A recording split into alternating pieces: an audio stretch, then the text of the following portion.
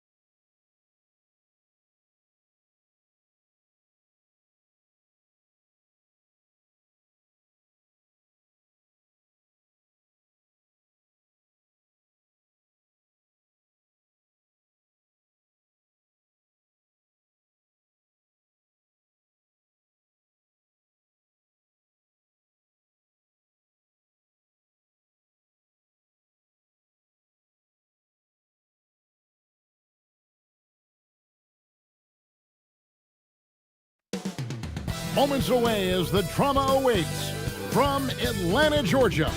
The Celtics taking on the Hawks.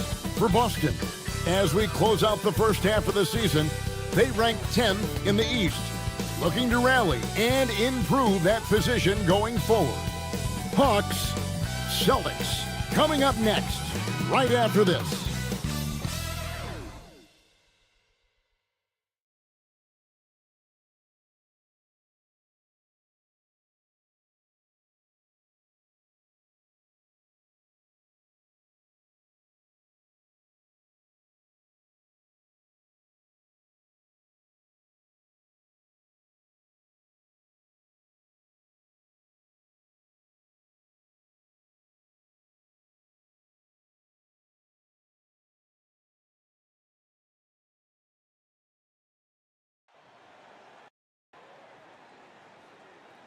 Welcome, basketball fans, to a very special Veterans Day edition.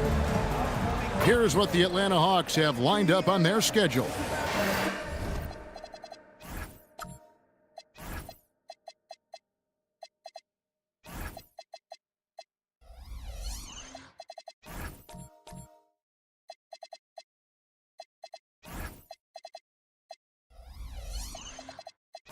On Tuesday, they'll take on Zion Williamson.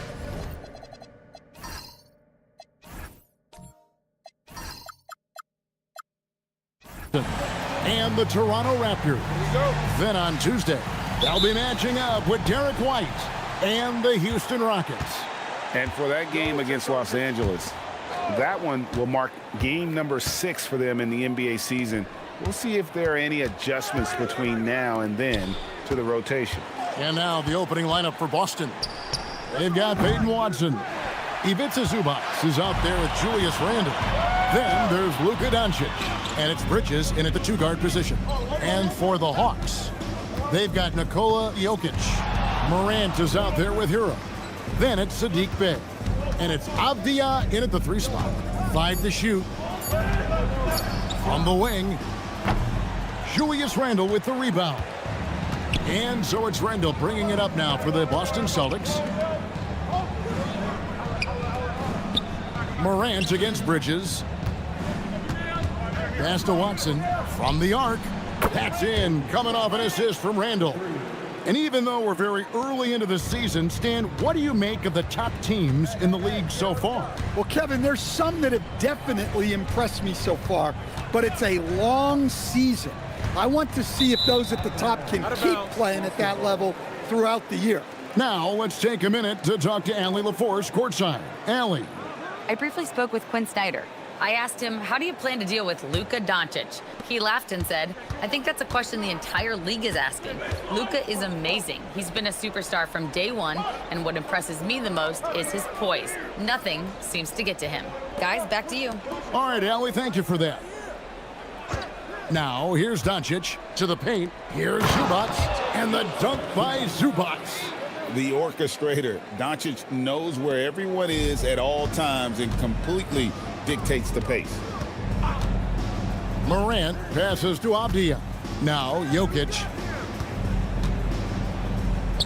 And Jokic throws it down. And he might be small for a center, but boy, can he jump out of the building. Bridges outside. Pass to Zubac. Here's Doncic. Launches it. And it's Jokic with the rebound. Out to Morant. And the 3 ball is good.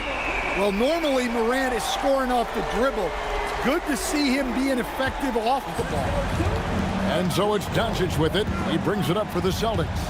And last year, coach, for the Hawks ended in disappointment, but they're feeling good about this roster. Well, they've assembled some exciting young talent, a real depth of talent at the forward positions.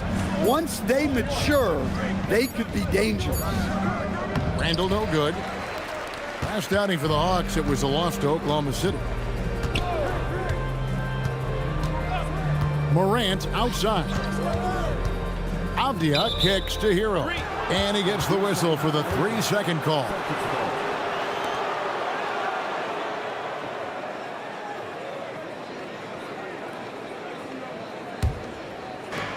The Celtics have gone 2 of 5 here, making 40% so far to start out the game. Back to Doncic. Nice ball movement by Boston. Randall no good. Here's Atlanta. Morant outside. Pass to Bay. And no good. Had a chance to take the lead there.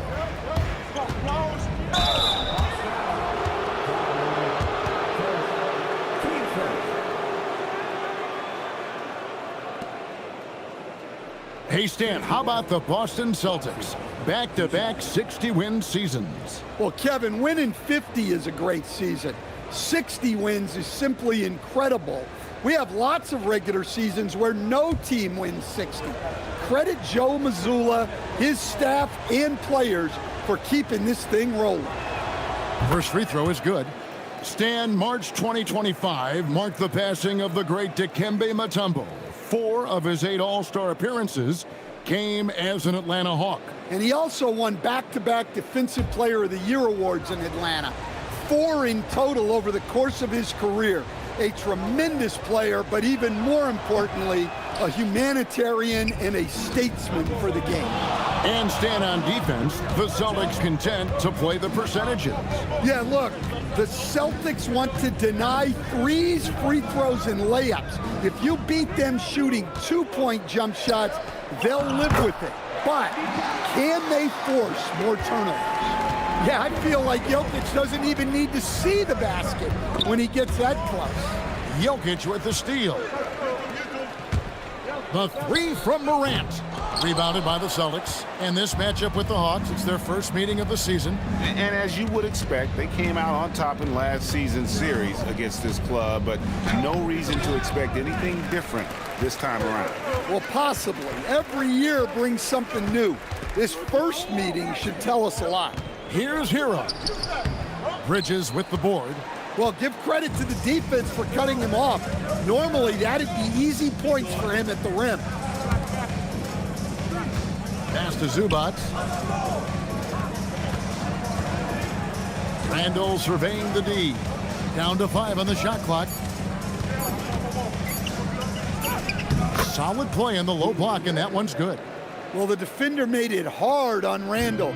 Still, he uses his body to convert for 2. And Quinn Snyder wants a timeout. Looking for a breather and maybe adjusting a thing or two. They come into this one following a loss to the Thunder. A bad outing offensively. You break that game down, their issues were pretty clear. Well, when it's all said and done, their offense just wasn't enough. They needed more on that end.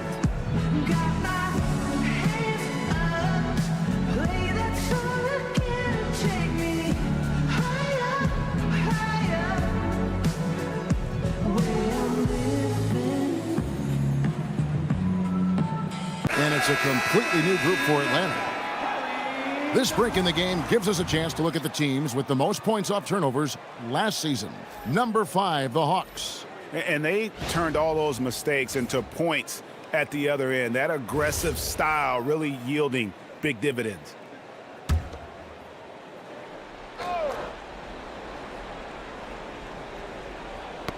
They get a hand on it. Stolen by Smart. Here's Mathurin. Aldama with the rebound. And so McCollum will bring it up for the Hawks. They trail by 1. And Davion Mitchell gets the whistle that time. That's his first foul.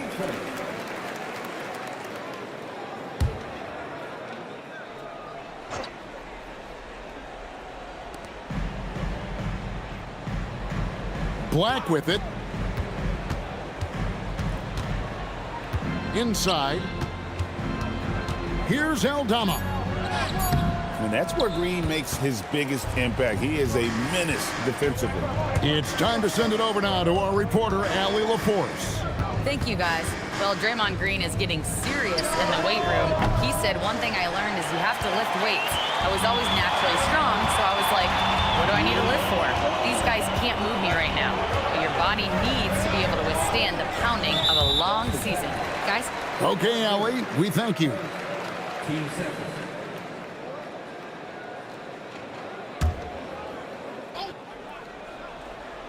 Celtics on D. Now Black. 6 to shoot. I mean, that's a tough break for the D. I mean, he took the hit and drew the whistle. The Hawks shooting their first free throws. First trip to the line in this one.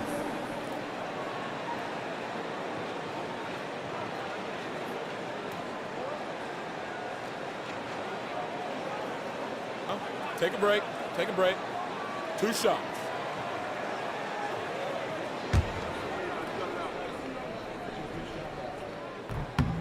That free throw good from Black.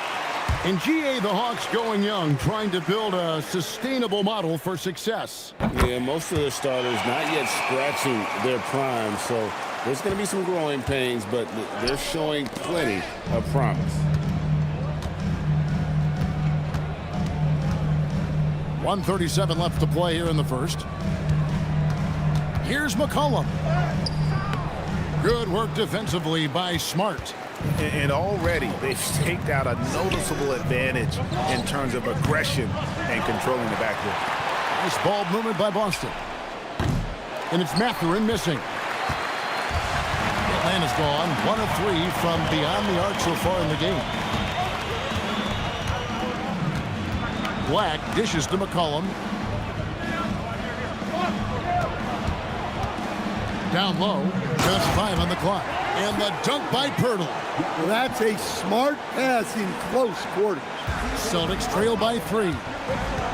They need a good offensive possession. Yeah, they've gone a long time without a bucket. Right side, Green. Pass to Smart to the right side. And it goes out of bounds. Last touch by Pirtle. You love the pressure he's putting on them. Almost had that steal. Yeah, deflections are a stat that a lot of teams track, disrupting the offense's rhythm and flow. Mathurin with the ball. He's guarded by Johnson. Mathurin passes to Claxton. And Green with the basket on the assist by Claxton. And Draymond is smart at knowing when to shoot the ball, especially when he's got strong position inside. Claxton against Pirtle. Johnson right side. It's McCollum on the wing, covered by Mitchell. McCollum no good. Well, that's a miss you can live with. I expect they'll go to it again, especially if the defense continues to concede it. That's the end of the first quarter and not much scoring. It remains close. Hawks ahead, leading by a point. We'll be back shortly live from State Farm Arena.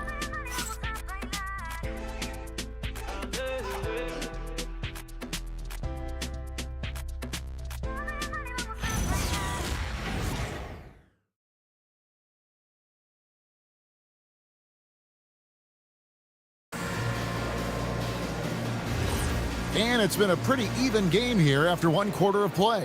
Well, from what you guys are seeing from the Hawks, what are you thinking about their performance? Stingy on the defensive end in that first quarter. They were just getting up into people. Yeah, but it's hard to keep that kind of intensity for the entire game. But if they can come close to that, they'll be in a great spot. On the floor for Boston. Randall out there with Peyton Watson.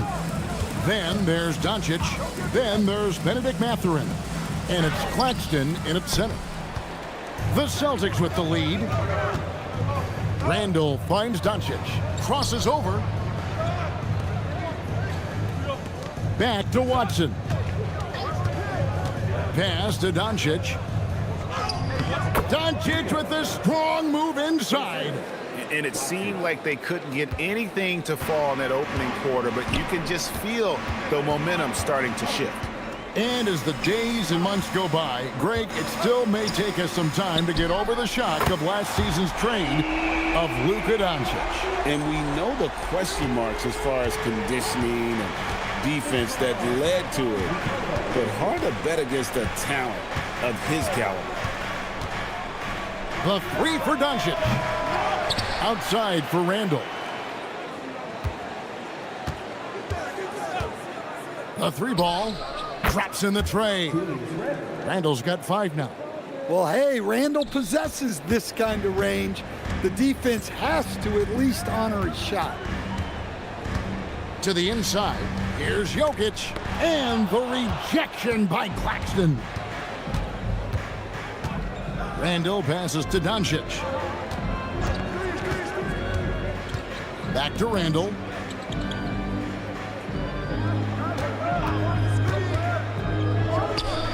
Again, the Celtics good for 2. Showing off the handles. Randall calling his own number. The Hawks trail by 5. And for those of you just joining us, we're almost 2.5 minutes into the second quarter. And so Doncic will bring it up for the Celtics. Their next game playing at home as the Nets come into town. And that's the first game in a string of 3 straight at home. A 3-pointer off the mark. And close to making the defense pay for the lax coverage that time. Bay sets a screen. Morant finds Bay. Jokic against Claxton. The big man Jokic inside. The width of Jokic helps him carve out space in the paint. And so the timeout by Joe Mazzulla here. He's going to have a discussion on the sideline.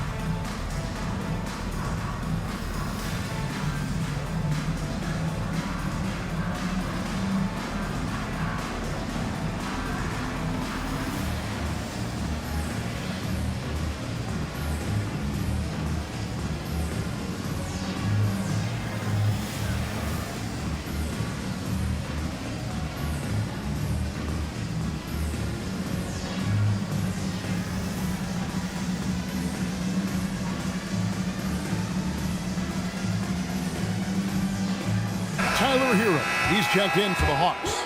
Zubac is checked in for the Celtics. Mikal Bridges comes in for Benedict Mathurin.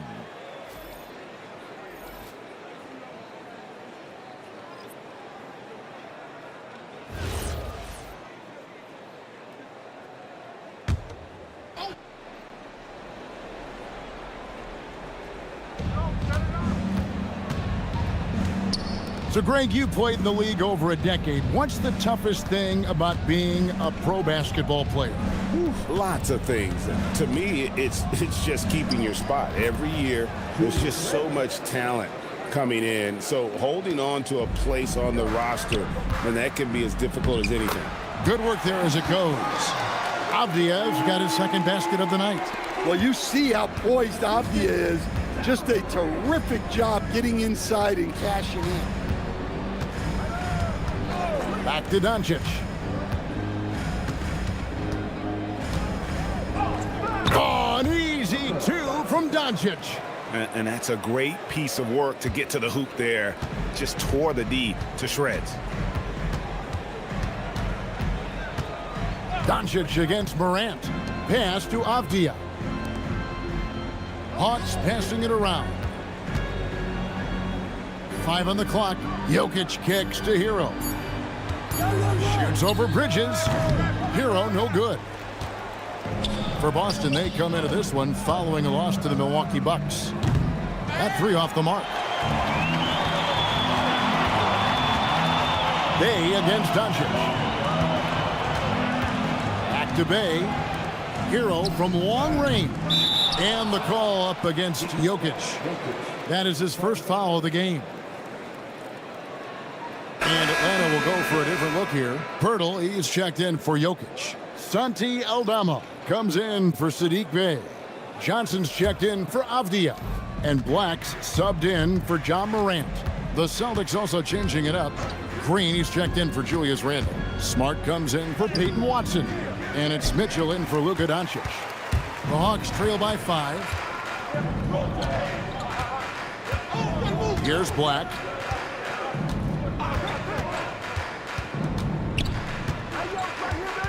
Hero on the wing. Hurdle with a screen on Smart. Nailed from three-point land. Hero's got himself going there. His first points of the game on the deep ball. And here's Bridges. He'll bring it up for the Boston Celtics. This game coming after a loss against the Bucks. Man, that game goes down to the wire. Both teams exhausted, but only one has something left for the encore. Yeah, this is the kind of game you come away thinking coulda, woulda, shoulda. Sometimes it just doesn't go your way. From outside the arc, Hero no good. Well, you can tell he's forcing things a bit at the moment.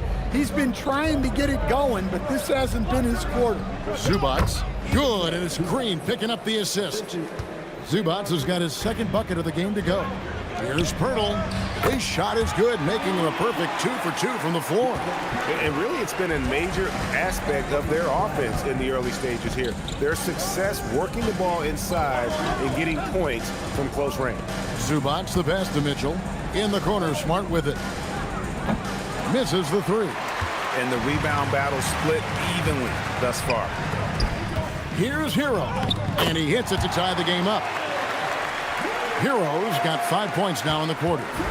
And how about Hero's body control, capable of still scoring even when the defense ups the ante in terms of physicality. In the corner, Smart with it. And a miss there on the triple. Atlanta's gone 2 for 5 from three-point land since the end of the first. Here's Black. They get it back. Back to Aldama. The tray. And Boston with the rebound. And you could tell he thought that triple was going to fall. We've got 33 seconds left in the first half. Over in the corner, Green. Lets the three fly. Gets it to go from beyond the arc. Green's got 5 now. And it's crucial that Green hits from the outside because it makes everything easier for his teammates. Now, Hero. Out to the right wing. Here's Black. No good on the last second attempt there. And that'll do it for the first half. A competitive game so far. Celtics lead by 3. Well, we've got a moment now. Let's go courtside to Allie LaForce. Allie. Thanks so much, guys. Zoo, a strong first half for this team. What was the mindset that gave you guys the lead? We just have to be ourselves, just be ourselves, move the ball, play unselfish, and we're going to get ourselves on offense. Stay true to you, guys. Hey, Allie, thank you so much for that interview. Don't go anywhere, folks. We'll be back with you for the second half of the game right after this.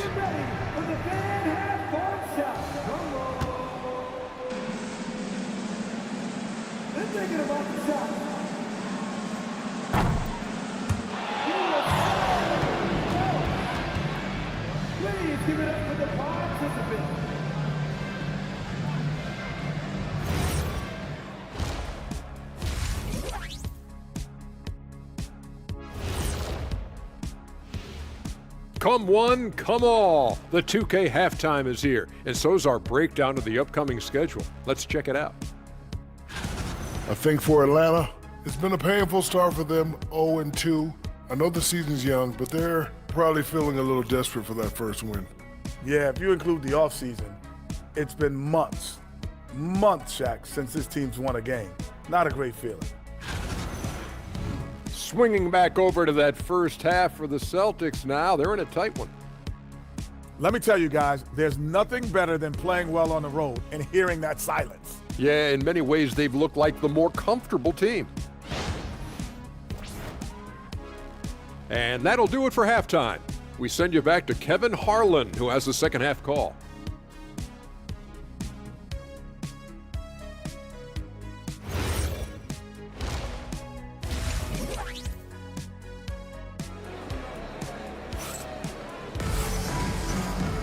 And in that first half, we saw a pretty tight battle. We'll soon find out what sort of adjustments were discussed during the half. Nice game. Great performance by Julius Randle. Well, we'll find out if they were able to find an answer for him over the break. He was scoring with ease in that first half. Yeah, I'd love to see what they drew up in the locker room, because you're right. He's the problem right now. So it's the Hawks now. It's a 3-point game. They'll be playing host to Toronto for the next one. They'll find themselves in the middle of this string of 3 straight at home. We've got Hero, Avdia out there with Bay. And it's Nikola Jokic. And it's Morant in at the 1. That's the group starting the second half for Quinn Snyder. Creating space. Doncic will move defenders around. Avdia can't hit. Celtics leading by 5. Here's Doncic. Watson finds Zubac. Bay against Randle. Misses the baby hook. Atlanta's gone 0 of 2 from deep to start things here in the second half. Morant with a wide open look. The Hawks again can't hit. And they start the second half with 3 straight misses.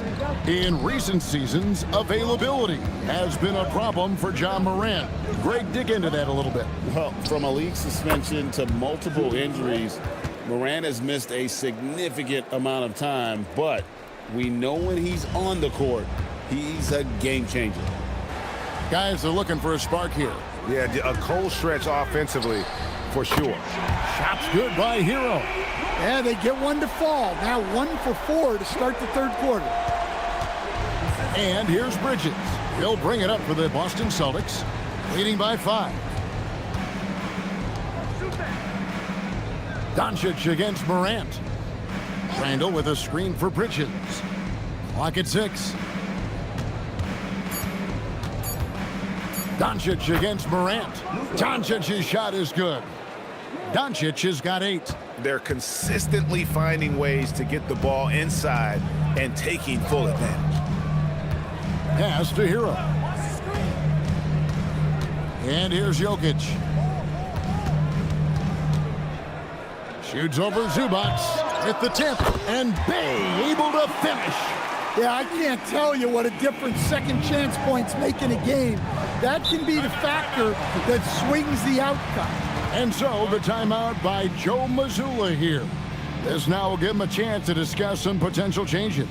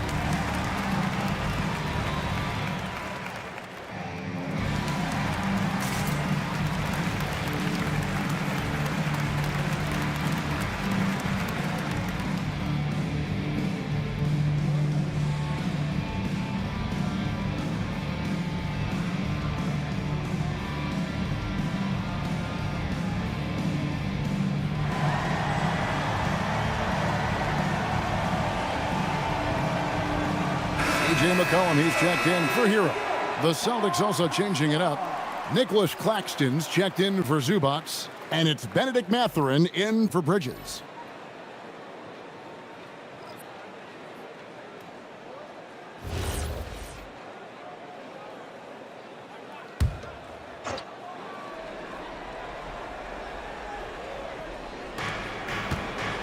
Mathurin finds Randle.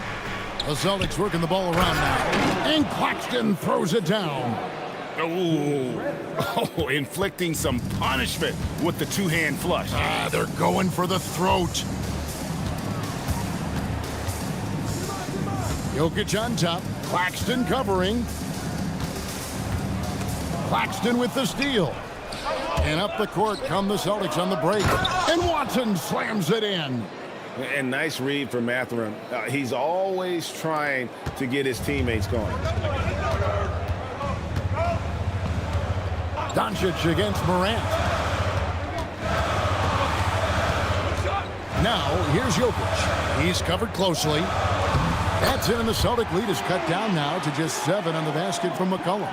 Look at McCollum just going to work. So good at using his creativity to find shots inside. Up top, Randall. He's defended by Bay. And stolen by Bay. McCollum with the bounce pass. Avdia, the pass to Jokic. And a wide open look for McCollum. Good, and the assist goes to Jokic. Jokic has got 3 assists tonight. Well, he's lethal from that three-point line. The defense must guard McCollum better than this. Pass to Mathurin.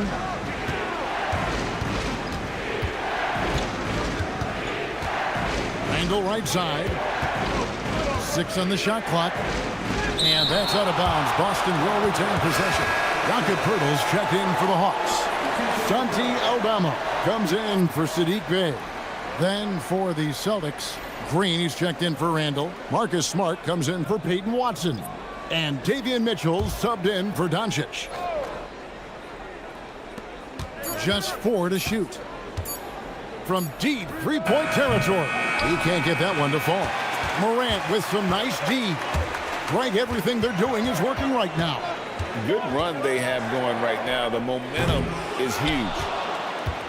Celtics leading by 4. Here's Green. Tries to keep it alive. And the whistle blows on the backcourt violation. He went over and back. And while we can, here's a look at the teams that had the fastest hands in the league last season. The Hawks second. You could tell by watching them how much they enjoyed playing defense. They seem to have an endless reserve of energy flying around and pressuring the basketball. For the Hawks, Johnson's checked in for Avdia. And it's Anthony Black in for Morant. Black the pass to Johnson. McCollum with the screen on Mathurin. Tries the spin move. And it's Johnson with the jam. Well, everything Johnson does on the court, he does with force. Pass to Claxton.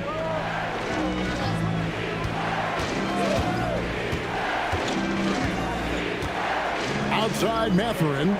Claxton sets the screen for Mathurin. The Celtics need to get a shot off. The shot by Mitchell, no good. The Hawks have gone even 5 of 10 on shot attempts in the third. Here's McCollum, and it's all evened up. McCollum's got his 3rd bucket of the night. And there's a pattern starting to take shape here. They're working it inside and getting good shots from close range. Mitchell passes to Claxton.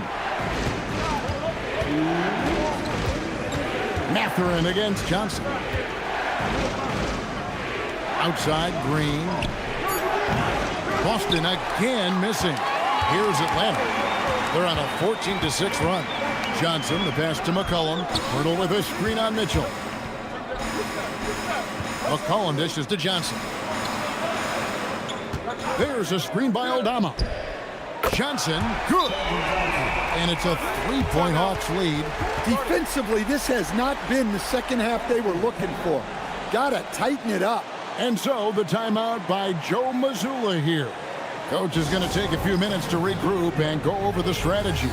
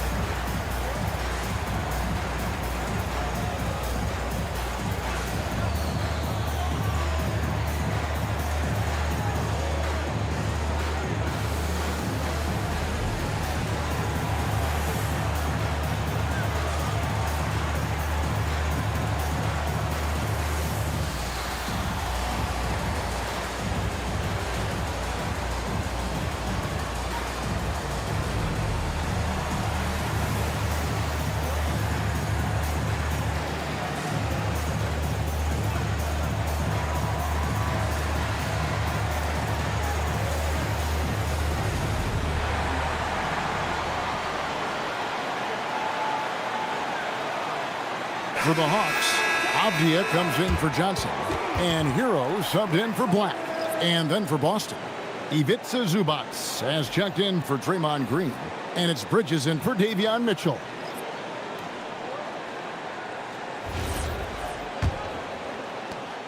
.131 left in the third. Pass to Mathurin. Here's Claxton. Back to Mathurin. Bridges outside. Back to Mathurin. Powered down after the assist. Let him into the lane. And one of the better athletes in his draft class, Mathurin, with quick lift off the floor and then the power to hammer it home. Hero kicks to Avdia. Pass to Aldama. Hero scanning the floor. Off target from three-point range. And so it's Smart. He'll bring up the ball for the Celtics. Here's Claxton. Here's Bridges. He's covered by Hero. And here is Bridges. No scoring in this one. Claxton. And Claxton throws it down. Nice job by Bridges. Doesn't always get enough credit for his playmaking. Definitely got to use the clock here and get the last shot. Yeah, but if you get an open look, you got to think about taking it no matter how much time is left on the clock. Left side, Hero. Fires it up. And no luck with that time on the buzzer beater. We're at the end of the third, and we've still got a close one. Celtics out in front. And it's time now to bring you our State Farm assist of the game. And the winner today, the big fella here with the sweetest of dimes. What a plus it is to have a post player who's got this ability to find. Yeah, it's pretty to watch. It's great to have so many big men in the NBA who can dish it like this. And with these teams locked in a very close contest, this fourth quarter promises to be a good one. And a look at the five for the Celtics to start the fourth quarter. Luka Doncic out there with Mikal Bridges. Then there's Peyton Watson. Then it's Julius Randle. And it's Zubac in at center, locking down the middle. The Hawks trail by 4. Morant passes to Bey. And here's McCollum for 3. Buries the long-range jumper. McCollum's got 10 points in just the second half. Randle outside. Back to Doncic. Lets it go from deep. Rebound by the Hawks. Bey kicks to Morant. Outside, Avdia.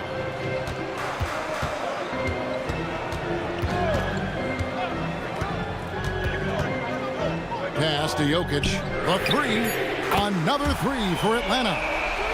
Their ability, again, to stretch the floor, particularly in this second half. Yeah, and where has the defense been? They've been content to let them fire away. They've got to close out to the arc. And it's blocked. Bey against Randle. Morant outside. And the rejection by Zubac. Randle with the ball. He's picked up by Morant. Randle is doubled.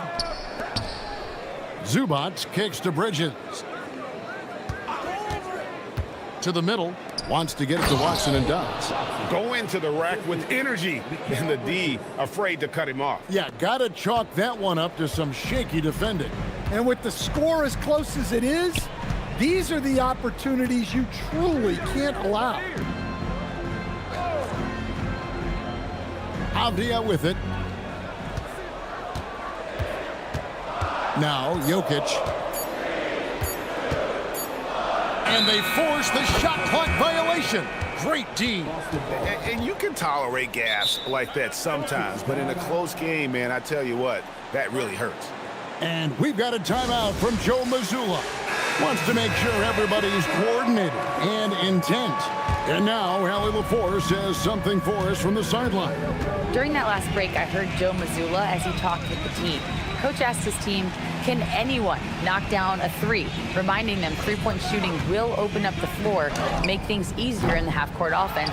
Everyone loves making threes. Missing? Not so much, guys. And Allie, thanks so much. McCollum finds Morant.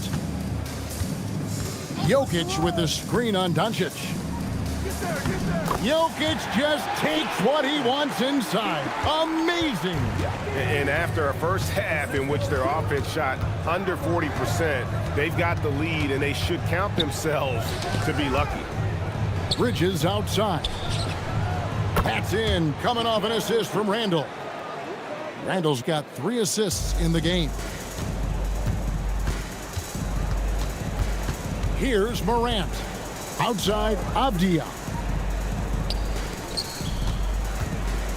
Jokic inside. Zubac defending. Stolen by Zubac. And here's the fast break. Randall leading it all the way. Pass to Watson. Out to Doncic. And yep, finally drops after rolling around the rim. And the Celtics lead by 3. Yeah, he's been able to turn it around after a rough first half. He's now looking much better offensively. And timeout is called by Quinn Snyder. There was no hesitating. He wants to talk to the team right now. And the Hawks making a change here. Heroes checked in.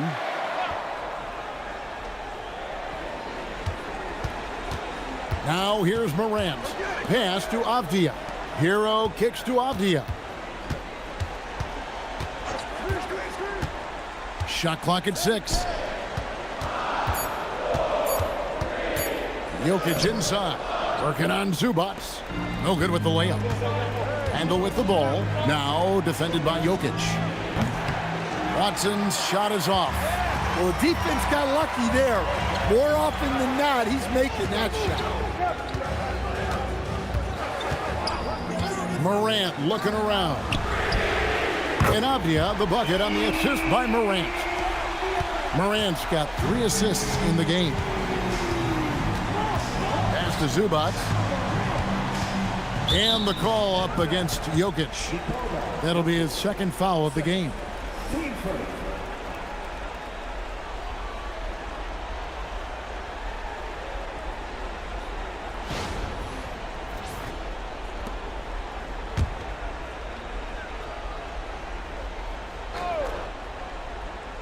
And so it's Boston with it. It's Randall. Bay there for the rebound. Now Jokic. And he could not get that one to go. Out of contact, and he'll go to the line for 2. Julius Randle picks one up. Well, that's the thing about Jokic. He makes you work defensively throughout the game. First one falls for him.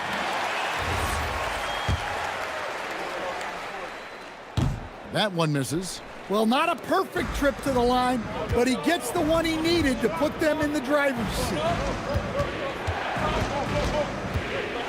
Now, here's Watson, guarded by Morant. Here's Zubac. 6 on the shot clock. Jokic with the rebound. Now Hero. Beyond the arc. Rebounded by Zubac. And the great shooters know when they've got enough opening to go for the 3. I didn't think it was a bad choice on that possession. Now Jokic. Bridges with the rebound. Boston's gone 2 of 5 on 3-point shots since the end of the 3rd quarter.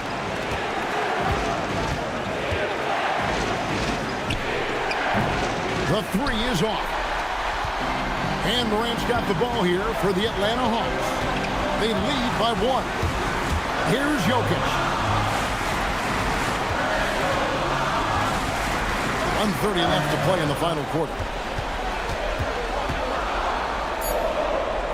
Now Morant lets loose a 3. Can't get it to go. Now Randall. Big time jam. He was ready to receive and deliver. This team needed those points from Randall. What a massive bucket. Bay with a screen on Zubac. Jokic against Zubac. Shoot from 12. Rebounded by Zubac. The Celtics have gone 5 of 12 from the field entering the fourth quarter. That is world class. Yeah, and I can say from experience, his coach just breathed a huge sigh of relief. And timeout is called by Quinn Snyder. And he knows there's no room for mistakes and wants everyone on the same page.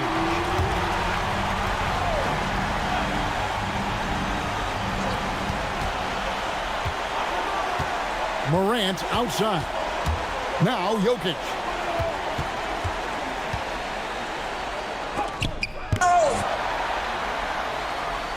Outside, Avdia. Shot clock at 5. Well, this is what you like about Avdia, his competitive fire. 3 seconds separate the shot clock and game clock. And that's an intentional foul. Let's take a second look at that fantastic block. And that is a huge block. Given how close this game is, a stop like that was right on point. And they go to the intentional foul.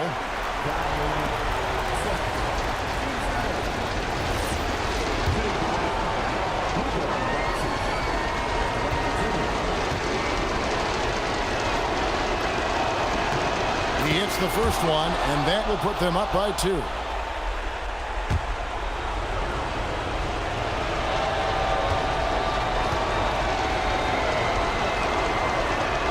Second one is good. Hitting both at the line, and it's a 3-point game. Those free throws make things a little more simpler right now. They just have to guard against the 3-point. And we'll have a timeout called by Quinn Snyder. Pivotal moment in this game. He's not taking any chances. He'll call time. And what's their best move at this point? And it's do or die time. They need a bucket here to stay alive. Yeah, the clock is their enemy, and they know it. We'll see if they go for the tie or try and get a quick one.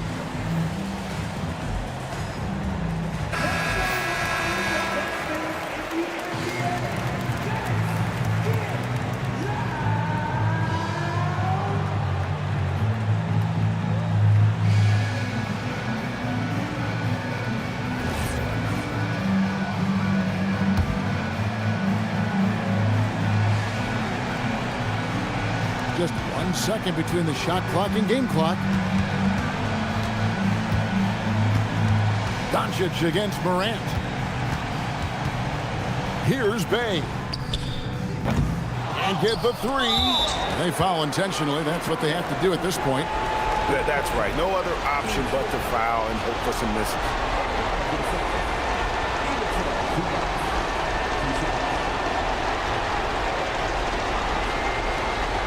Take a break. 2 shots.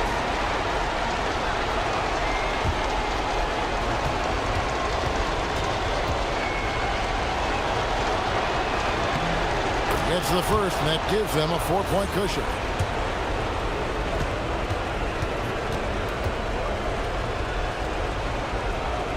So he gets them both, and it's a 5-point game. Well, that shuts the door on any hope of a comeback. Nicely done.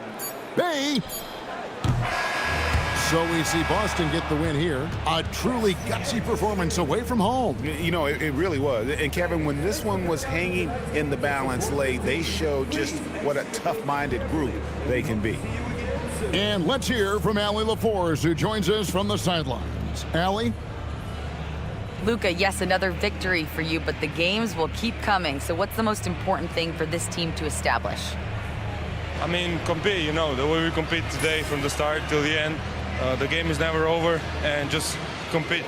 Will you put together a full game tonight? And it paid off, guys. Great job. Thanks for that, Allie. And that's going to do it tonight, folks, for our broadcast. Here with Stan Van Gundy, Greg Anthony, and Allie LaForce, I'm Kevin Harlan, signing off for this presentation of NBA basketball. And as we leave you, we give you our player of the game, Julius Randle.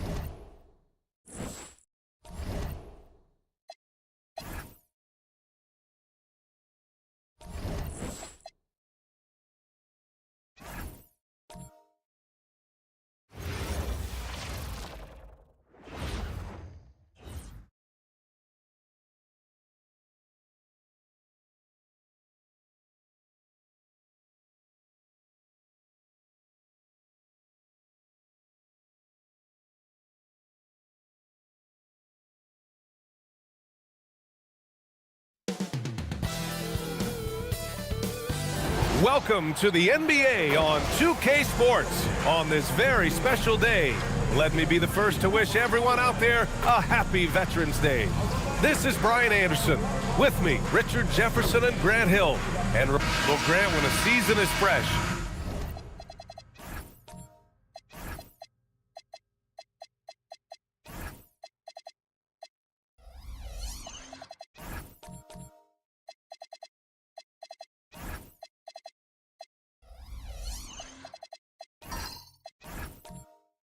What are coaches looking for from their players? You know, BA, they want to see execution on the game plan that's been set in practice. The X's and O's, can they bring it to life? I mean, that is what they're expecting. So the Houston starting five. Kawhi Leonard out there with Jaren Jackson. Then it's Derek White. Then there's Isaiah Hartenstein. And it's Murray in at the one. Halliburton outside.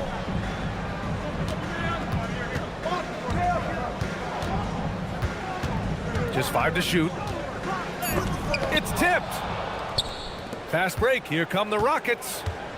Here's Hartenstein. An easy 2 on the layup. Here's Sharp. A really disappointing game for him in that loss to Toronto. And let's swing it over to the sideline and hear from Allie. A bit ago, JB Bickerstaff and I were able to chat. He was really talking up Derek White, especially the job he does defensively. Coach said, for my money, Derek is the best defensive guard in the NBA. He's long, he anticipates actions, and he can protect the rim. I can't think of another guard who does what White does. Guys, back to you. Appreciate the report, Allie. 3 on the clock. Johnson, and he drops in the layup off the glass. And that's where Johnson does most of his work offensively, inside the paint. Here's Murray. He played a great game against Golden State. Leonard outside. Hartenstein a screen. Puts up a 3. Shot by Leonard, no good. And the defense dodged one right there. Not the guy you want to leave open. Pass to Sharp. Here's Flag. Outside Johnson. Sarr with a screen on Jackson. Uses the glass on the layup. Johnson's got his second bucket of the night. Starting to find his rhythm. He's cooking, and he knows it. Yeah, when he gets engaged this early in the game, it's bad news for the defense. He can roll this start throughout the rest of the game. And the defense gets bailed out by the miss. He usually converts that. And last season, the Pistons became the first team ever to triple their win total from the previous campaign. Yeah, going from the worst record in the association in 2024 to a playoff team in 2025. And now they look to just keep on rising. Murray finds White. Back to Murray. To the inside.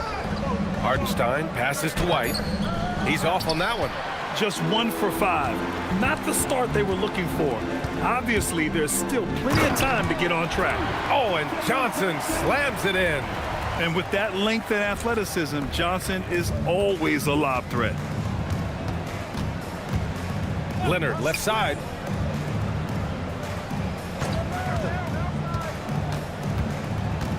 To stop the drought. And the jumper is good. And hitting from the mid-range here and early. I mean, really gives the defense just another thing to worry about. And you don't see many teams take these shots as often anymore. It's nice to see them take advantage in this area. Three-pointer Sharp. The rebound by Murray.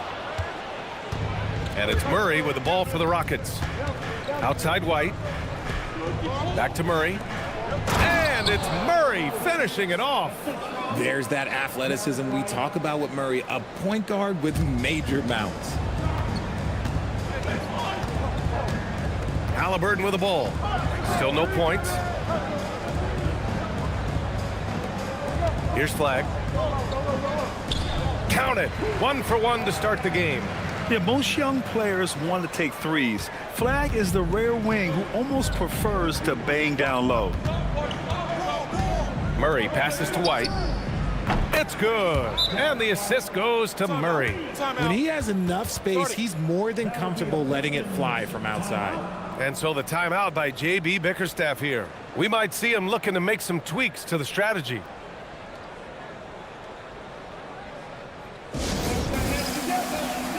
And it's a completely new group for the Pistons. And Houston will go for a different look here. Williams is checked in for Hartenstein. Bagley comes in for Jaren Jackson Jr. DeSumo, he's checked in for White. And Mitchell subbed in for Murray. And it's in there. I love seeing Green capitalize from that mid-range. These shots help get him into a groove. Leonard outside. From outside the arc. Not going to go that time. He didn't make them pay for that weak defense, but they just can't rely on him to miss those kind of shots. He may not have that traditional power forward build, but his bounce, well, that kind of levels the playing field.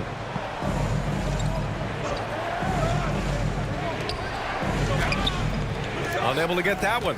Ooh, excellent D there from Jackson. Pass to Green. Beyond the arc. And it's DeSumo with the rebound. Rockets trail by 3.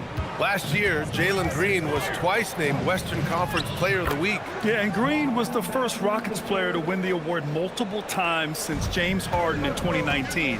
And, you know, we've seen the flashes, and now on a new team, can he improve his consistency? Pass to Murray Boyles. Jackson with a screen on Bagley. Murray Boyles can't get it to go. The Rockets have gotten 5 of 11 shots to go. Williams with the screen. Here's Mitchell. The putback. Oh, he hangs in there and cashes in on the second chance points. Just great positioning to get the rebound, then get it back up. And the basket is good. Trading the lead back and forth, neither side is willing to back down. I've been on the edge of my seat courtside. Man, this has been a barn burner. And so Ime Udoka decides to call timeout. He's going to gather the troops and talk it over.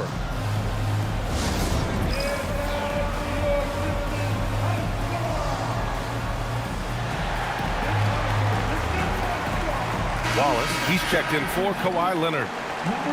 And with a pause in the action, here we have the best rebounding teams from last year. Number 1, Houston. Last year, this was a team that owned the paint. They were so committed to rebounding. And that's a stat you love to lead the league in.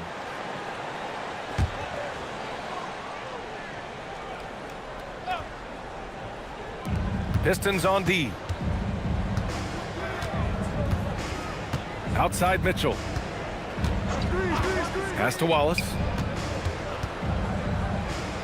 And here is Williams. 5 to shoot. DeSumo on the wing. Over Green.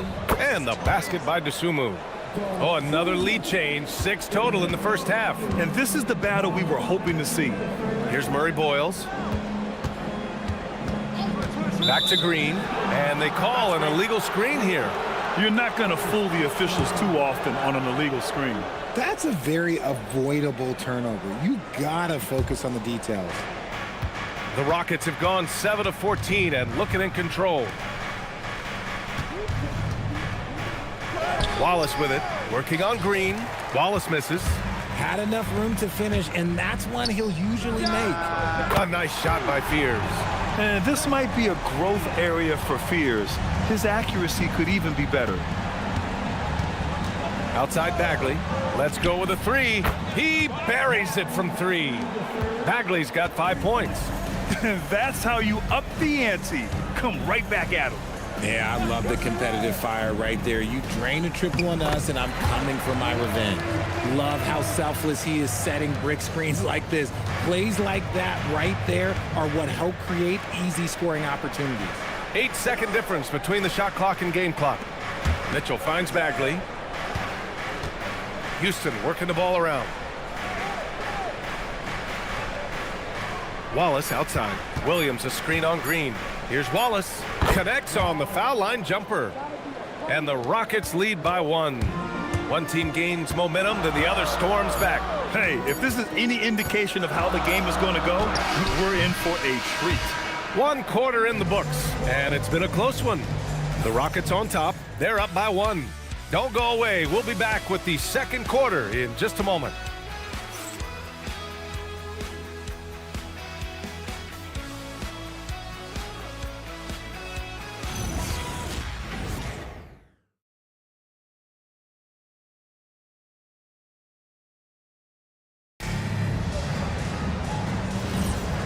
if you're just joining us, it's been a pretty even game through the first quarter. All right, guys, what do you think so far on the offensive approach for Houston? They've made a point to take what's given to them in the mid-range. The jumpers are falling for them so far. And what's more, they're getting their feet wet down there in the paint early on. Not shying away at all, taking it inside. What a great way to start.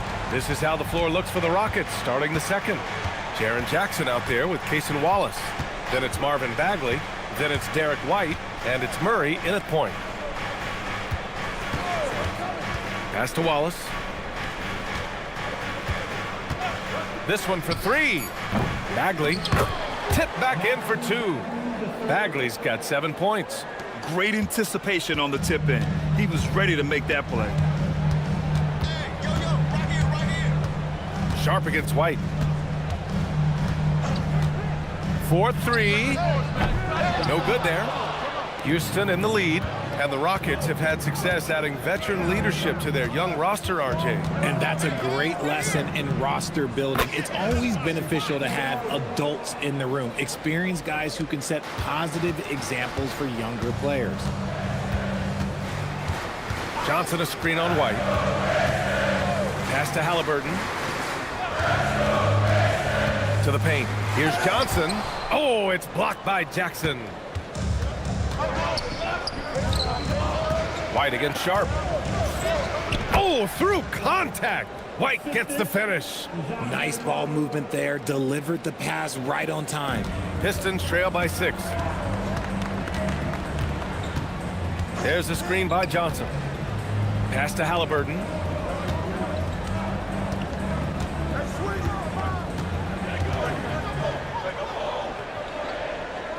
Here's Flag. Watch by Wallace. Sharp. Good on the shot. Sharp's got his first basket of the night. And his athleticism is big for Sharp in the post. And he can finish with either hand as well. So he'll get a lot of points down low there in his career. Murray passes to White.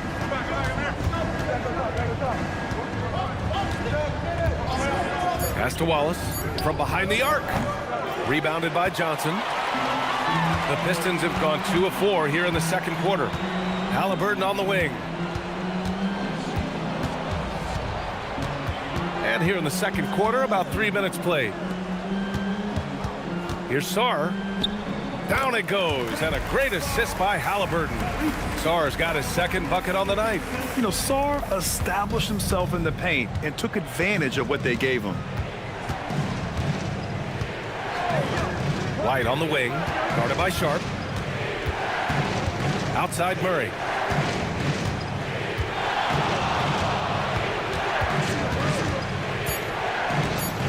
Tries it from 16.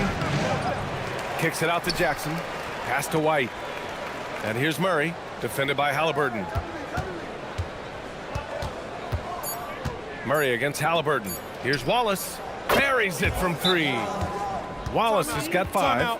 If you're not right up there on him, oh, he's going to make you pay. And so the timeout by J.B. Bickerstaff here. He's going to take a moment to give him a breather and talk things over.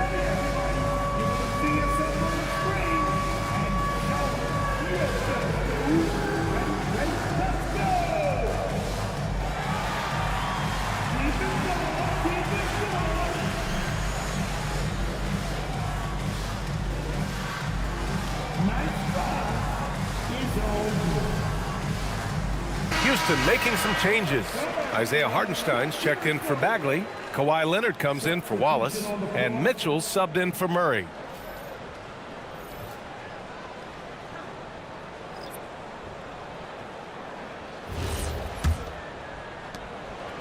And here's Halliburton. He'll bring it up for the Detroit Pistons. Trailing by 5. This game coming after a loss versus the Raptors. Defensively, they weren't up to the task. Didn't play as a cohesive unit, and it really hurt them. Boy, they looked like they were asleep on that end of the floor. No one was talking. No one was paying attention. Yeah, it was rough.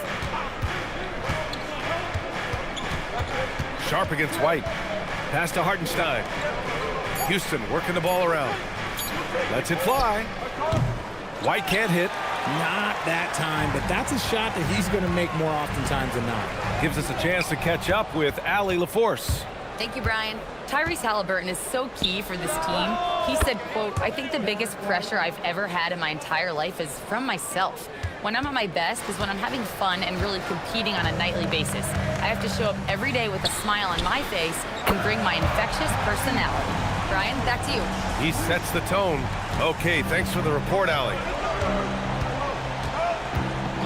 Outside White. And there's the call. It's going to be an illegal screen.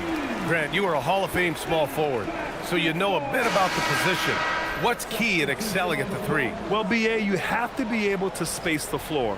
We almost never see a 3 or even 4 who can't make threes. And on the other end, lots of times you're matched up with quick guards. Williams is checked in for Houston. Dosunmu comes in for White. They are shooting it well from beyond the arc right now. The Rockets have gone 5 of 10 in the second quarter. Leonard against Jackson.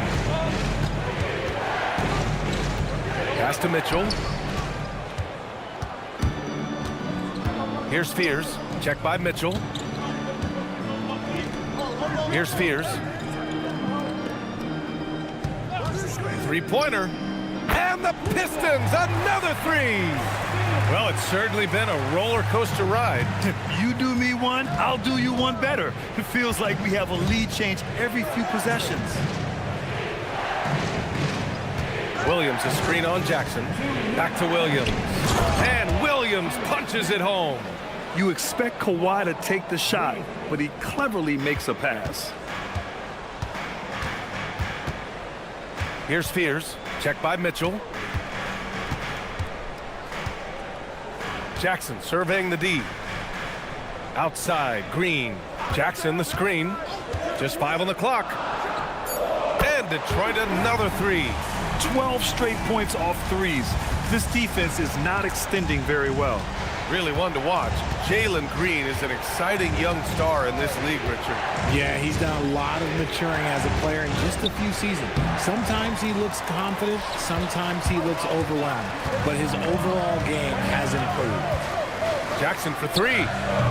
The Rockets pull it in, fresh off a win against the Warriors. Oh, they were lucky to come out with a victory. I mean, I'm sure there were some plays they'd like to have back in that one. Mitchell, the pass to Hartenstein. It's stolen by Okongwu. And now the Pistons in transition. There's Jackson with the three, and it doesn't fall for him. Made 2, missed 2 now. Leonard with the ball. Jackson in his pocket. The Rockets with another miss. Detroit has gone 4 of 7 from 3 during the second quarter. Right side Green unloads. That bucket makes him 3 for 5. He's on a roll in this quarter.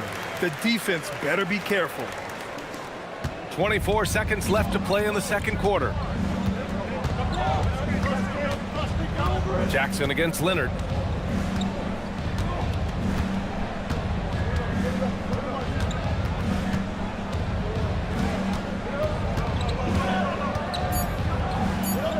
Outside, Williams. And so a close game as we wrap up the first half of play. Detroit on top, up by 4. All right, now let's check in with Allie LaForce. Allie, what do you have? On the court now with J.B. Bickerstaff. Coach, as we approach the second half, what's going to be the deciding factor? Just maintain. I think there were some things defensively that we left on the table where we gave up some cheap ones because we didn't communicate. So we solved those. I think we give ourselves a good shot going into the half. All right, thanks so much, Coach. Appreciate it, Allie. And we'll be coming right back after this break. Ready for the third quarter.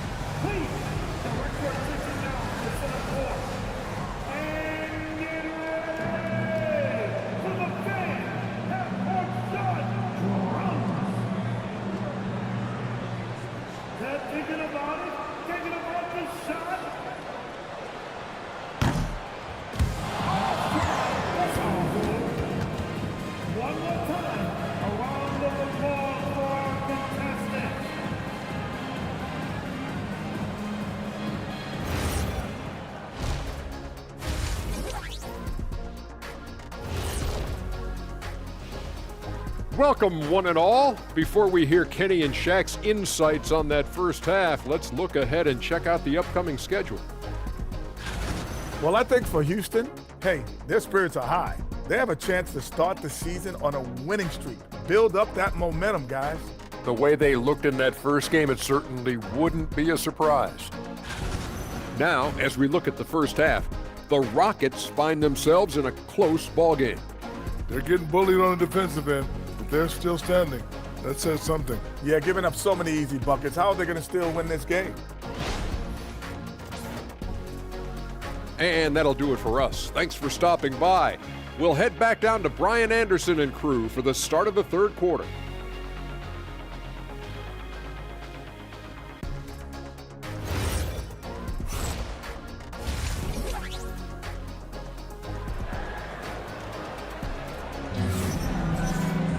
And after a fairly even first couple of quarters, this second half could turn out to be a great one, as both teams trying to gain an edge. How about Derek White really making a difference here?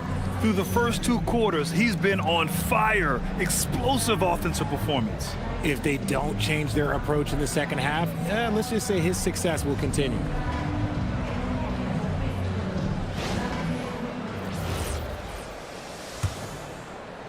Rockets trail by 4. They've got Jalen Johnson. Sharp out there with Tyrese Halliburton. Then it's flagged, and it's Sarr in at the center position. That's the group for Detroit right now. Takes it inside. Oh, he goes up high for the two-handed slam. And throwing it down off the drive. Flag showing off those young legs and athleticism. Hartenstein with a screen on Halliburton. Murray for 3. Counted from distance. Murray's got 8. That's a guy you want taking shots, a quality offensive player. Halliburton, the pass to Sharp. Back to Halliburton. And it's Halliburton. Gets it to go inside. And I appreciate how confident Halliburton is. For a guard, he handles himself well indeed. Leonard on the wing. Rebounded by Johnson. The Pistons lead by 5. Sharp passes to Sarr. And the bucket is good. Sarr's got his 3rd basket on the night right there. Something lit a fire under them at the half. They started this quarter going 3 for 3 from the floor. And it's exceptional, the level of commitment that Ime Udoka has inspired from this Rockets team, Grant. Yeah, B.A. I mean, he's a player's coach, but very demanding, and he holds everyone accountable. It's all about professionalism and purpose. Murray against Halliburton. Outside Sharp. Sarr with a screen on White. Sharp passes to Sarr. And finished off by Sarr. The Frenchman, s'il vous plaît. Taking flight. You gotta like Sarr. On the wing, Murray. A little under 2.5 minutes gone by in the third quarter.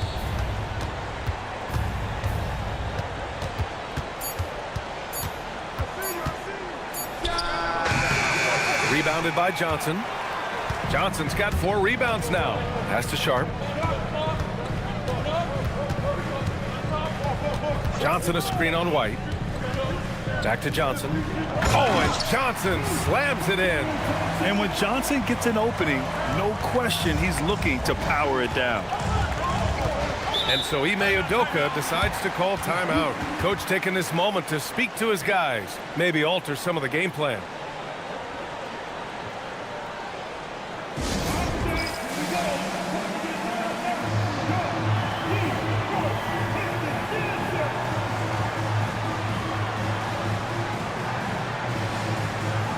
Houston making some changes. Bagley comes in for Hartenstein, and it's Wallace in for Leonard.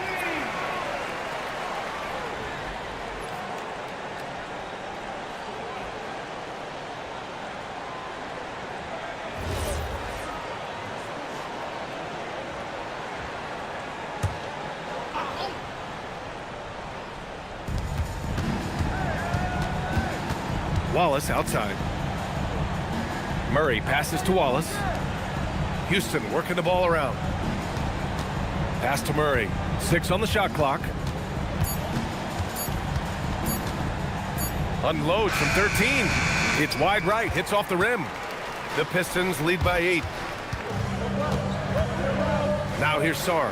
Outside Johnson. Here's Flag. The 3 is up. The Rockets pull it in. Bagley's got 4 rebounds now. Down low. Here's Wallace. And he takes the feed in stride and slams it home.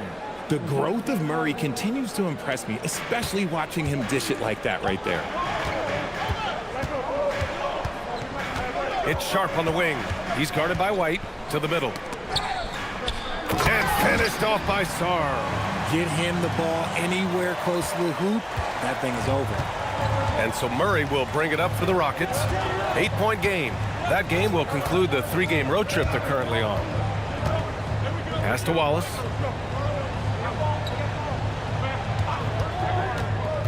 He takes it in, inside, and the dunk by Jackson. The more time Jackson spins at the rim, the better. His length is a deciding factor in this game. Over the last few seasons, we've seen Jaren Jackson Jr. take major leaps offensively. His scoring and efficiency has gone up, and it's been paired with his other defensive ability, and that has made him lethal. Now, if we could just focus on the rebound. And so the timeout by J.B. Bickerstaff here. He's going to take a minute to regroup with his players.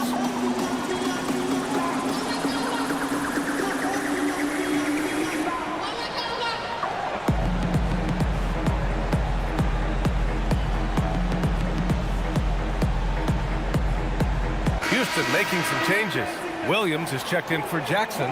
Dosunmu comes in for White, and Mitchell subbed in for DeJounte Murray. And there's the foul. It's on Cason Wallace. That's his first foul of the game.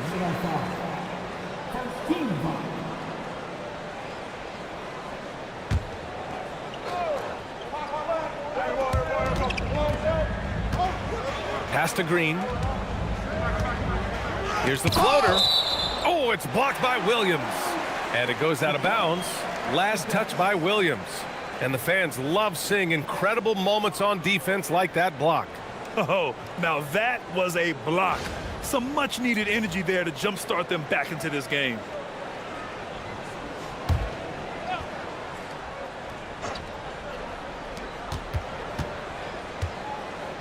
Here's Murray Boyles. 6 to shoot.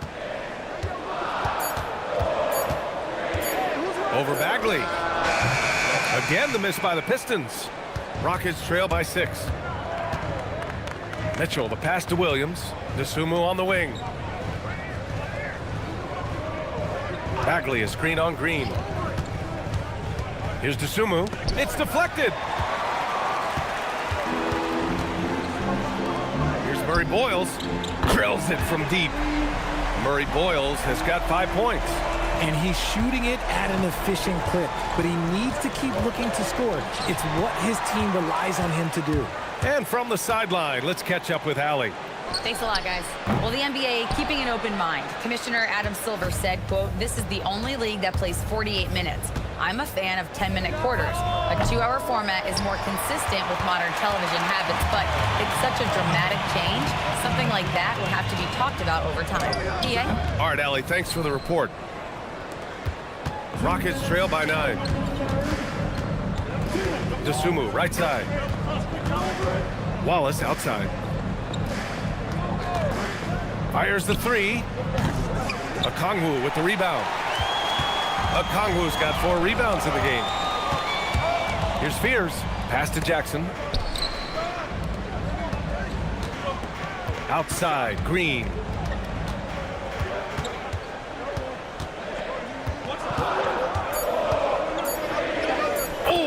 With a strong take. No, he's been locked all the way in from the floor, and he's the #1 reason why they're winning right now. Outside Bagley. Down low.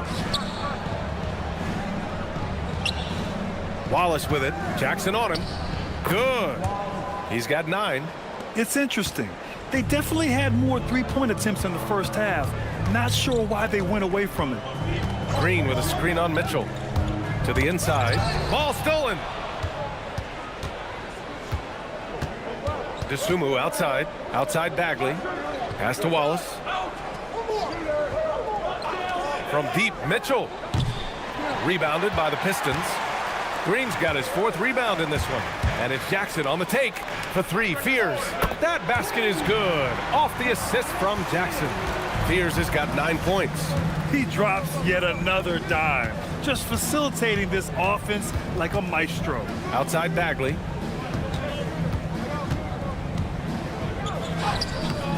Rebounded by Murray Boyles. To the paint. 4 seconds left, and the dunk by Jackson. Since halftime, they have been efficient and effective, making Coach very happy. Well, I credit some of that to their communication out on the floor. They are attacking as a unit. And so it's the Detroit Pistons, a sizable lead of 14 at the break. We hear teams talk about wanting to get the ball inside, but this is how you do it. We'll be back in a moment.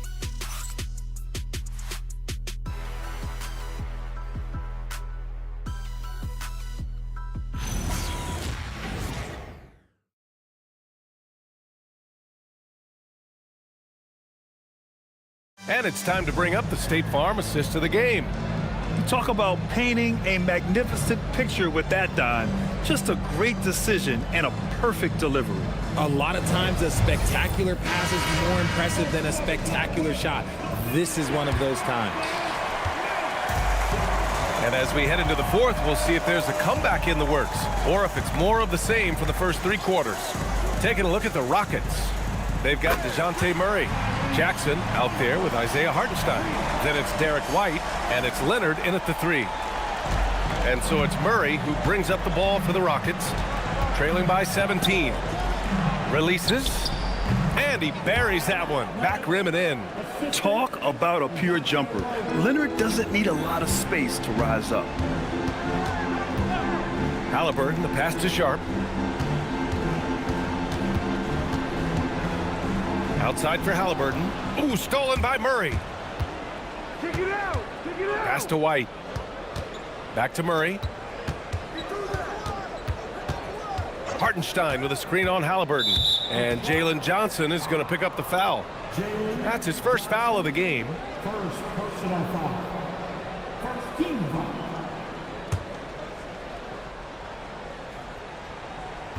.60 ticks off the clock here in the 4th.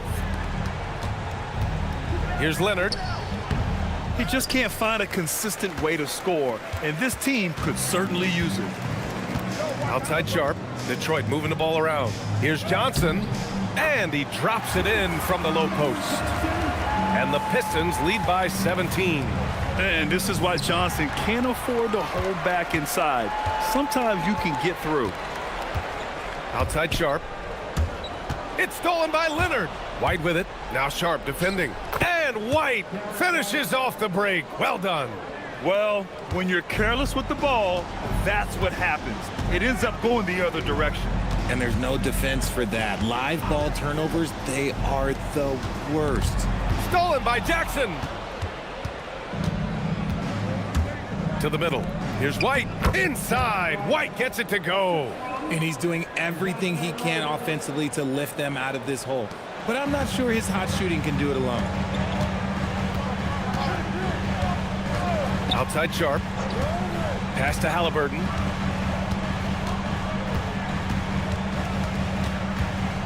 And DeJounte Murray is going to pick up the foul. That's his first foul. Richard, the league taking some steps to prevent flopping.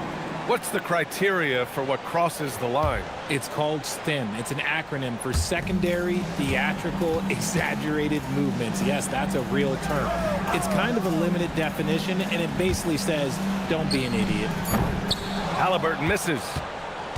Rockets trail by 13. Outside Murray. Watch the screen. Now Hartenstein. Back to Murray. Takes the 3. Drops in the 3. And he's quickly up to 4 made threes in this game. Sheesh, get this man the rock. And J.B. Bickerstaff decides to call timeout. He wants to make sure everyone is aligned, given the situation right now. And let's send it over to Allie LaForce. J.B. Bickerstaff had some words for his team over the break, and coach reminded his team that leads can disappear quickly in the NBA. He said if we get loose and they make a few shots in a row, then this is a ball game again. Do not let that happen, he implored. Guys. All right, appreciate it, Allie. And stolen by Hartenstein. Rockets trail by 10. On the wing, Murray, defended by Halliburton. Pass to Jackson. Hartenstein a screen. Down to 5 on the shot clock. White, good. And what's your take, guys, here on the hustle stats for the Rockets? They've been defending with excellent anticipation all game long. Just look at how many times they've managed to get their hands on the ball. And their block numbers also stand out to me. Challenging shots at the rim has been a big part of their defensive success. Nice one-handed jam. Simple and effective, B.A. Hey, with the lead, I'm surprised he didn't come up with something a little more creative. Here's Murray. Halliburton with some nice D. Detroit leading by 10. Johnson passes to Sharp.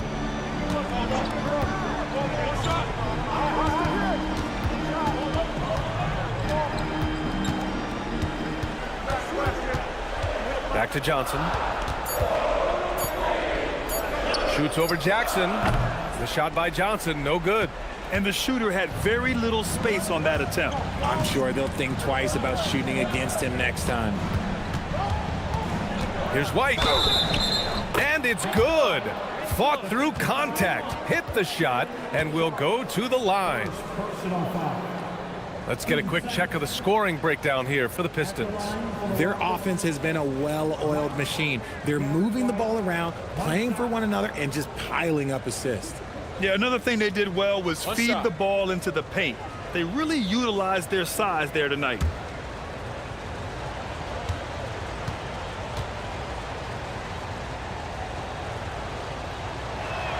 That's good from White. Here's Halliburton.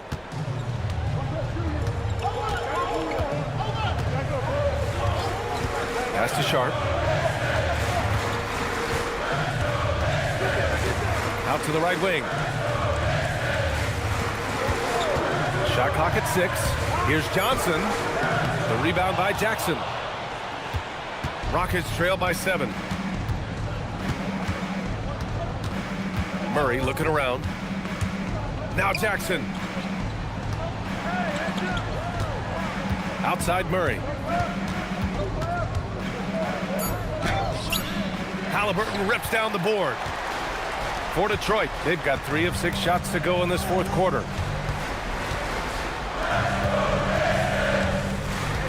From downtown. Oh, no good.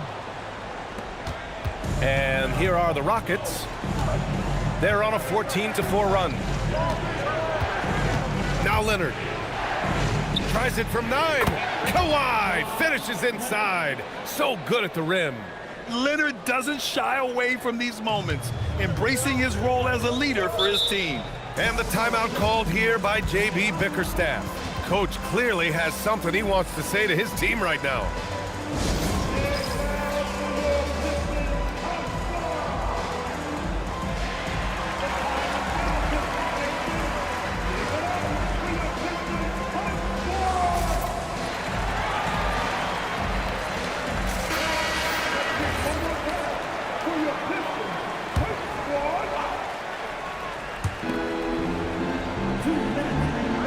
Jackson against Johnson. Here's Halliburton. A minute 53 left in the fourth. Clock at 6. Lays it in easily. Got it in close, and unless it's an open 3, that's the key to efficient offense. Now here's Leonard. He's covered closely. Hartenstein a screen. Fires the 3. Johnson with the rebound. And even after airtight defense like that, you still just expect him to hit those kind of shots. Sarr is playing with a lot of confidence, not questioning himself, just using his size to keep finding buckets.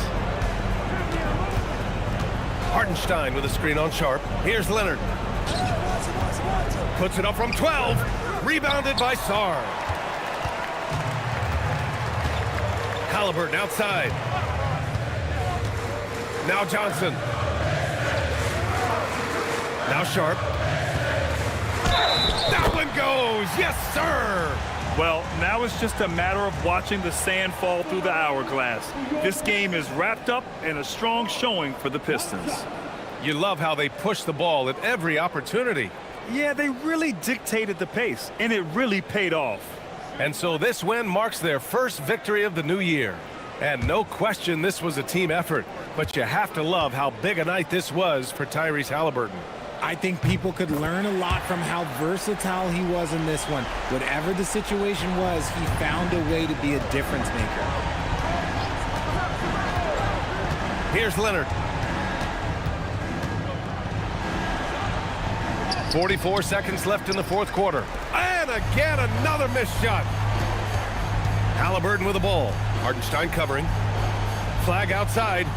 Now Sharp. And he powers it down, one-handed. And guys, that's gotta be the dagger. This is how you finish a game.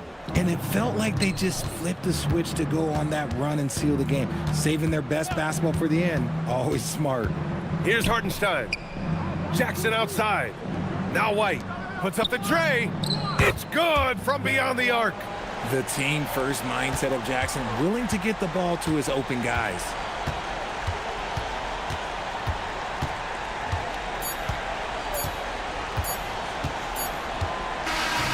And so it's Detroit easily grabbing this one. A competitive game. You have to feel like this crowd gave him a little extra edge. Yeah, they really fed off the energy. You saw their activity level go up. Just a tremendous performance. And that'll do it, folks. For Grant Hill, Richard Jefferson, and Allie LaForce, this is Brian Anderson thanking you for watching the NBA, presented by 2K Sports. And let's reveal our player of the game, Alex Sarr.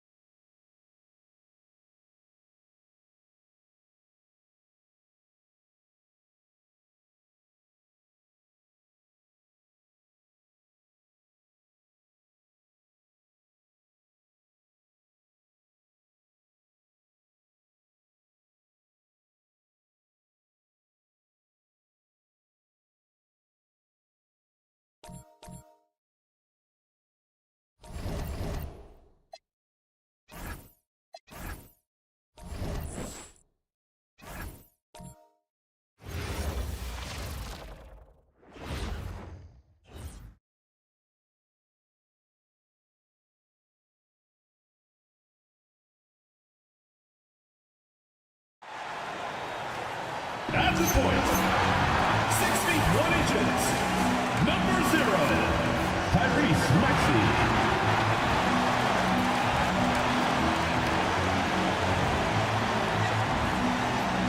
Welcome, basketball fans, to a very special Veterans Day edition of the NBA on 2K Sports. I'm Kevin Harlan. With me tonight, it's Greg Anthony and Clark Kellogg. Allie LaForce will be bringing us updates from the sideline. And a chance now to see how teams are faring across the league. Here's the latest edition of the Power Rankings. They're obviously disappointed with how things are going. Momentum working right now against them.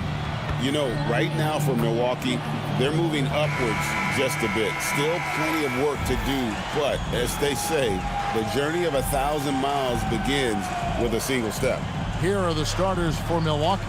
Edwards is out there with Keontae George. Then it's Williams. Then it's Paolo Banchero. And it's Sabonis in at the 5 down low. And for Golden State, Evan Mobley is out there with Ausar Thompson. And there's Jarrett Allen. Then there's Tyrese Maxey. And it's Eason in at the 2. So Clark, when you...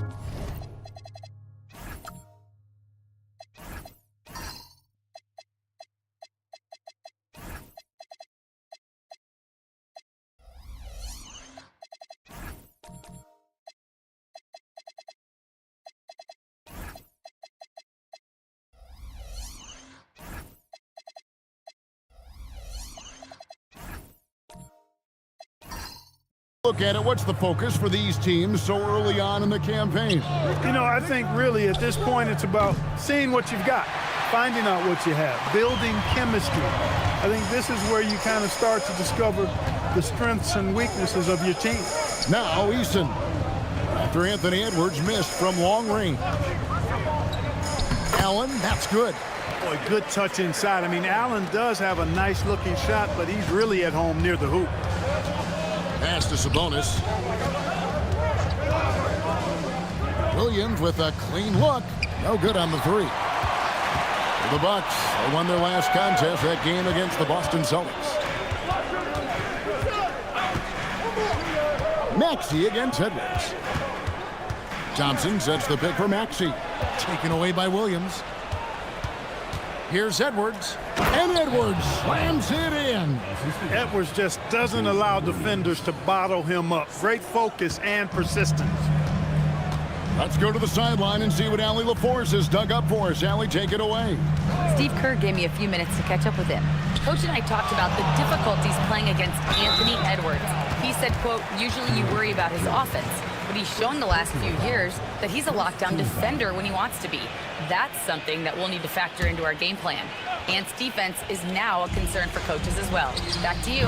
Thank you once again, Allie. Nice stop that time by Banchero. Excellent anticipation. Was there to contest. It's deflected. Here's Eason. Mobley outside. And Maxey with the basket on the assist by Mobley.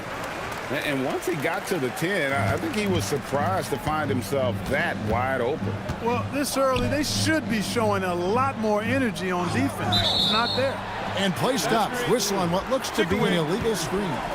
And not the most common call you'll see in the NBA, but hard to argue that pick wasn't illegal. Yeah, you know, the officials aren't nearly as lenient as they used to be on that call. As a matter of fact, I know I got away with a lot of those in my playing days, but that was 40 years ago. And the Bucks making a change here. Suggs is checked in. Now here's Allen. Clock at 6. Banchero against Mobley.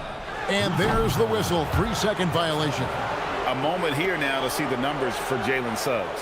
How he performed last season. He put in about 16 points a game last year. 3 assists and 4 rebounds. And always nice to have a guy like him who can really defend at a high level coming off the bench. You know, when you can sub in a lockdown defender, that's a major plus. Now here's Williams. Stolen by Thompson. Lays it up off the glass. Got to do more than this to stop Thompson. He's used to having to fight through contact. And here in the first, about 3 minutes in, up top Edwards. Warriors with the rebound. And they're 1 of 5 to start this game. Just really haven't gotten into a flow offensively. Well, year after year, Clark, we continue to see Anthony Edwards increase his scoring. Yeah, and I like the fact that his efficiency has gone up as well, Kevin. That's a nice combination. Scoring going up and efficiency improving, and that's a problem for sure for the rest of the league. And so now a timeout called by Doc Rivers. He's going to take a few moments here to check in with his team and regroup.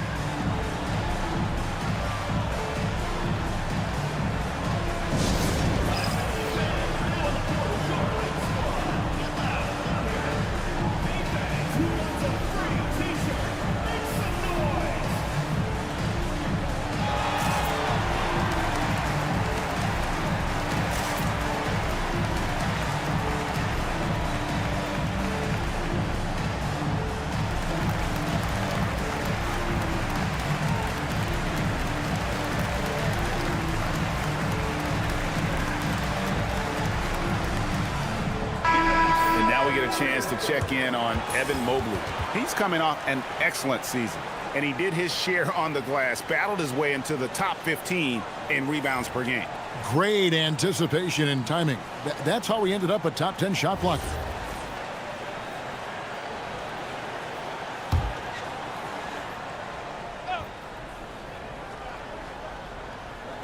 And we're just over 3.5 minutes into the first quarter. Edwards finds Banchero. Outside, Suggs. 6 to shoot. Milwaukee needs to get off a shot here. Eason against Edwards. And it goes down 2 points. Oh, this is the kind of start they were hoping for. Yeah, shots falling, off to a very good start offensively as a result. Outside Edwards. Sabonis a screen on Eason. For 3, Edwards. Eason grabs the board.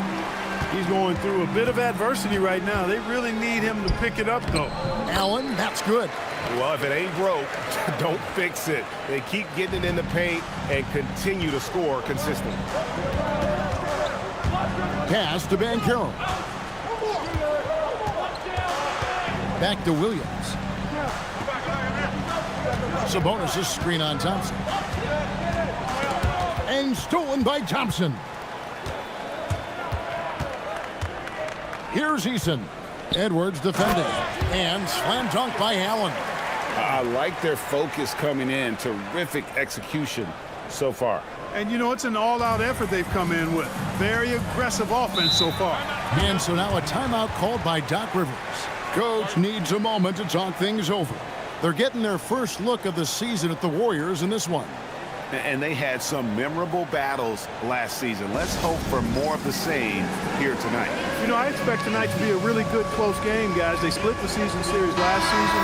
And look at these teams, 2 conference foes with very similar capabilities. And the Warriors with a completely new 5 on the floor. Big group substitution here for Milwaukee. Naz Reid, he's checked in for Sabonis. Daniel Gafford comes in for Banchero. Coulibaly, he's checked in for Jalen Williams.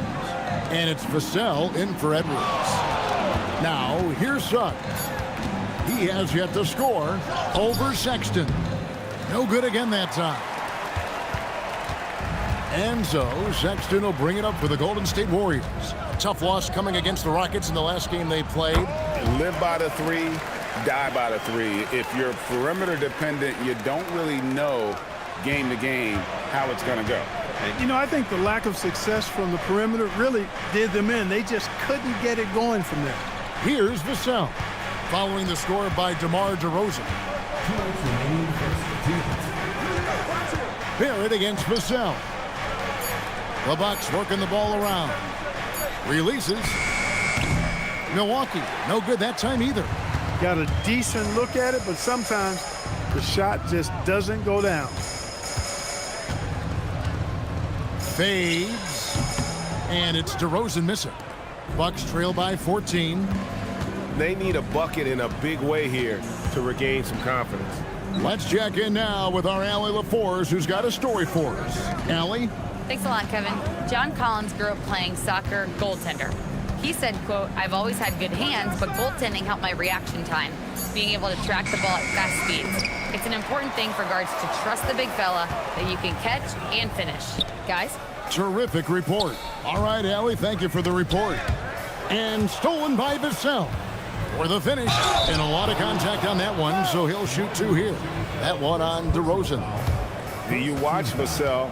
He's a prototype wing for this era. Has length, skill, and plays both ends of the floor. And an important part of every team's game, a look at the hustle stats for the Warriors. They've really been disruptive on the defensive end, forcing turnovers and turning those turnovers into points at the other end. And they are also just outworking the opposition in transition. When the break is on, they've continued to find ways to score. And that one falls for Vassell. And the Warriors making a change here. Mobley's checked in.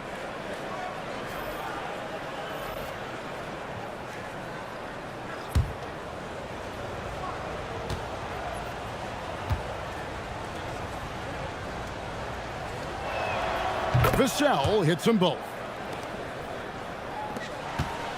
And it's the Warriors' ball. They're on a 16-4 run. Pass to Barrett. DeRozan in the corner. Here's Coulibaly. Makes it off the glass. Attacking in transition, the most consistent way to generate easy looks. Yep, exactly. And if there's any opportunity for early offense, you've got to push it and push it every time. Now, here's Sexton. Scoreless thus far. 3-second difference between shot clock and game clock. Gafford passes to Vassell. Gafford is screen on DeRozan. And they call an illegal screen here. And guys, point of emphasis for the league is to really crack down on illegal screens. Yeah, you know, he might have gotten away with that a few years ago, but not anymore. No way. Now you've got to be stationary on those screens. No extra hips or elbows, or they'll call it. Here's DeRozan. 3 seconds left. That one doesn't go. And so it's the Golden State Warriors going into the break with a 10-point lead. Defensively, they have gotten after it, contesting every shot going up. We'll take a quick break and then back to the action here.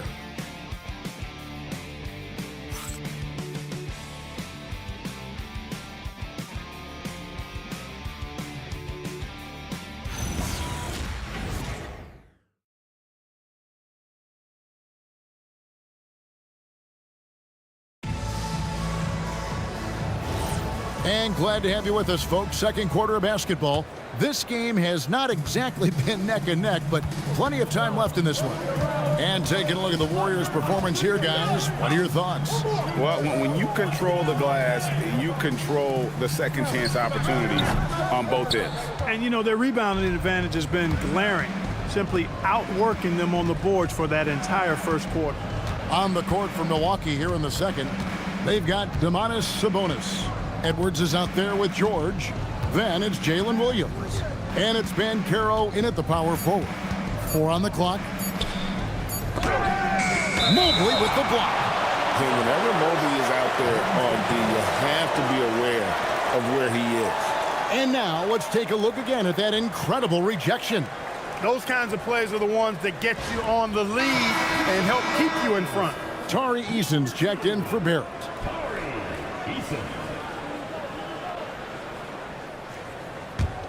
Warriors leading by 10. Thompson looking for an opening. Pass to Maxey. Driving to the basket. And he drops in the layup off the glass. Maxey's got 6. Just way too fast for him. Maxey, quick on the drive. Banchero against Mobley. Banchero kicks to George. Tyrese Maxey grabs the miss. A slight rebound advantage for them. One more column in their favor, and it's all adding up. Well, you take a look at all of the stats, the team stats, that is, and that's one of the many areas that they've had the advantage. And as a result, they've got a big lead. And Thompson throws it down. I think the rim could be 12 feet off the ground, and Thompson could still go get the lob. They've been struggling here on offense. Yeah, a bit of a dry spell for sure. And he hits it and gets hacked on the play. A three-point possibility if he can convert the free throw. And Clark, something fundamental to good offense, but so often overlooked, the art of setting a terrific screen. Tell you, a screen set well can do a lot for your offense and even for the screener. But it comes down to timing as well as footwork. You got to be able to set that screen legally, and then the ability to get out of the screen quickly is so important, as well as the correct angle. And Sabonis, no good on that one. Domantas Sabonis, so versatile, brings so much to his position. He scores, he passes, rebounds, and defends at a high level. Now, here's Mobley. And in that game with Houston, he did not play well. And they'll get another chance. Allen, that's good. Unwilling to let up, even for a moment. That's his killer instinct, just fanning the flames. Yeah, I love the fact he doesn't play the score. He just keeps coming, attack mode. He doesn't know how to step off the gas pedal. And timeout called by Doc Rivers.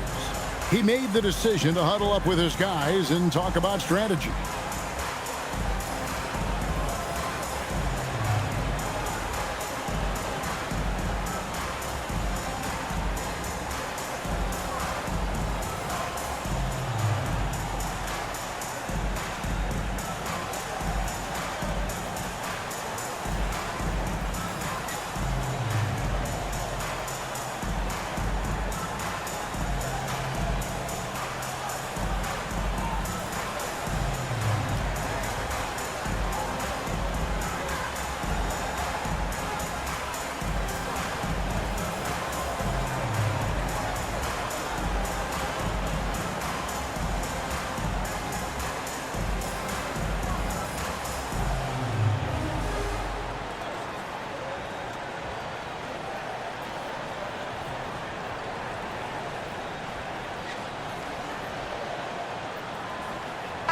And they were in the top half of the league in terms of scoring. Now, not a formidable force, but an improving team, no less. And Greg, that three-point percentage you talked about made them one of the hardest matchups in the league. They could do damage from all over the court. And here's George. He'll bring it up for the Bucks. It's a 14-point game. Sabonis' screen on Eason. And here's Edwards from the arc. That one's good. Maybe that'll get him going after a 2-for-6 start. The challenge with defending Edwards, he's a three-level scorer. Pass to Eason.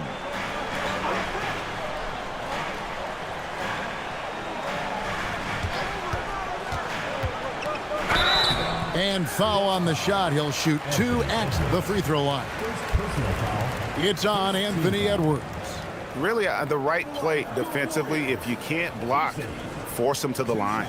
Yeah, exactly. Prevent the layup, give them a little bump, and then maybe they'll think twice about coming into the lane next time. And if they don't think about it, at least they might be distracted by your presence. That free throw good from Eason. Well, Clark, after missing most of the 23-24 season, Tari Eason came back strong last season. Boy, he sure did. I mean, he really looked good and comfortable out there, made quality plays at both ends of the floor. You really hate to see anybody get injured, but especially a young guy like him. But youth gives him a chance, I think, to bounce back pretty quickly. And so Eason nails both of them. And Clark, is someone who has been around the game their entire life. What advice would you give to younger players? A couple of things, Kevin, I would highlight. One is embrace the work, embrace the process of development, run your own race in that regard, stay away from the snare of compare, and dedicate yourself to being a continual learner and always striving to get better.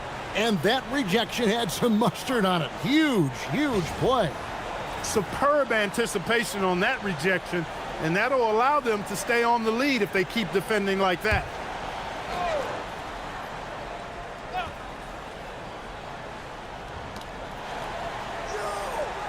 Sabonis sets the pick for Banchero. 2 on the clock. Shoots over Mobley. And you know Mobley was in that shooter's head. Evan, as good as they come defensively. Eason passes to Maxey. Back to Eason. Puts it up from 15. Sabonis grabs the board. Bucks trail by 13. Williams kicks to George. Sabonis, the pass to Edwards.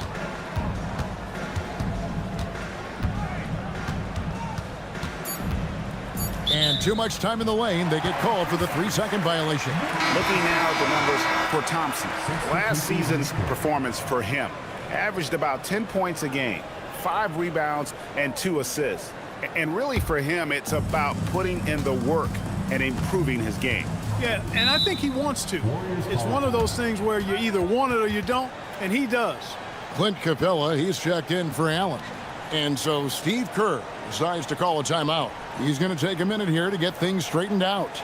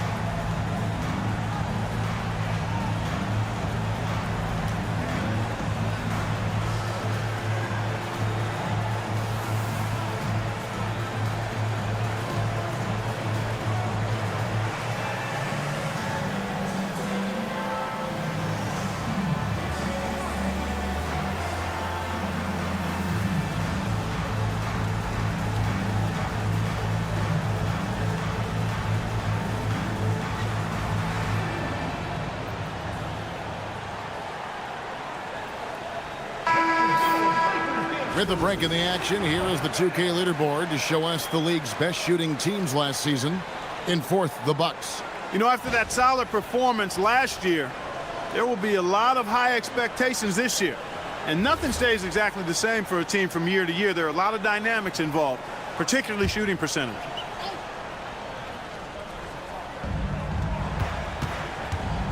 To the inside, here's Capella, and the dunk by Capella.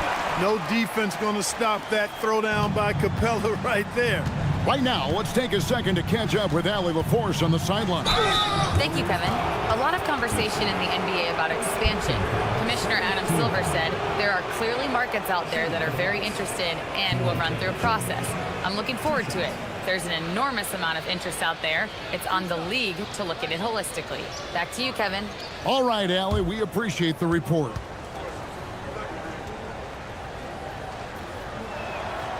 And he can't get the first one. Name a type of shot Keontae George can hit it. More than capable of scoring at all 3 levels. And the Warriors making a change here. Sexton's checked in. And Milwaukee with a change here, too. Koulibaly, he's checked in for Edwards. Here's Sexton. Hasn't made one yet. Mobley outside. Pass to Maxey. Shoots it up. Here's Capella. Reed with the block. What a denial that time by Reed. Excellent body control on that block. And here's George. Now here's Gafford. Koulibaly finds Williams. Just 3 to shoot. Launches a 3. Koulibaly, no good. The edge on the glass is the difference. It's allowed them to build this lead. And really a reflection of their superior effort level to this point. It seems to me they've gone after this win a little bit more. The Warriors have gone 2 for 2 in the game at the line. And if we want to take a look back, they converted about 76% from the line. And I know the free throw shooting is an area they focused on improving coming into this season. 2 shots.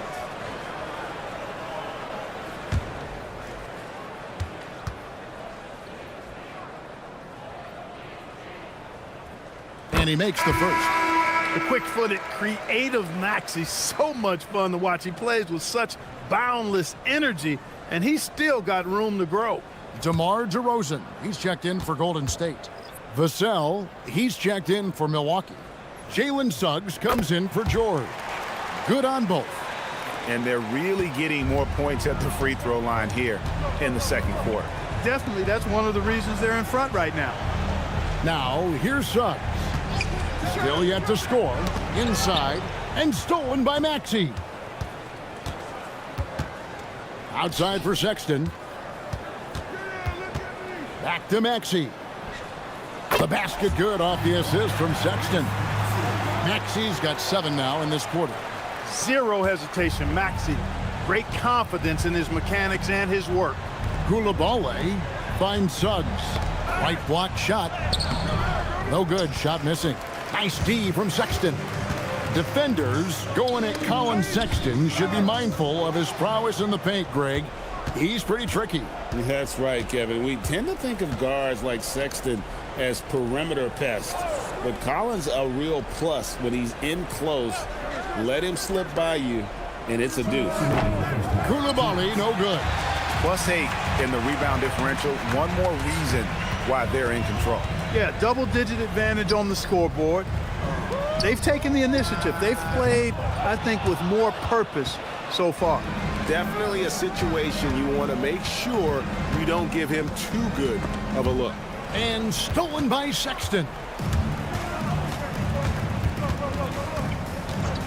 1:30 left here in the second. And Sexton slams it in. And the vertical of Sexton is amazing. At 6'2", he's just capable of hammering it home. Now, here's Suggs. Nothing on the board. Pass to Vassell. That's good on the jump shot. Pick works well there. Not much resistance from the D. Yeah, that's not the defense you need. You got to be tougher defensively. And DeRozan kicks to Maxey. And the layup is good. Maxey's got 9 points in the quarter.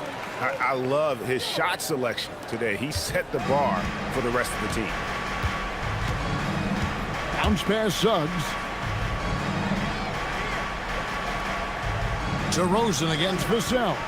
Pass to Gafford. And the call on the shot that sends him to the line. The Bucks have shot 3 of 5 at the foul line. In the season ago, they hit about 75% of their free throws. And, you know, there was plenty of blame to go around for that. I mean, it wasn't just 1 or 2 guys. I mean, for the most part, the entire team struggled.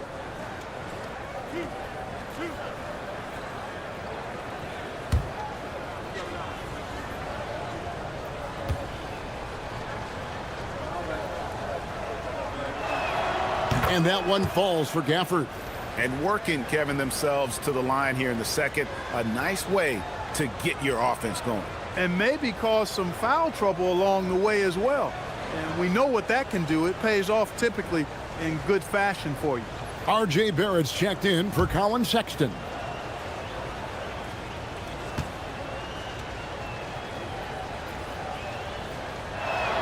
Gafford cans them both. Warriors leading by 19 points. Pass to DeRozan. Maxey on the wing. Shot clock at 6. Uses the glass to finish the layup. Maxey's got 11 points in the quarter. They are just killing them on the interior. Yeah, you can't say that with enough emphasis. I mean, the defenders are just not being aggressive enough down low. You got to play with some physicality in the paint. And it's Suggs missing. Tyrese Maxey. He's been the guy making things happen for the Golden State Warriors. He comes away with 11 points in the quarter and is showing no signs of fatigue. Allie, let's go to you courtside. What do you have for us? Thank you. Well, Coach Kerr, what did you like about the way your guys have started this game off? Well, I like the way we defended without fouling so we could get our flow. And guys just came in and made some big ones, and our offense got going. The defense was disciplined. Thanks, Coach. Allie, thank you for that interview. And now we're at halftime. And we'll be back to bring you more basketball after this.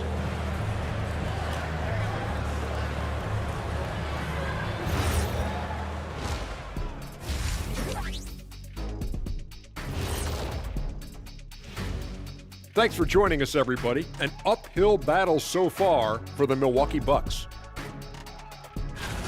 They have to be better offensively. Shooting under 40%. You know how to fix that, fellas?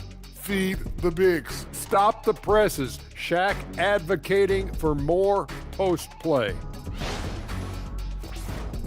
All right, fellas. Let's now take a look at what's to come on the upcoming schedule. Well, I think for the Warriors, they lost the first game, but that's in the rear view. Time to man up. Well, nobody has all the answers early on. Just fix the mistakes you can and keep getting better, please. And that's a halftime wrap. Let's get back to the second half with the call by Kevin Harlan and the crew.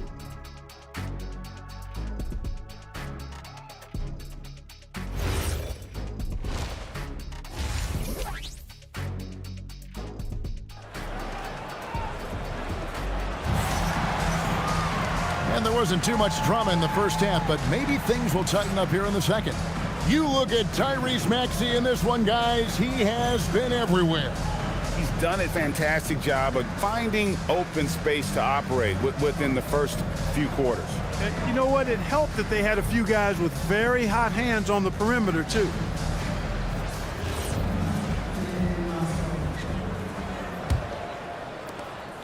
And so here is Golden State. A 21-point lead, the biggest in the game. Maxey out there with Tari Eason. Then it's Evan Mobley. Then there's Allen. And it's Thompson in at the small forward. That's the Warriors' 5. Maxey against George. Maxey, no good. Bucks trail by 21. Now George. Outside Williams.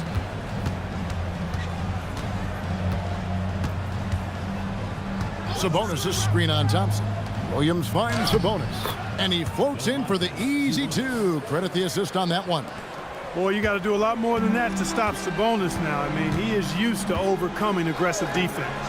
And here's Maxey outside. That one is no good. He is 6 for 11 in the game. George, good, and it's Sabonis with the assist that time. It's a great move, and he catches the defense completely off guard. Yeah, if that's a harbinger of things to come, he's looking at having a very big second half. Now, here's Maxey. He's got 15. Mobley, the pass to Eason. It's tipped. And so it's Thompson with it. He'll bring it up for the Warriors. Their biggest lead of the game was 21. Following this one, they get to host the Hornets. That'll be the last of 3 straight at home for the team. Banchero with the ball. Covered by Mobley. Banchero looking around. And it's sent back by Allen. What a rejection. Allen standing tall. That's how you protect the rim. Well, something you never like to see, but guys, he definitely looks hurt. And boy, when you see someone hurting like this, it's always scary. You're exactly right. I mean, with the way it looks, what we have to hope for now is that somehow it's not a long-term issue. Milwaukee making a switch here. Vassell's checked in. 2 minutes into the second half of play now. Williams passes to Sabonis. Now here's Vassell. Sabonis' screen on Maxey. The kick out to Sabonis. And again, the Bucks miss. The defense there got away with a major lapse. And it's out of bounds. Last touch by Allen. Right now, let's bring up the 2K leaderboard and see the teams that really knew how to clog the passing lanes last season. The Warriors, 4th. You could tell by watching them how much they enjoyed playing defense. They seem to have an endless reserve of energy flying around and pressuring the basketball. The Warriors making a switch here. Sexton's checked in. Banchero outside. And the foul called on Jarrett Allen. That's foul number 2 for him. First team foul.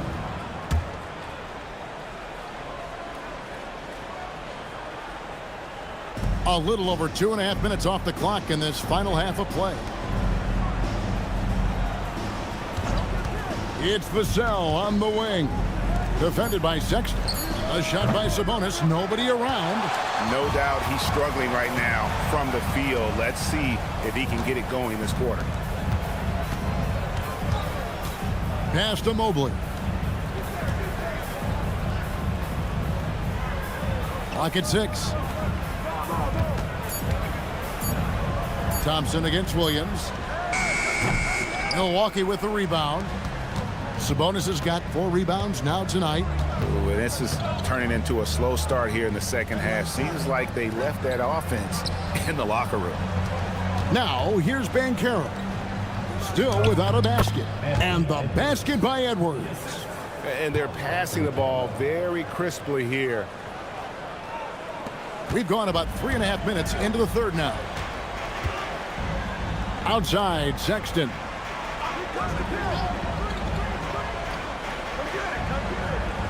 Thompson, a screen on Vassell. Lobbed up there for Thompson. One-on-one here. Edwards inside. He's covered by Eason. Off target at the rim. And Sexton has it in the corner. Cranes the three-pointer. Sexton's got 5 now. And it's important Sexton makes those. The more he hits from outside, the more the floor will open up. And so now a timeout called by Doc Rivers. He's going to make some adjustments to the game plan. And the lack of rim protection, top of the list. Yeah, you know, just look at the numbers, guys. I mean, they are being taken to the woodshed in the paint. And some changes here for the Warriors. Clint Capella, he's checked in for Jared Allen. DeRozan comes in for Asar Thompson. And R.J. Barrett subbed in for Colin Sexton. Big group substitution here for Milwaukee. Reed, he's checked in for Sabonis. Daniel Gafford comes in for Paolo Banchero. Coulibaly, he's checked in for Jalen Williams. And it's Suggs in for Vassell. His teammates expect Suggs to hit these shots, and he doesn't disappoint them. Yeah, unfortunate injury aside, Jalen Suggs-Clark has really come into his own now. Yeah, I agree, Kevin. I mean, hitting his stride in a major way. I mean, he seems to have really figured the game out, how to utilize his gifts and tools. He was always a great defender. Offensively, I think, is where his game has taken the biggest jump. Eason against Suggs. Off target with his 3. Bucks trail by 18. Pass to Coulibaly. Back to Edwards. Outside, Reed. Bucks passing it around. 6 on the shot clock. Over in the corner, Edwards. No good on the triple. And that's a foul called on Naz Reid. That is his first foul of the game. Maxey's checked in for the Warriors. Warriors leading by 18. Outside DeRozan. And the Warriors miss again. And Suggs has got the ball here for the Bucks. Since halftime, they've only allowed 5 points. Coulibaly, no good. The defense ready for him on that possession. They had to be because he is so strong in the paint. Here's Barrett. Yep, that one goes in there. Making plays in traffic. This is where Barrett's most effective. They could use a big shot here to get this offense going. Too many empty possessions. Right now, they need a basket. Suggs kicks to Edwards. Trying to break that ice-cold streak. Banked in off the glass. Edwards got 9. Edwards flexing on them now. Bully ball inside. Mobley outside. Back to Maxey. No good with the triple. And I think that one could have easily have fallen for him. Pass to Gafford. Back to Coulibaly. Edwards against DeRozan.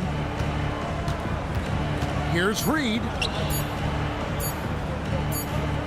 And they turn over the 24-second buzzer, signaling the shot clock violation. And they also showed up in the top 5 in terms of steals. Their on-ball defensive pressure was killer last season. And Greg, you talked about their points off turnovers. Not many teams were better at making the most of their opponent's mistakes. The Warriors making a switch here. Thompson's checked in. Jalen Williams is checked in for Milwaukee. Warriors leading by 18. And the rejection by Gafford. Maxey against Suggs. It's Edwards on the wing. Back to Suggs. And the whistle blows. It's going to be on Ausar Thompson. That's foul number 2 for him. And some changes here for the Bucks. Sabonis, he's checked in for Reed. Banchero comes in for Daniel Gafford. And Harris subbed in for Suggs.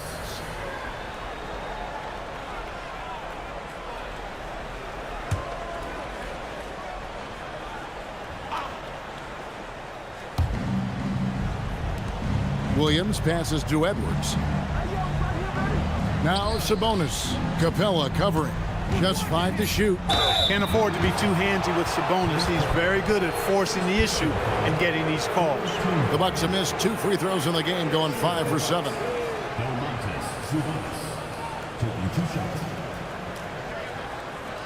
Take a break.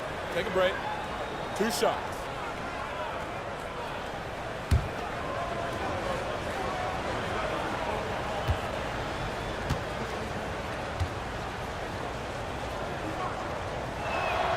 And the first one at the line is good.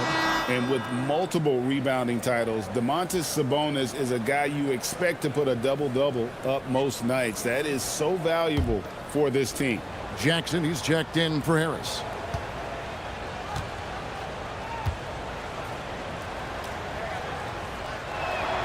And Sabonis drops them both. 35 seconds left to play in the third. Maxey against Jackson. Pass to Barrett.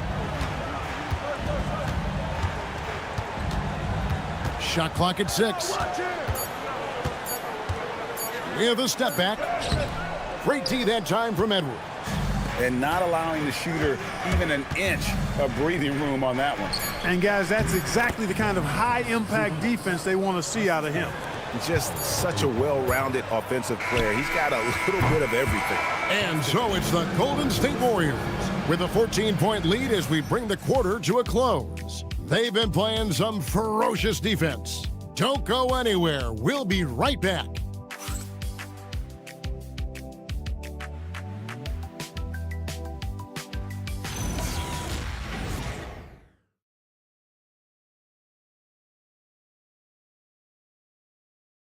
And how about a look now at our assist of the game? Brought to you by State Farm. And, you know, you can always count on him for at least a couple of these pretty assists over the course of a game. And this one, a thing of beauty. It sure is. I mean, he's a maestro. Great vision, terrific IQ, everything you want in a point guard. And there may not be a lot of drama down the stretch as we head into the fourth quarter, but stranger things have happened. On the floor for Milwaukee starting the fourth quarter. Williams is out there with Paolo Banchero. Then there's Anthony Edwards. Then there's Harper. And it's Sabonis in at the 5, roaming the paint. Now here's Thompson. Anthony Edwards unable to get his last shot to go in. Love the way Maxey works those angles inside. He's crafty. Barrett against Edwards. Sabonis' screen on Barrett. Near the three-point line, it's Edwards. It's good from the top of the key. And the lack of effort to fight over the screen there makes that an easy shot. Well, I'm going to credit the screen. I mean, that's a good, strong pick he lays there. Ring shot on the way, and it's good. 2 points. Tell you what, guys, this has clearly been his half. When he's getting to a spot, shooting the ball with confidence, excellent turnaround for him. Now, here's Barrett. Pass to Maxey.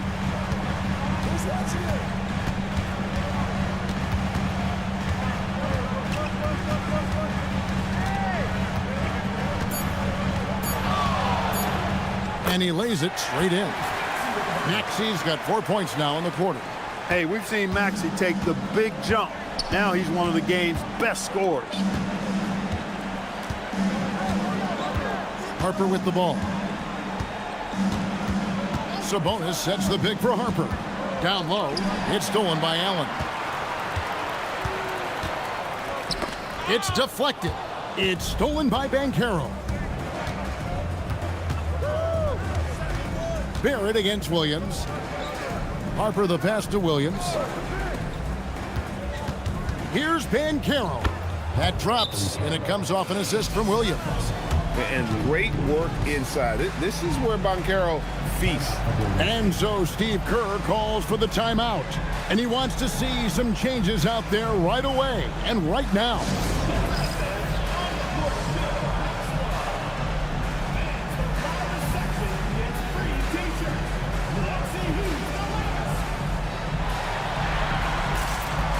Jalen Suggs is checked in for Harper. Right now, let's take a moment here to catch up with Allie LaForce on the sidelines.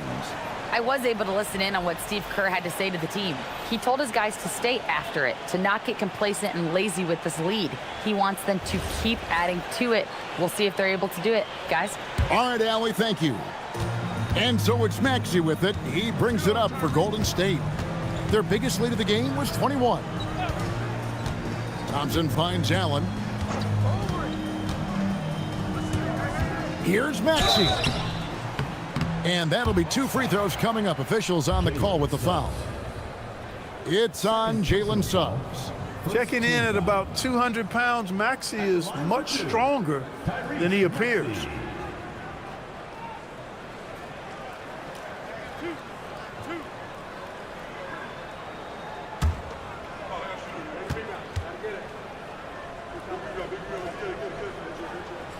Free throw good, Maxey. Not only is Maxey solid and efficient from the line, but he gets there quite a bit too.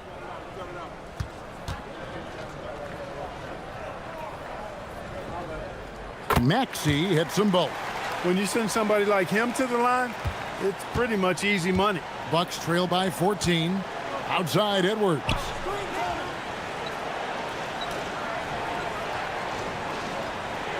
Sabonis sets the pick for Edwards.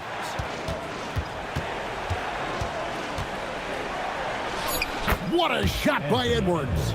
Edwards is rolling right now. If I'm his teammates, he's getting a rock every time.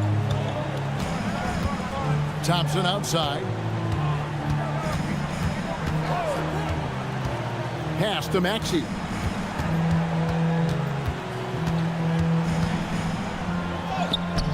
The shot that time, not on target.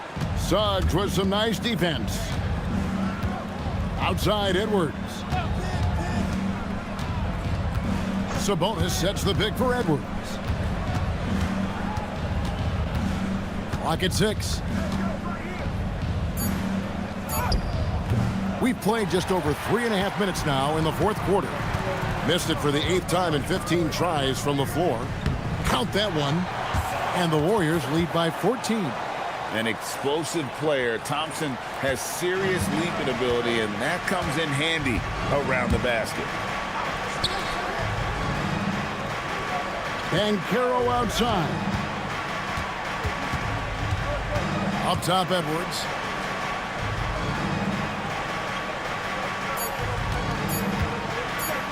Over Barrett. Edwards with another miss.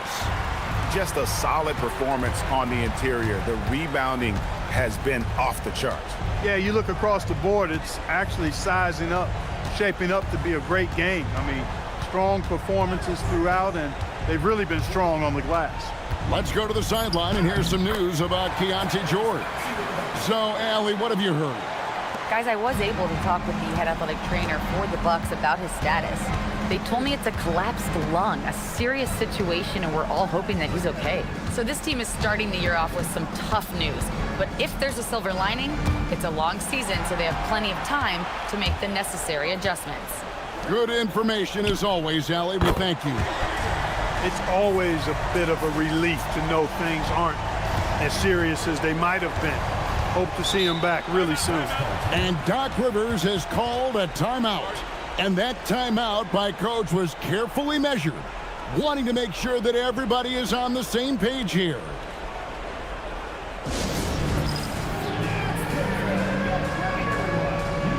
Evan Mobley's checked in for Tari Eason.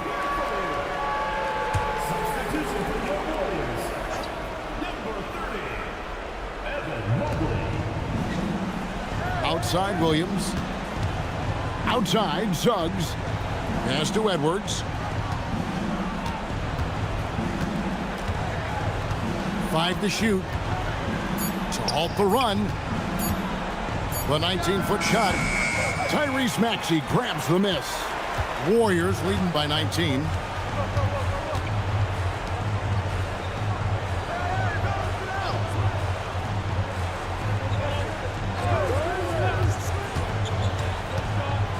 Pass to Thompson. Good for another bucket. He's made half a dozen now, 6 for 8 on the night. Yeah, letting it rip. They're just having fun right now. Yeah, offensively, they've just been rolling. Impossible to stop. Sabonis a screen on Mobley. Banchero passes to Sabonis. That falls. Nice feed that time from Banchero. Banchero's got 3 assists in the game. Now, here's Barrett. Outside, Maxey. Thompson, a screen on Suggs. From deep, Maxey. Good job using that big body to carve out space and snatch that rebound. And here's Williams now. He'll bring it up for Milwaukee, trailing by 19. And this is going to end in a lopsided victory. I love the tenacity and aggressiveness, as well as the ability to close. You really got to give it up here for the Warriors. You know, it's tough to put your finger on the deciding factor in this one, but I'd say that the shooting accuracy made the difference. Yeah, I think you're on point, Kevin. They got better looks, and that tends to lead to a better field goal percentage. And it'll go down as their first official win of the new year. And you know, looking back at all the contributions tonight, it was a really phenomenal all-around game for Tyrese Maxey. There wasn't much they could do to slow him down as he was converting every good chance he got. Looking at who's out there now for the Warriors. Clint Capella, he's checked in for Allen. John Collins comes in for Evan Mobley. DeMar DeRozan, he's checked in for Thompson. And it's Sexton in for Maxey. Warriors leading by 19. Outside DeRozan. Pass to Capella. Out to DeRozan. Some nice passing by Golden State. Hits it from three-point range. They made the most of their opportunities, looking comfortable and locked in throughout the night. Boy, they've given their fans plenty to cheer about, that's for sure. Effort, skill, coaching, you name it, they've done it. Now, here's Vassell.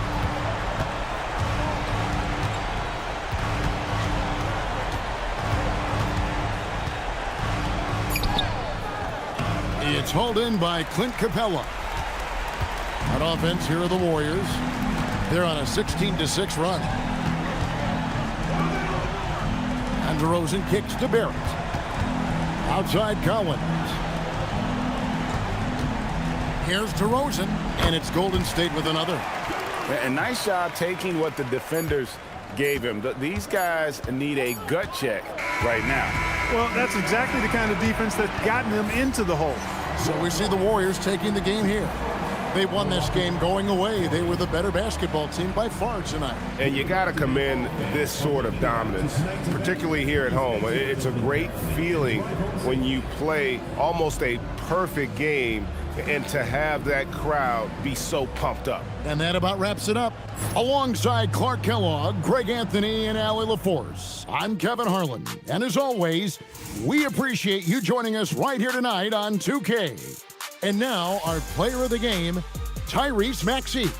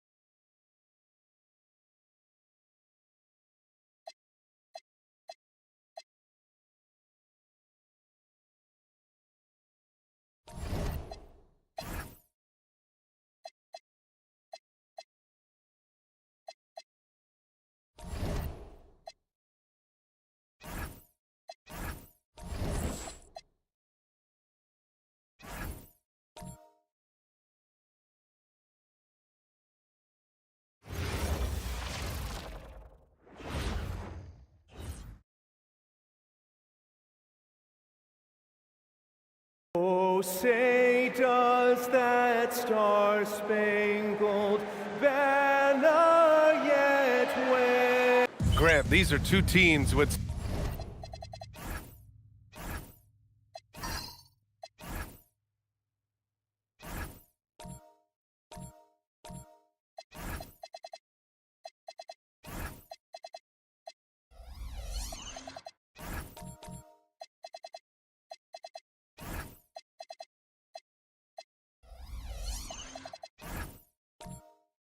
some of the highest assist rates in the league. Yeah, BA. And it really goes to show the unselfish attitude they both have. Not to mention how many skilled passers are on both rosters. So a look at our starters for the Heat.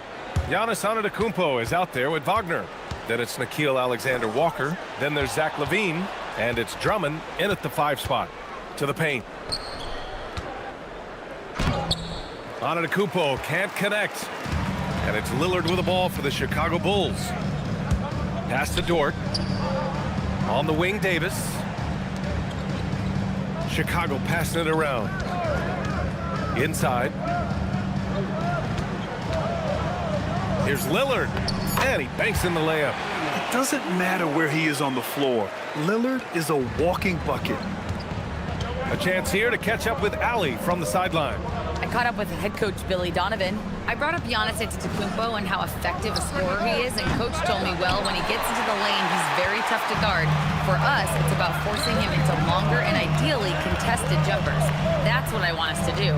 We'll see if they're able to accomplish this. Brian, back to you. Good job there, Allie. Thanks. And here's Miami coming off a win against the Hornets. And it was really their defense that got them the win. They had a plan scripted out, and it worked to perfection. Well, their closeouts on shooters was impressive, and they kept them uncomfortable the entire game. Now here's Dort.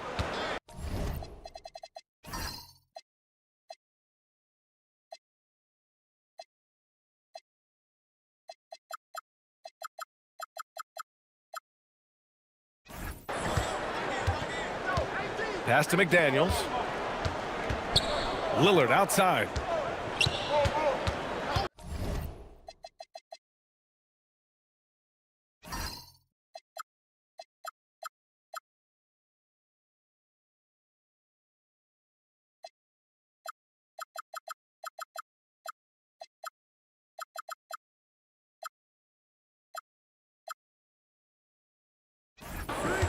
Shot clock at 5. Antetokounmpo grabs the board. Well, he got the shot he loves, and the defense should honestly be relieved. He didn't punish them for being a little bit soft there in the mid-range. Oh, stolen by Lillard. With the fadeaway. It's rebounded by Wagner. And it's Miami's ball. Looking for their first basket of the game. And the 8th overall pick in 2021. Grant, what surprises you about Franz Wagner? I don't think we knew he'd be this lethal off the dribble. His perimeter shooting has really been the lone hiccup. But once he locks that in, watch out. Now here's Lillard. A 38-point game for him in the win against Atlanta. But he also had an impact as a facilitator, generating offense for others. That's 20% now from the field. What a cold start. Drummond against Davis. Wagner, the pass to Antetokounmpo. And that's out of bounds. Miami will keep it. All right, now that we have a second, let's take a look at which teams cashed in on the fast break last year. In third, the Bulls. They would just push the ball at every opportunity, even when defenders had already gotten back. And here's a timeout from Eric Spoelstra now. I think right now he might be looking at some adjustments.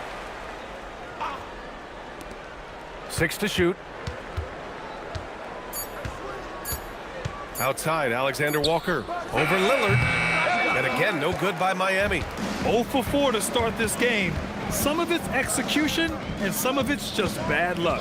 Dort, the pass to Davis. Fires the 3. Oh, they get a hand on it. Well, that's an excellent contest, and then he finished the play with a tough rebound. Antetokounmpo, bam!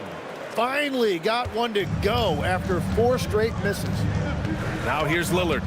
Outside Davis. Good. And it's Lillard who picks up the assist. Well, it's a great sign when the jumper is falling for Davis. Antetokounmpo outside. Back to Alexander Walker. They set the screen. Wagner on the wing. McDaniels covering. 4 on the clock. Wagner, the pass to Drummond. A chance there to take the lead, but a miss.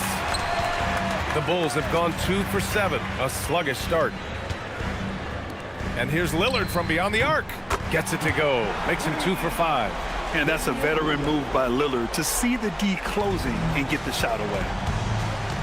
They're searching for a way to score. Yeah, buckets have been very tough to come by. To the inside with the 10-footer.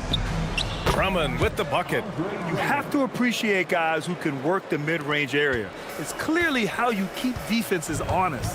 Well, with his size and a soft touch to go with it, that's an easy bucket. And so Billy Donovan calls timeout. And we might see some changes. Coach potentially looking to adjust.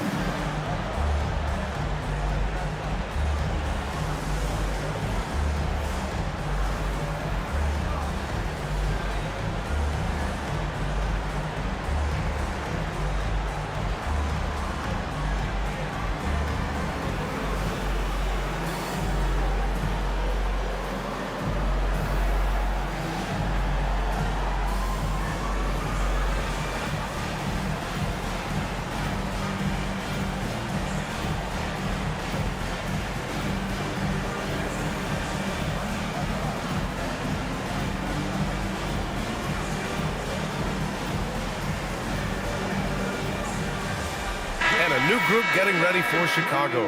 DeAndre Ayton, he's checked in for Robinson.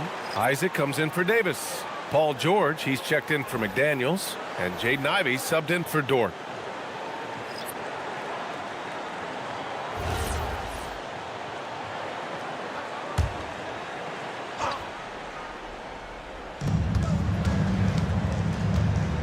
George against Daniels. Now here's George, guarded closely. 6 on the shot clock. Can't hit from in close. Heat trail by 3. And the 2025 postseason showing how far the Heat have to go, Legs. That was a 4-game sweep at the hands of the Cavs by a record combined margin of 122 points. Then again, over the regular season, Cleveland did win 27 more games, so the outcome wasn't entirely surprising. And it's Fox missing. Bulls leading by 3. Lillard deciding where to go with it.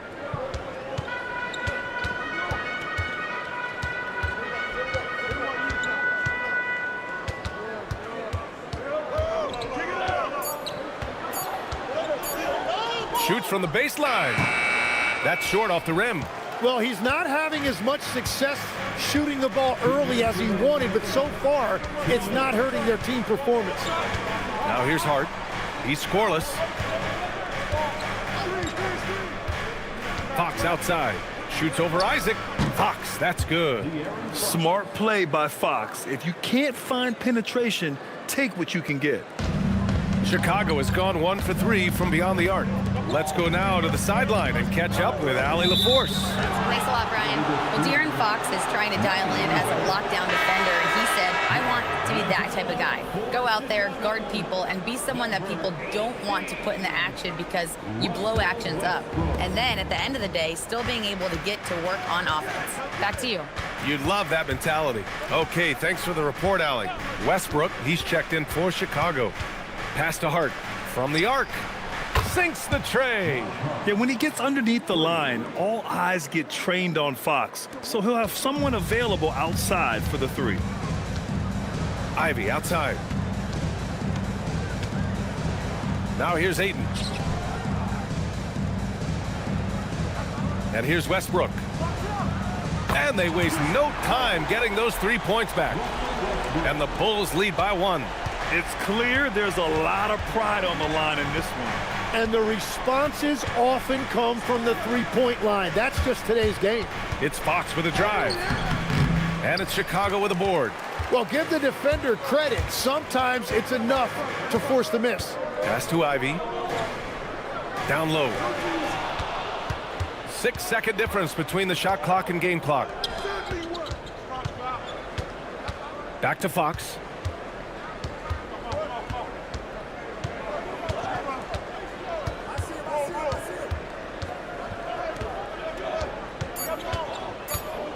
Baseline try.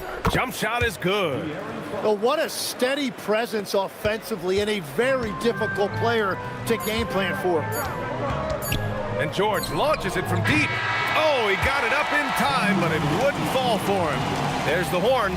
We've seen some good defense on both sides. The score still close. Miami out in front. They lead by 1. Stay with us now as we get set to bring you quarter number 2 after this.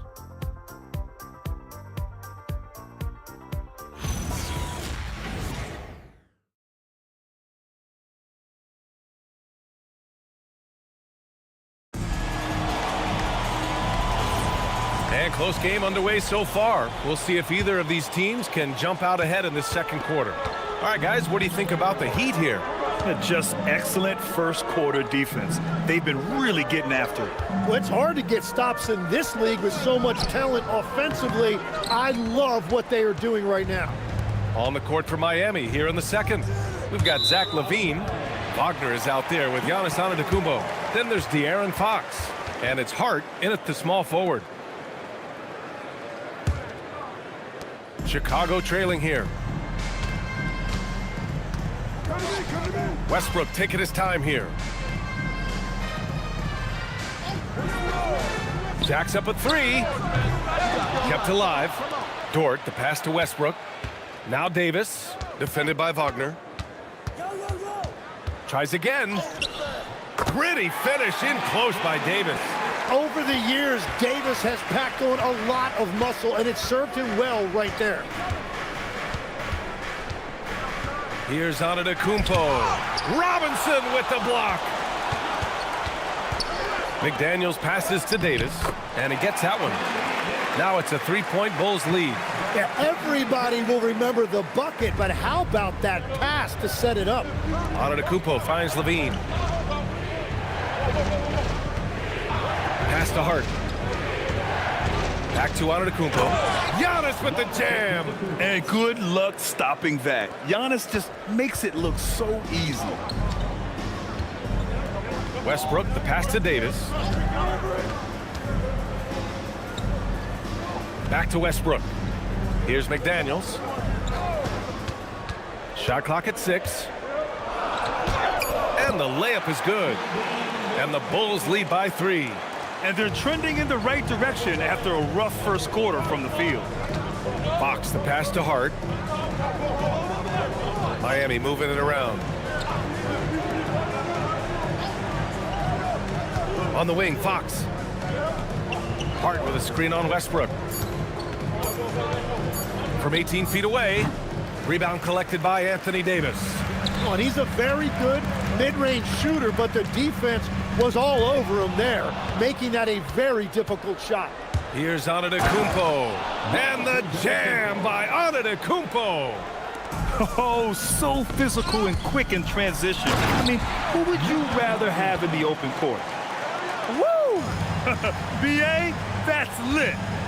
Ferocious all the way. Man, that was good.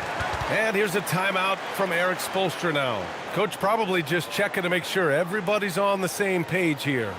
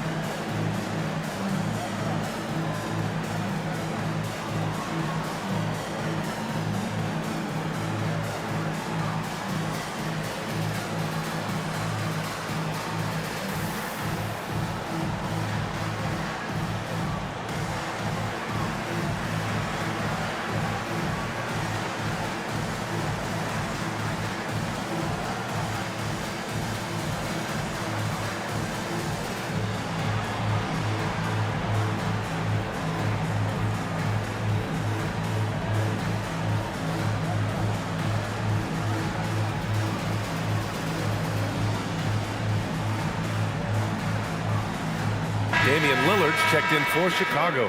Miami also changing it up. Andre Drummond comes in for Wagner. And it's Alexander Walker in for De'Aaron Fox.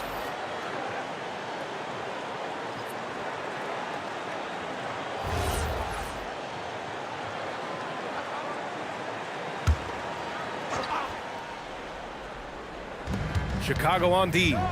It's a three-point game. Here's Antetokounmpo. It's hauled in by the Bulls. They host the Pistons after this one. McDaniels passes to Lillard. Outside Davis. Here's McDaniels. Drummond defending. Here's Davis. Misses the fadeaway. And so it's Hart with it. He brings it up for Miami. Well, Grant, you look at the Bulls, middling on both ends. What's their biggest need? You know, B.A., I think it's length and athleticism. You can't have enough of those type of players in today's game. You look at their activity stats, the steals, offensive rebounds, very much in need of a boost. Sends it home from three-point land. He had to get it away, and he did. LaVine with the quick release. To the middle. Here's Robinson. And a big finish by Robinson. I just love the aggressive finish. I'm thinking he's sending a strong message with that jam. Pass to Alexander Walker. Now here's Drummond. To the inside. And Hart with a basket on the assist from Drummond. Hart's got 5 now. Good execution. They're getting some short-range looks here. The Bulls have gotten 5 of 7 shots to fall in the second. Outside Davis. Back to Lillard. Lillard converting inside. That's 10 straight points they've given up in the painted area. Huh.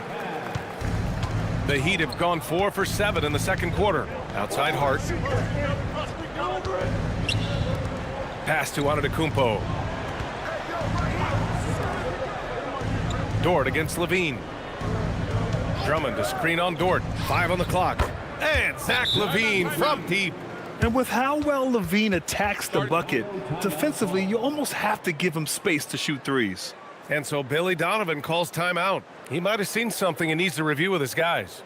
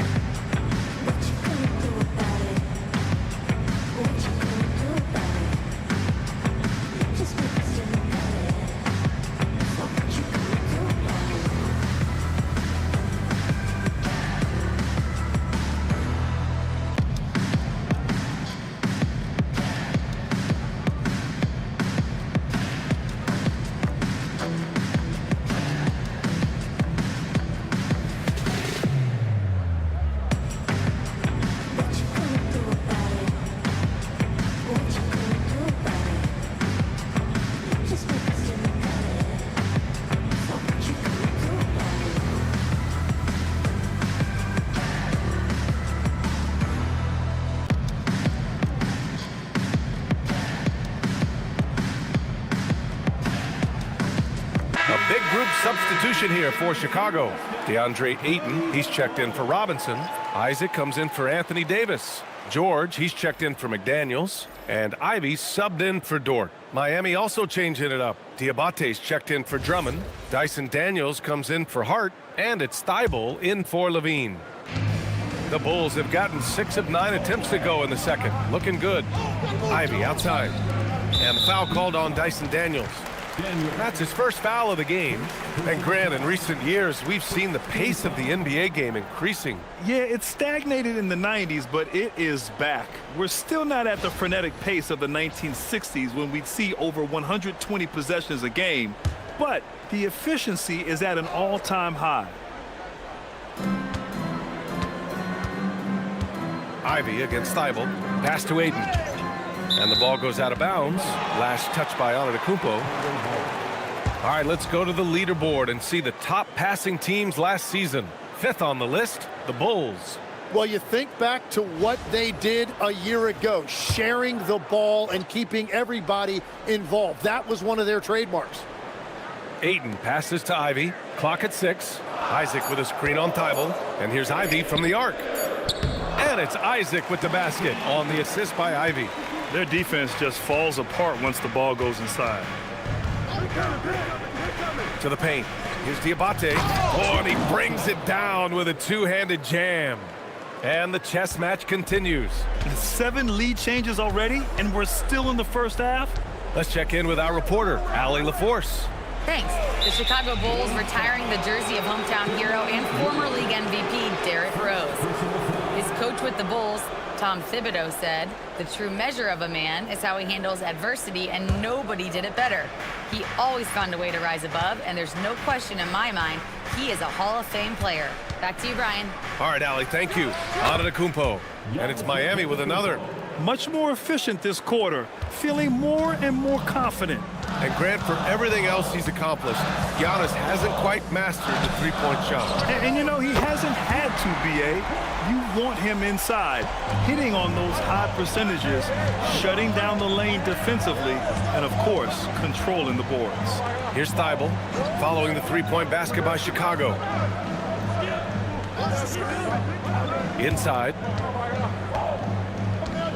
Alexander Walker, the pass to Thibault. The three ball. Daniels misses. And so it's Lillard who brings up the ball for Chicago. We've got 1:13 left in the first half. Oh, tough shot, Lillard. And once more this half, they find a way to get great position inside. To the inside. Here's Diabate. So it'll be 2 free throws. He was fouled in the act of shooting. They'll pin that one on Jonathan Isaac. And a chance for a moment to check out the scoring breakdown for Chicago. They've done a great job facilitating shooters. Their early game has seen a lot of hot passes and has kept the defense guessing as well. And how about the work they've done inside, just owning the paint so far? First free throw is good. And even as the Heat look to go younger, this is not a team with an appetite for lengthy rebuilds, Grant. Yeah, B.A. But one advantage they possess, when star players around the league ponder a change of scenery, Miami certainly has some great views. Westbrook, he's checked in for Lillard. Miami also changing it up. Wagner's checked in for Antetokounmpo. And Fox is subbed in for Alexander Walker. That's also good, so he hits both free throws. Chicago has gone 1 of 2 from deep in the second quarter. Pass to George.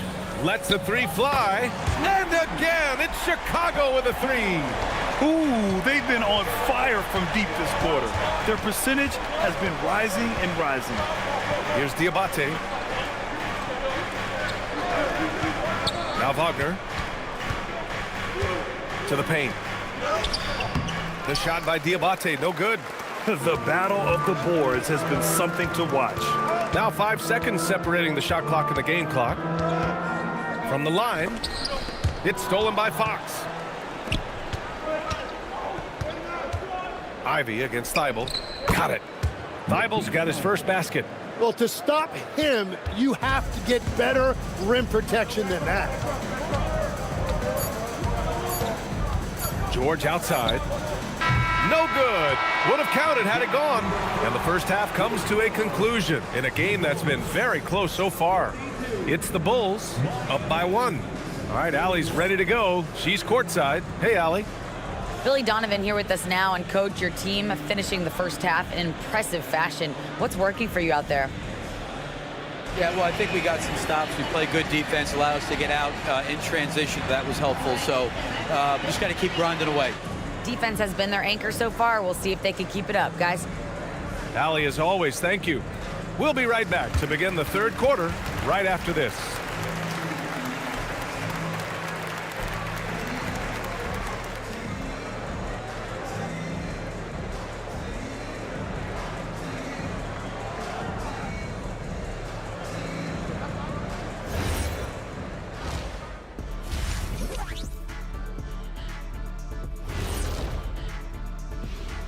Thanks for joining us. The story through the first half, the Miami Heat in a game so far that's been close. The bench has stepped up to where I could see a couple of those guys closing out this game. Yeah, we'll see how the second half goes, but they may have earned that right, given the way they came in and changed things. And next up, a look at the top performers for each team in that first half. Their teams have leaned on them, and they've been rock solid. Actually, more than that, they've been the catalyst. Leading by example. We're seeing it firsthand. Thanks for tuning in. Now we head back to Brian Anderson for the start of the third quarter.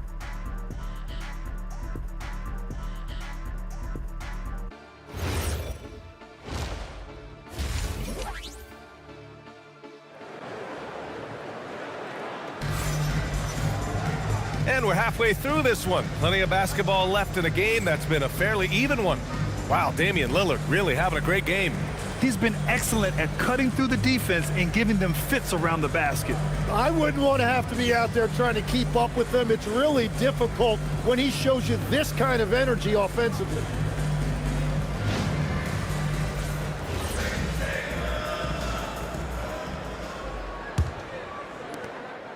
Chicago leading.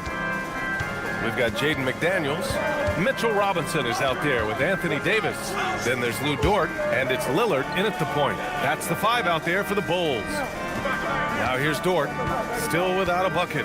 6 to shoot. Lillard outside. The three-pointer off the mark.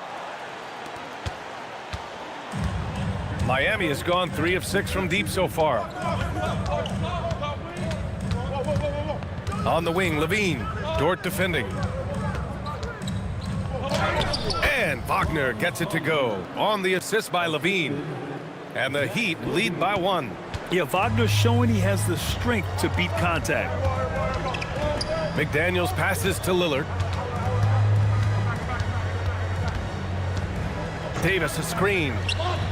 Lillard drains the outside shot. And it's amazing. Neither team has been able to hold the lead for any length of time. Yeah, these guys are leaving it all on the floor tonight. Drummond with the screen. Levine passes to Drummond. Oh, Robinson with a block. First minute and a half of basketball played here in the third quarter. And there's the whistle. Illegal screen is the call. Look at it last year. Here were the players that led the way in terms of overall scoring. Second is Giannis Antetokounmpo. This is a guy who never took a night off. You look at his numbers and you know that he put in a tremendous effort every single game. Miami trailing. Outside, Alexander Walker.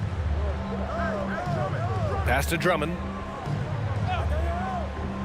Wagner outside. The 3. It's hauled in by Robinson. Robinson's got 4 rebounds now. Lillard passes to Davis. Now here's Dort, covered by Alexander Walker. And here's Robinson. Chicago passing it around. The Bulls need to get off a shot. Dort for 3. Up again. Great positioning on the putback. And now a 4-point Chicago lead. This has been a close game in a lot of ways, but they do have an edge on the boards. And here's a timeout from Eric Spoelstra now. A moment to rest and confer on the game plan.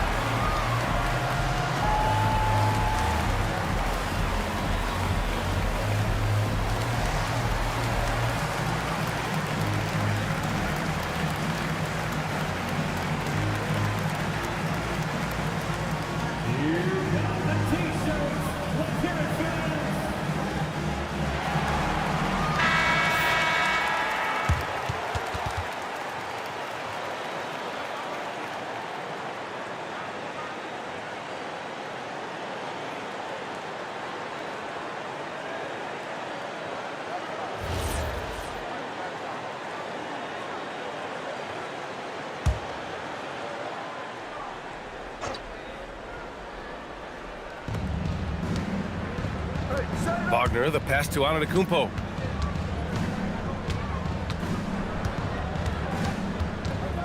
Outside Levine. Antetokounmpo, a screen on Dort. Here's Levine for three. Alexander Walker with the bucket. Alexander Walker's got his first bucket of the game, and he's on the board for three. And it's Lillard with the ball for Chicago. They lead by one, and so Billy Donovan calls timeout. He's going to talk it over with his guys.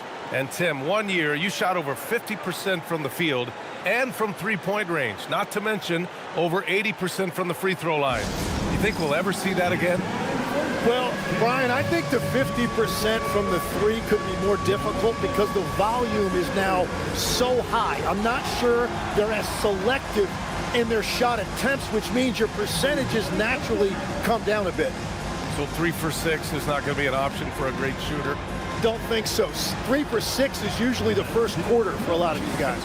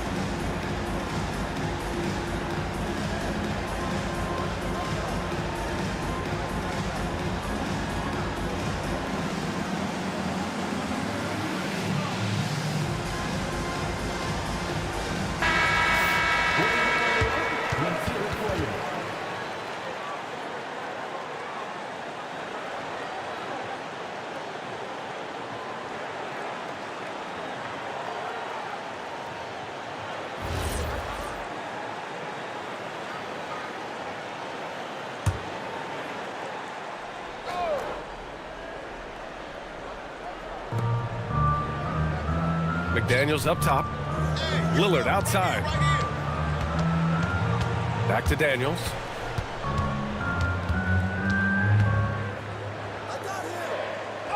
Basket's good. And the Bulls lead by 3. In a tight game, they wanted to make sure of that possession. Right side Levine. Back to Antetokounmpo. Wagner looking it over. Dort against Levine. Down to 5 on the shot clock. From about 19. And it's Wagner missing. Chicago leading by 3. And it's 6'10" with almost a 7.5-foot wingspan. Is Anthony Davis better at the 5 position, Tim? Well, B.A., he's versatile enough certainly to handle either spot, but he's made it clear he wants to play the 4. And given his injury history, I get where he's coming from. Davis. Antetokounmpo grabs the board. Heat trail by 3. Pass to Drummond. And it's blocked by Davis. That is textbook rim protection from Davis. Going after the ball without making contact on the shooter. And here's Dort, defended by Wagner. Three-pointer. Back to Dort. Pass to McDaniels. And it's good with time running down on the shot clock. McDaniels got 6 points. Miami has gone 4 of 8 from 3, a nice percentage. And here's a timeout from Eric Spoelstra now. He'll take the opportunity to regroup. It might not always show up on the stat sheet, but Lou Dort is one of the most feared defenders around, Legs. Well, he's built like a middle linebacker, and he brings a high level of physicality. B.A., there's a reason he's earned the nickname the Torture Chamber.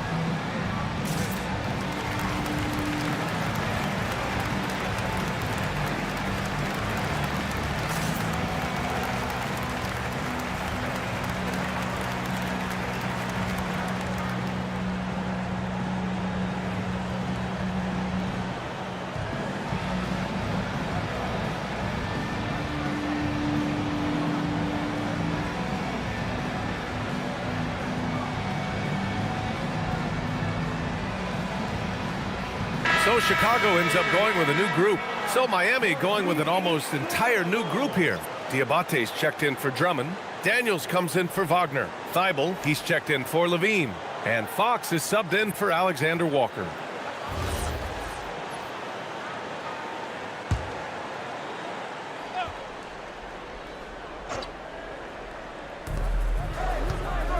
Pass to Antetokounmpo.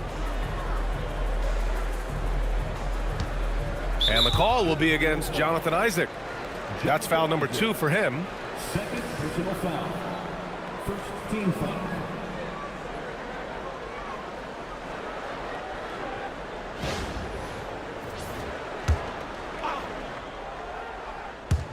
So it's Miami now, trailing by 5. Stolen by Ayton. Well read defensively. That window closed so fast. George passes to Isaac. Hey, from beyond the arc. Rebound Miami. Down low. To end the drought. Daniels, that one's true. And leaking out well in transition. I mean, I like seeing Daniels get rewarded for hustling. Ivy a screen on Fox. Westbrook against Fox. Fader on the way. Westbrook can't hit. And here's Antetokounmpo. He'll bring it up for the Miami Heat. It's a 3-point game. Outside Thibault for the tie. And Ayton pulls it down. Ayton's got 4 rebounds in the game. Here's Westbrook. And he got the whistle on the way up. So he'll be headed to the line for a pair.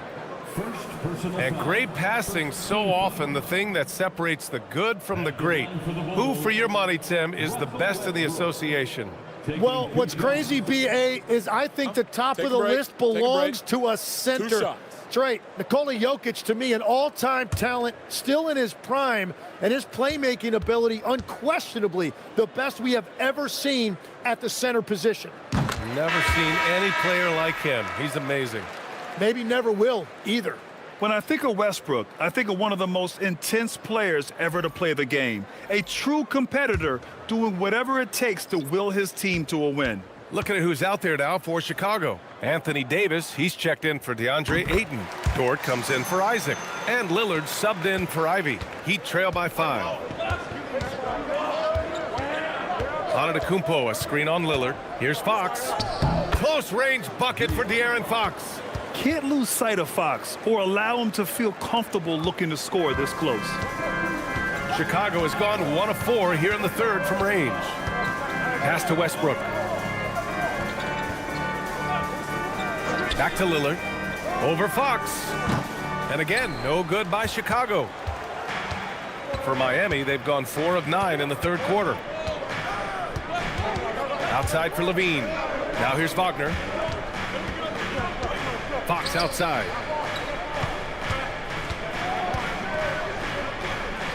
Uses the glass to finish the layup. And now just a 1-point Chicago lead. And guys, the way this defense is getting manhandled down low, you have to wonder if they're at 100% right now. Dort for 3. Pure from 3-point range. Dort's gotten himself going with a triple, his first basket of the game. Wagner with a screen on Lillard. Here's Fox. And Russell Westbrook pulls it down. Chicago leading by 4. Here's George. And he's going to the line for 2. The official saw contact while he was going up. It's going to be on Dyson Daniels. Well, you can't really overstate the impact that a guy like Paul George has on your team. Obviously, you know the offense is there, but his defense is still really important as well. Chicago shooting their 3rd and 4th free throw attempts of the game.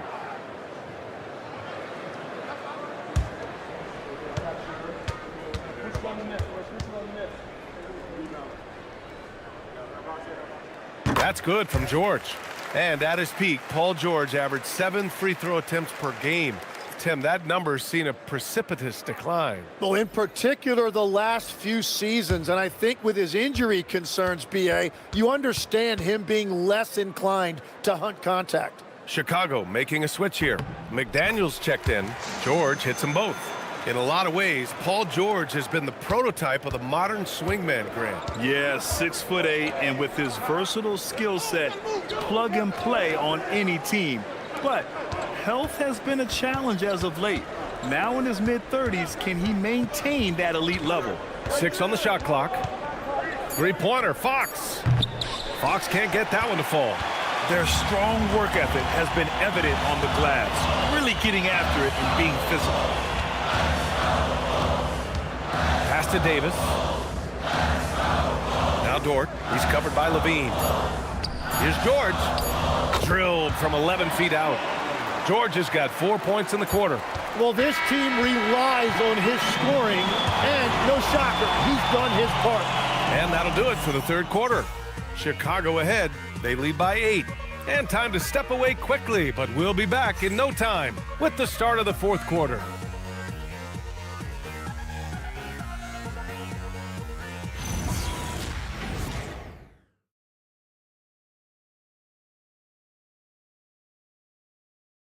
And meanwhile, Eric Spoelstra rallying the troops. Trust each other. Let's get that ball moving. Right? Ball moving. No holds. No holds. Right? Moving the ball is so important to Coach Spo. It helps make the offense run smoothly. When you move the ball, more scoring opportunities open up. Fourth quarter action is upon us. Thanks as always for joining us. And let's take a look at Miami. They've got Andre Drummond, Zach LaVine out there with De'Aaron Fox. Then it's Giannis Antetokounmpo, and it's Daniels in at the 3.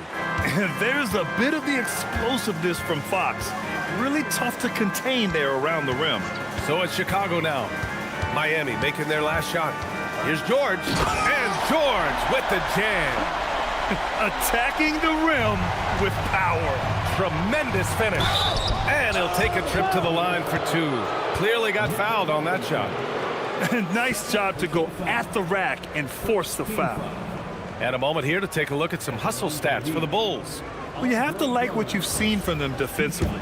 They've done well contesting shots and have managed to come away with some blocks too. I've been really impressed with how intense their defense has been.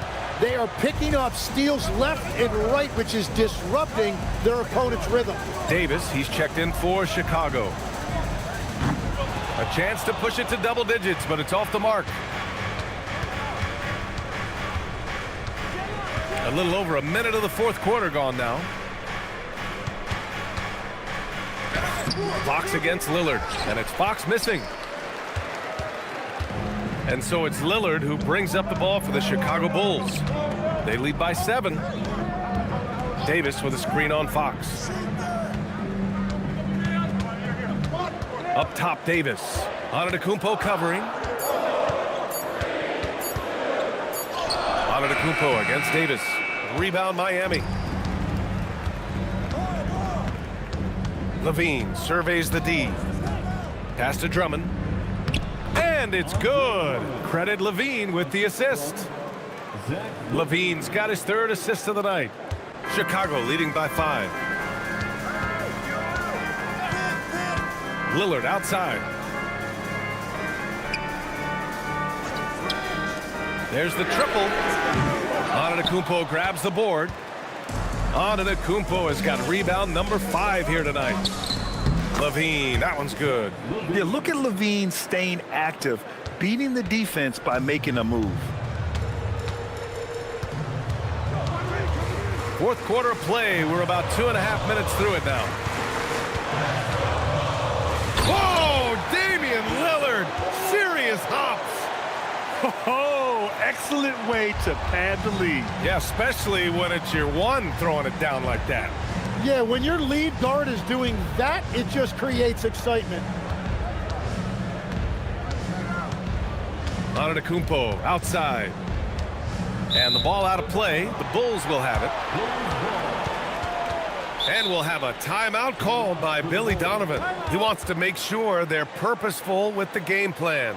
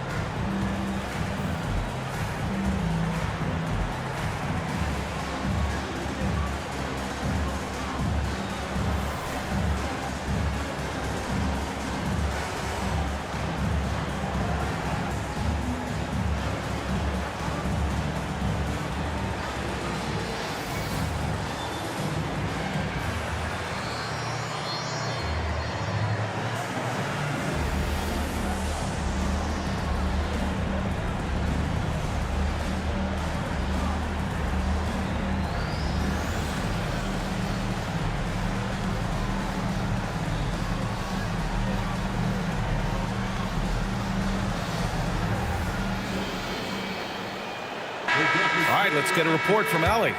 Hey guys, Billy Donovan was just reviewing the plan with his team. He told his guys, quote, "Do not get complacent. No coasting to the finish line here.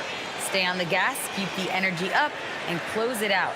Coach doesn't just want them to hang on to this lead. He wants them to extend it." Allie, thank you. Lillard outside. Launches a three. Rebound Miami. Antetokounmpo has got 6 rebounds now in the game. Levine with it. Oh, Levine converts in close. Proving once again, Levine is not all dunks and threes. Lillard against Fox. Davis from long range. Drummond grabs the miss. Heat trail by 3. Levine passes to Drummond. Robinson with the block. And it's out of bounds. The Heat able to retain possession here. It's time to take a glance again at that superb block. Yeah, just some terrific effort there. And you know the whole team will get an energy boost off a block like that one.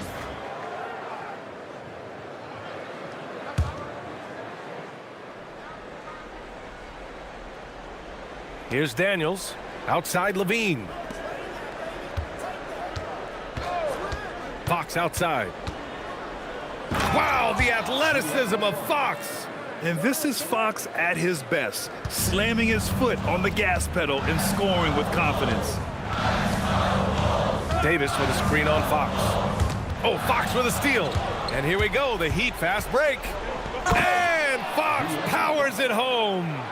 Oh, this one has turned into an absolute nail-biter. Yeah, at this point, you almost expect it to come down to the last possession. Davis with a screen on Fox. Right side Davis. Rebound Miami. Nothing going his way this quarter offensively. Time to recalibrate. Antetokounmpo up top. Here's Fox. Again, the miss by Fox. Chicago has got nothing to fall from outside the arc here in the 4th. 0 for 4. Pass to Davis. Here's Lillard from deep. He drops it from range. Yeah, 3 triples already for him. That's his 2nd of the quarter. This could be a huge night for him. Miami trailing. And Eric Spoelstra decides to call timeout, looking to get everyone dialed in and engaged.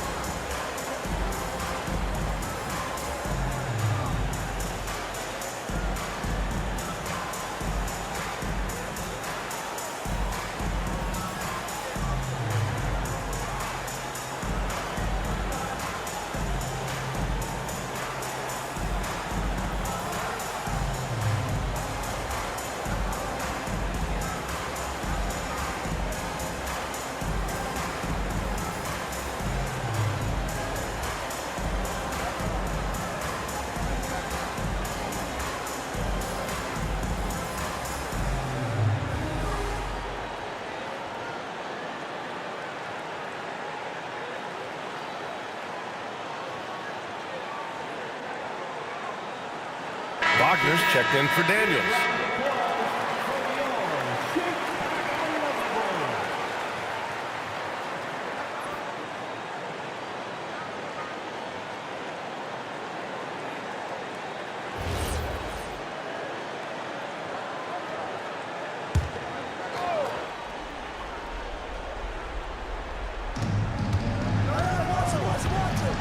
Now Antetokounmpo.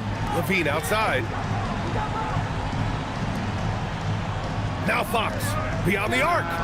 Fox, that smooth lefty shot.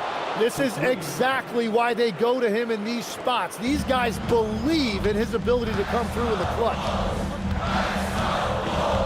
Outside Davis for 3.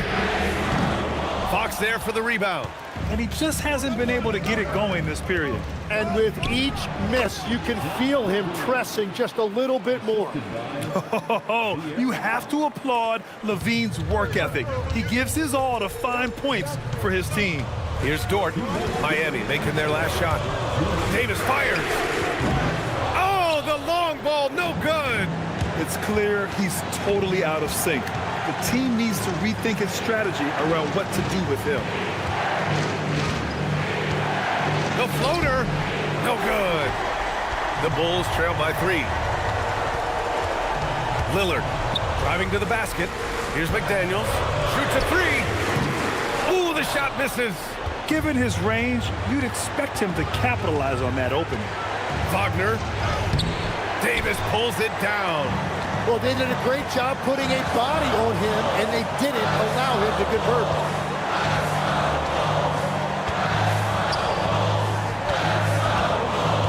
Tries it from 7.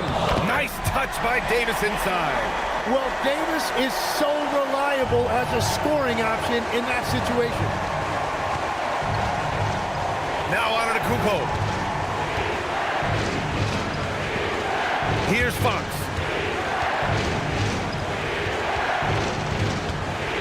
Just 5 to shoot. Now that's one to remember. What an impact on the game. What a big-time shot. Those are the moments you dream about as a kid. And timeout is called by Billy Donovan. And a great call on his part. This is the time you want to be in sync right here.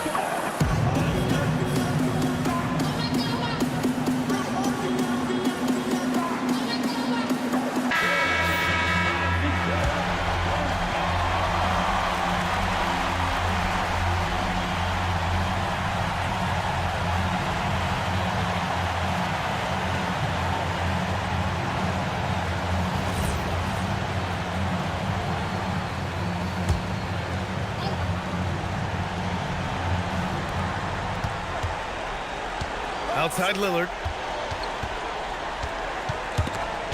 It's stolen by Drummond. 2-on-1 as they jump out on the break. Levine. No good from 3. And this is so critical. They now have to score every trip up the floor. Well, they're in a tough spot now. They need points and stops. And so it's Eric Spoelstra with the timeout here. The pressure is on, and he's got a plan to share with his guys.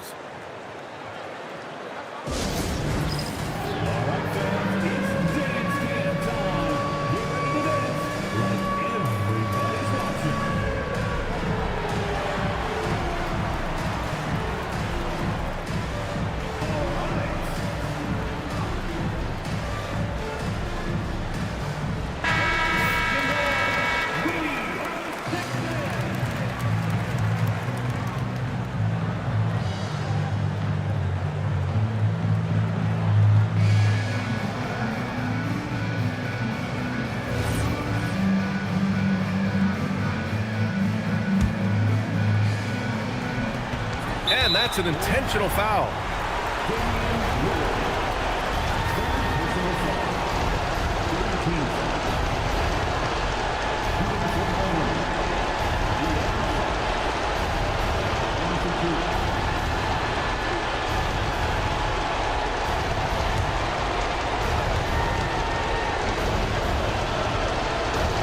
And he cannot get the first one to drop. Tough one to miss.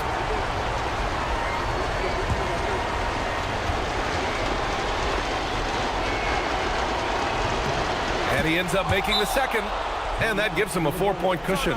And timeout is called by Billy Donovan. There is a lot on the line, and he is determined to make sure everyone's on the same page.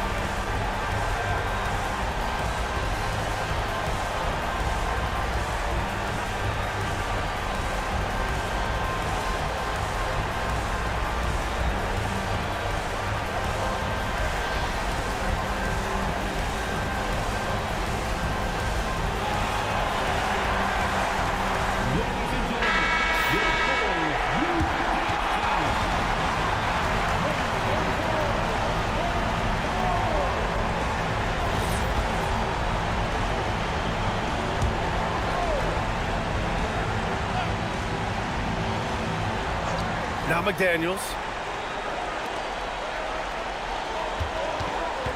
19 seconds left to play in the fourth quarter of this one. Now Lillard. George! McDaniels outside. The triple drops. What a beautiful look. Attacking the defense and then kicking it outside. And there's the intentional foul. No choice but to stop the clock here. Yeah, just trying to keep this game alive. Not a bad foul right there.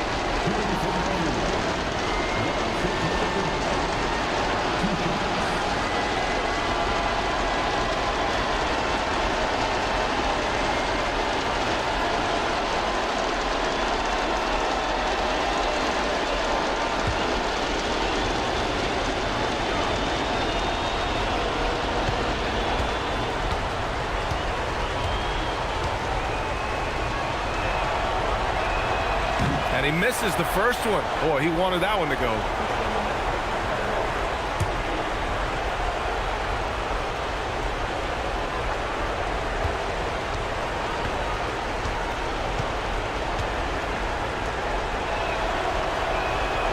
And he does get the second one. And that'll put him up 2. Here's Lillard. For the win. He's off from 3. So it's the Heat taking the W at a close one. With the late victory, they upset plenty of these hometown fans. They really should take this win to heart.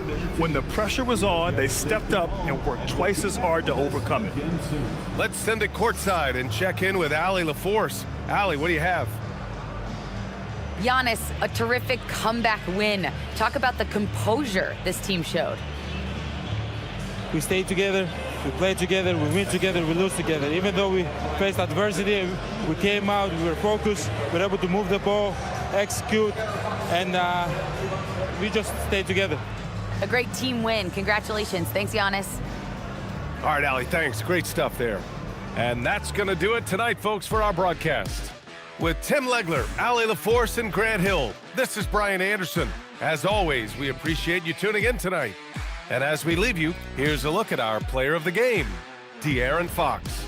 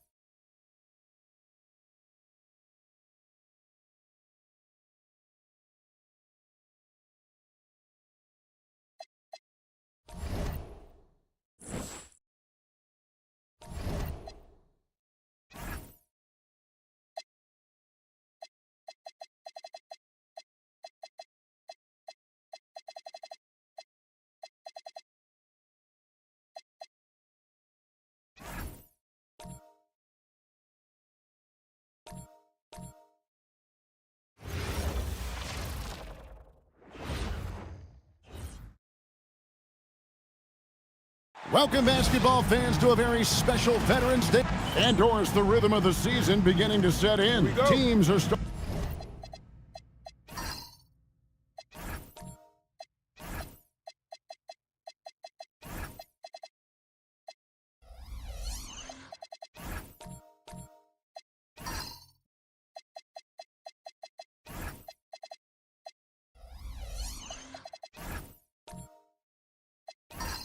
starting to establish their identity. They're also starting to understand, all right, these are our rotations. The players are now establishing their roles. You are definitely starting to see teams not only hone into their approach, but refine their approach. And a look at the starters for the Cavaliers. Luke Kennard out there with ball, and it's LeBron James. Then there's Edey, and it's Thompson in at the 3. Indiana moving it around. Pass to Portis. 6 to shoot. For 3, Holmgren. Good for the basket. Starting off 1 for 1 with that shot. And playing up tempo, pro-level ball can be hard for some guys, but Holmgren has easily made the transition. Now here's Ball. 11 points last game. Edey with a screen for James. To the paint. It's tipped and stolen by Portis. Thompson against Johnson. Pass to Portis. Holmgren outside. And Indiana, another 3. And with that threat of the outside jumper, Holmgren generates space for this offense. Here's Ball.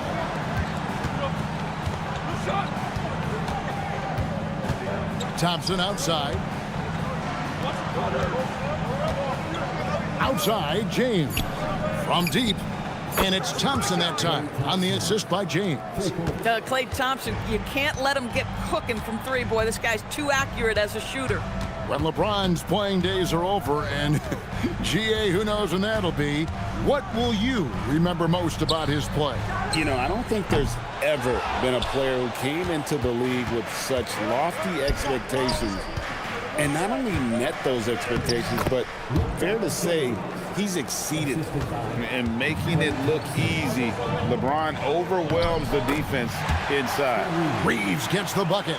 Just setting the tone with an aggressive move to the rack. And where's the help defensively? To me, that's a complete lack of communication on that side of the ball.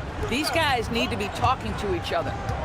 Now here's James, hoping to put that miserable performance against Miami behind him tonight. LeBron James always ready to sacrifice for the play, absorbs the contact, draws the foul, gets the shot off. The Cavaliers shooting their first free throws of the game.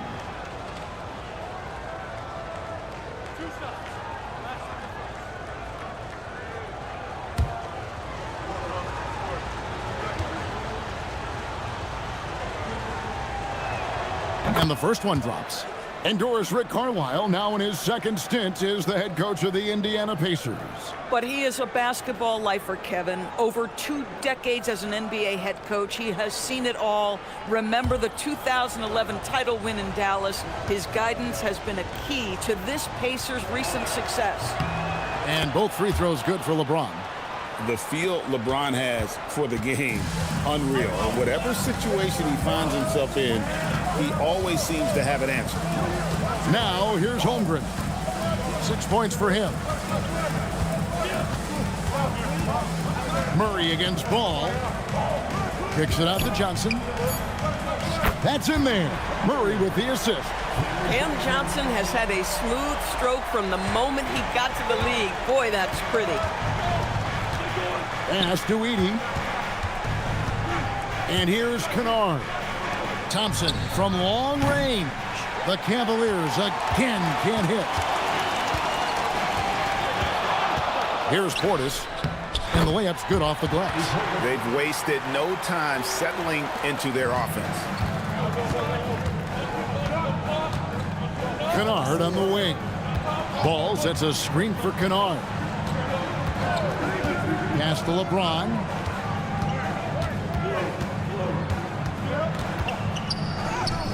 Good D by Holmgren.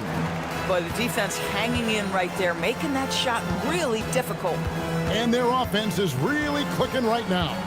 Playing with a lot of energy and really taking it to the defense. Here's Murray up on top. He's covered by Ball. Nice shot by Portis. And they've scored several times already here in the first quarter on the inside. The Cavaliers trail by 8. Guys, they're looking for a way to score here. Yeah, they've had a tough time taking the lid off. To end the run, and James with the layup. James has got his second bucket of the night. As he's gotten older, LeBron has changed his body, relying a little more on that power. And so the timeout here taken by Rick Carlisle. Coach is going to talk some things over with the team. Might be seeing something to adjust.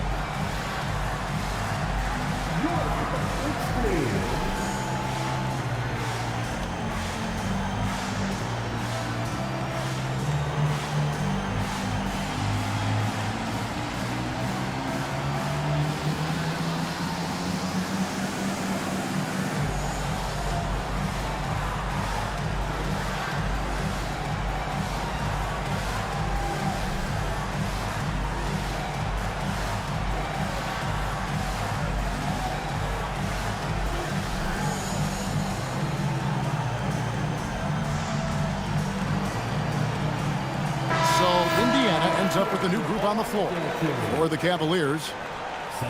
And we've got a moment now to look at the highest scoring teams in the NBA from last season.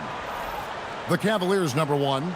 Yeah, number 1 in the league in terms of points per game a season ago. They play as a team, just really unselfish in terms of their brand of basketball. Now here's Williams. Powell outside. Williams, a screen on Hield. And it's Williams throwing it down. Well, using the play to move the defense to his team's advantage. Go ahead, Norman Powell. Pretty pass.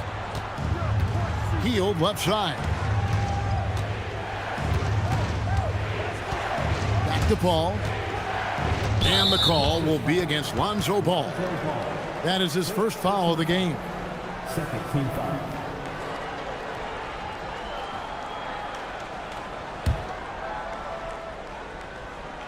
Here is Paul.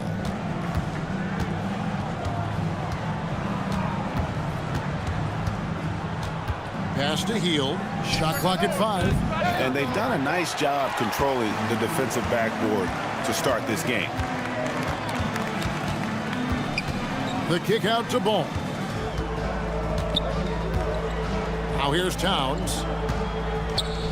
Now Kamara.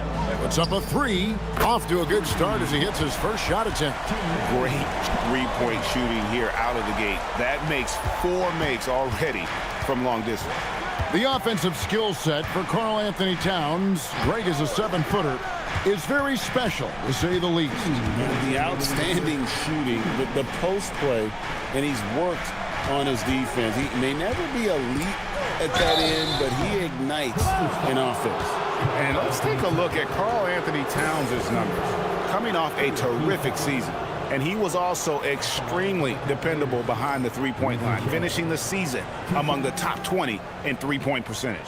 And looking back at last season, his complete dominance on the boards to rank number 2 overall. Absolutely remarkable.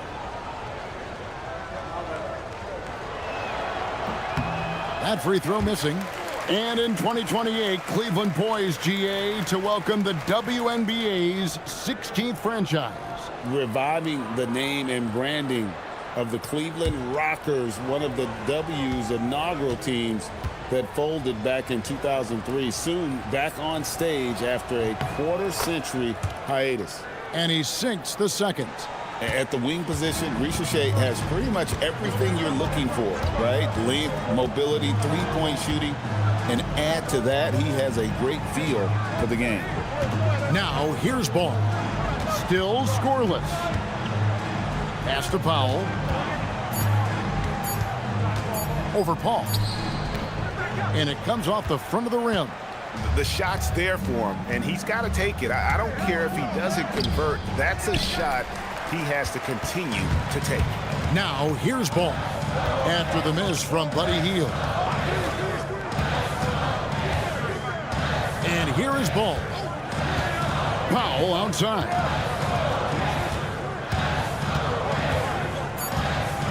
Indiana needs to get a shot off. Kamare misses. The Cavaliers trail by 10. Pass to Ball. Here's Paul. He's covered by Ball. Paul passes to Hield. Paul against Ball. The Cavaliers again can't hit. Indiana leading by 10. And contact on the shot, so he'll be shooting free throws here. Yeah, and Ball's size makes him a difficult guy to guard. He uses it well to pick up fouls while shooting.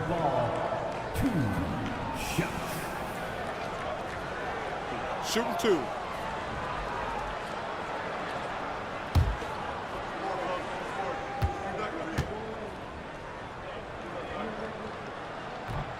And that one misses.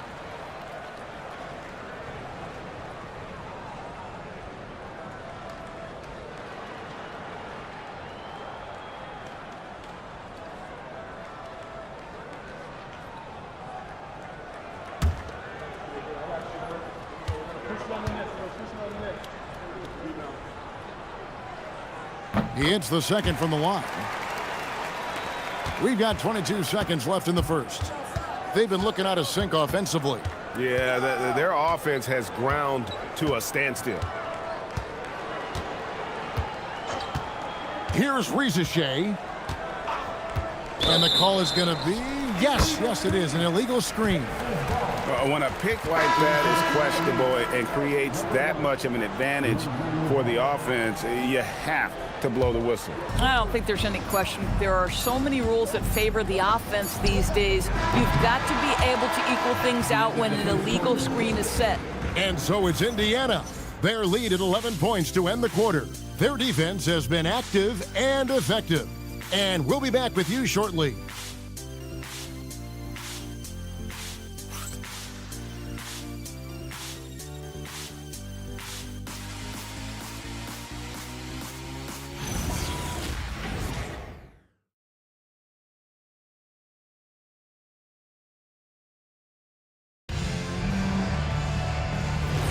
And if you're just tuning in, we've got a wide margin on the scoreboard, but plenty of time left for a comeback. And a closer look here at the scoring breakdown for the Pacers. Well, they haven't wasted any time getting into a groove from deep, putting up and hitting a healthy amount of three-pointers thus far. Yeah, and in addition, their ball movement has really unleashed their offense. Boy, they've been fun to watch. And so in the game for the Cavaliers, Jordan is out there with LeBron James. Then it's Luke Kennard. And there's Klay Thompson. And it's Ball in at the point. And Thompson kicks to LeBron. Outside, Ball. There's the screen. His three-pointers off the mark. Pacers leading by 11. Powell feeling it out a bit. And one way players look to expand their game, adding counter moves to keep defenders off balance. Greg, what was something you added that really gave defenders pause? You know, the snatch back pull up, you know, using your speed to kind of get the defender going downhill, and then you slam on the brakes and just create that separation to then go into attack mode. A minute and a half gone here in the second quarter. Reeves outside. Murray finds Towns. Shoots from the baseline. LeBron grabs the miss. Boy, defense has to feel fortunate there. That's one he normally knocks down. And Ball slams it in. This is how you finish in transition. LaMelo Ball being rewarded for the hustle. Reeves the pass to Murray. That's in for the first basket of the game after 3 attempts. Unwilling to let up even for a moment. That's his killer instinct, just fanning the flame. One thing I enjoy is watching players who don't pay attention to the score. You lock in on the moment and play the right way. Pass to Powell. Back to Reeves. Some nice passing here by Indiana. Murray, no good. No doubt it's been a bit of a struggle for him here in this quarter in terms of scoring. And they double up James. And the officials call him for a 3-second violation.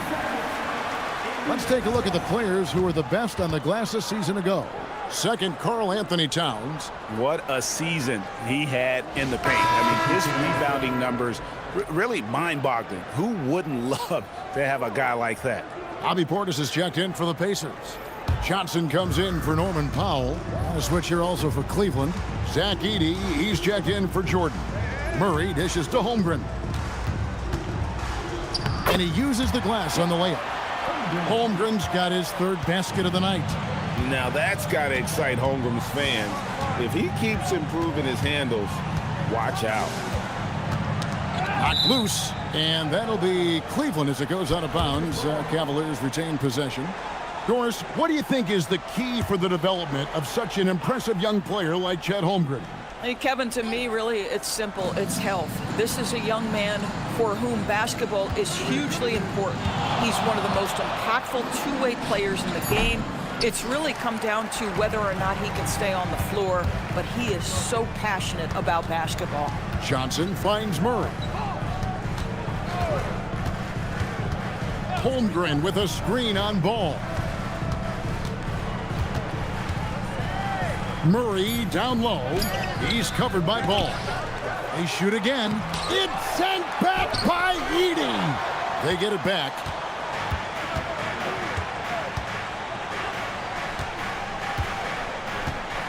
Outside, Ball. Jacks up a 3. No good. He's off to a slow start. 1 for 4 so far. And here's Johnson outside. That's in there. Murray with the assist. Murray's got 3 assists in the game. Guys, they're looking for a spark here. Yeah, a cold stretch offensively for sure. Edey with a screen on Murray. Ball with a wide open look. And he didn't get quite enough under that one. And he's been way off the mark this quarter. It's been ugly. Johnson kicks to Holmgren. Johnson with a screen on Edey. Holmgren gets the bucket. Yeah, first quarter he's dropped 2 threes. Now he has another to his credit. And timeout call by Kenny Atkinson. He's going to take this chance to talk to his guys. They're moving on after the tough loss they took at the hands of Miami. Yeah, I mean, they battled, but at some point the game got completely away from them, and they just could not get back on track. We know they're capable of a much better game than they played. They know it, we know it. Let's see if it affects their confidence.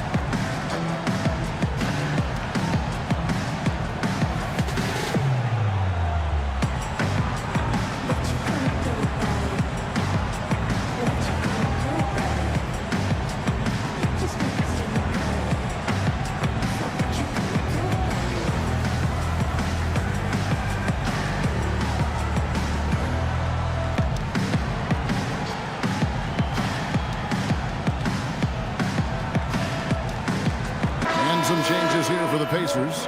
Robert Williams, he's checked in for Chet Holmgren. Toumani Camara comes in for Austin Reeves. And it's Lonzo Ball in for Murray. And the Cavaliers will go with a different look here. Bull He's checked in for James. Reza Shea is coming in for Thompson. On a Hield, he's checked in for Luke Kennard. And Paul subbed in for Ball. Al Paul. Scoreless thus far. Pass to Reza Shea. Back to Hield, trying to end the drought. It's rebounded by Indiana. And they've got a big lead, not just on the scoreboard, but really in the rebounding numbers as well. And Portis throws it down. Getting it done on both ends, and it shows up in the score. Well, what I love is the energy they're bringing right now. They're ignoring the scoreboard and playing hard. Edey finds Paul. Reza Shea with it. This one for three. Johnson with the rebound. No matter what looks they get, they just can't convert to stop this run.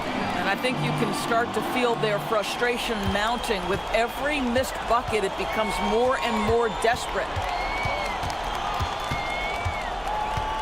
Paul looking around. Inside, and stolen by Portis. Johnson at the elbow, and the basket is good. Johnson's got 8 points. Oh, great ball movement there. There's 1:54 left to play in the first half. And the Cavaliers' Kenny Atkinson. Doris winning the NBA Coach of the Year in 2025. And this was just an incredible honor for Kenny, who, of course, longtime record as an assistant coach, great player development coach, joined Steve Kerr for a time and says that experience helped take his coaching to another level. That has manifested in Cleveland.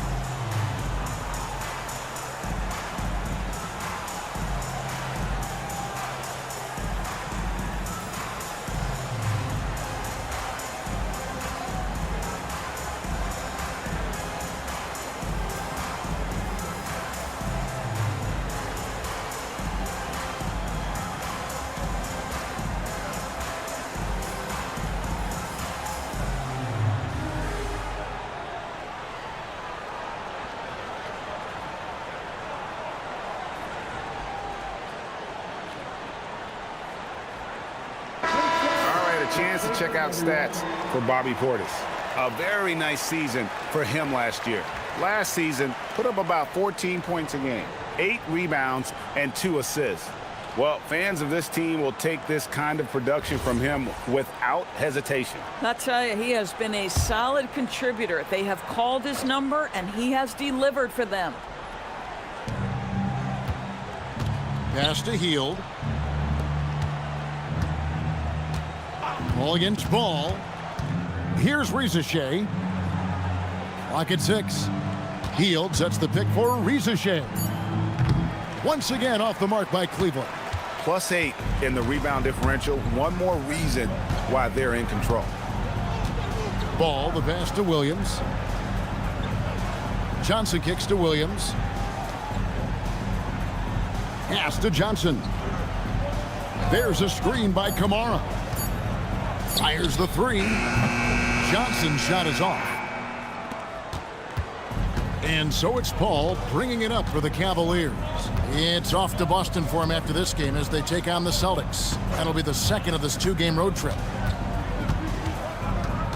Hield outside. Cleveland needs to get a shot off here. And it's Reza Shea missing. If you're a defender, your job is to make life hard on an excellent shooter. Great defense there. Portis a screen on Hield. Johnson for 3. The Cavaliers pull it in. This game against Indiana, the first time they've met this year. Yeah, plenty of familiarity in this matchup. Last season, they were knocked out of the playoffs by this club. The shot and game clock separated by 4. Reza Shea with it. Kamara on him. 3-pointer Hield. And so it's Indiana holding a very comfortable 25-point lead as the quarter comes to a close. They've been playing some inspired defense, giving up very few easy points. Now let's check in with Allie LaForce on the sideline. What do you have for us, Allie? Well, I'm here with Coach Rick Carlisle. A hot start. Coach, what did you like about this team's execution offensively? We were making some shots. We moved the ball well at times. We've got to be careful about having the ball stick when they're doing their switching. Good luck with the ball movement in the second half. Thanks, Coach. All right, Allie, thank you. And folks, we'll be back with you right after this halftime break.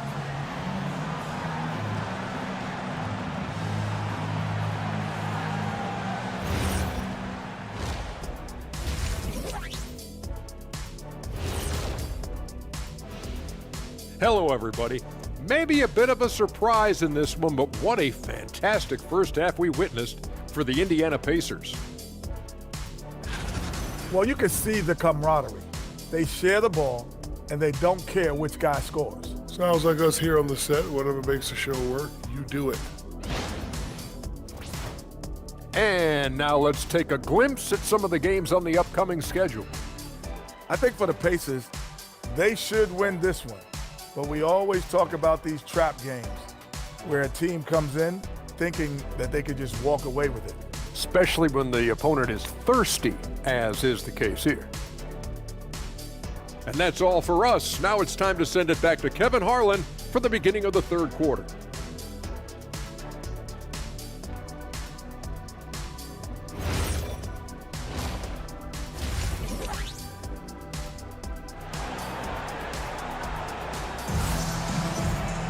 And after a very lopsided first half, we'll see if things play out a little more evenly here in the second.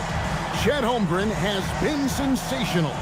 Man, he's been running wild on him through that first half. Absolute dynamite on offense. Boy, he has been shouldering the load. Aggressive, skilled, talented, and thus far, unstoppable.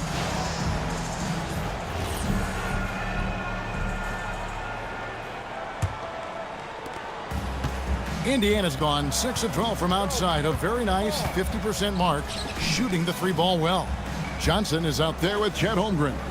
Then there's Bobby Portis. Then there's Murray, and it's Reeves in at the 2. So that's who Rick Carlisle starts the second half with.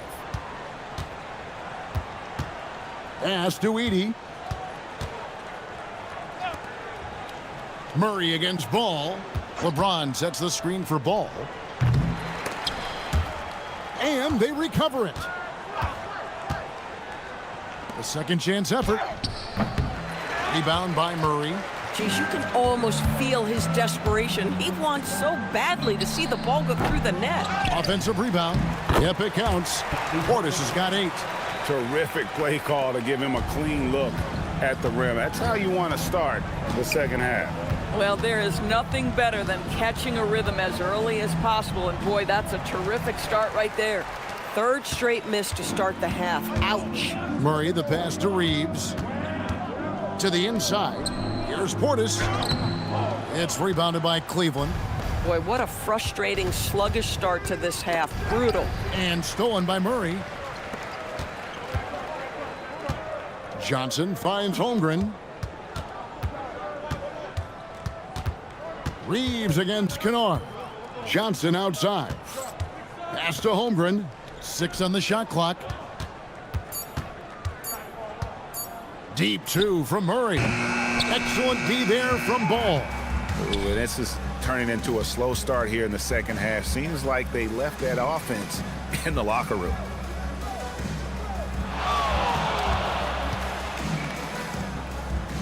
Now here's James. Defended by Holmgren.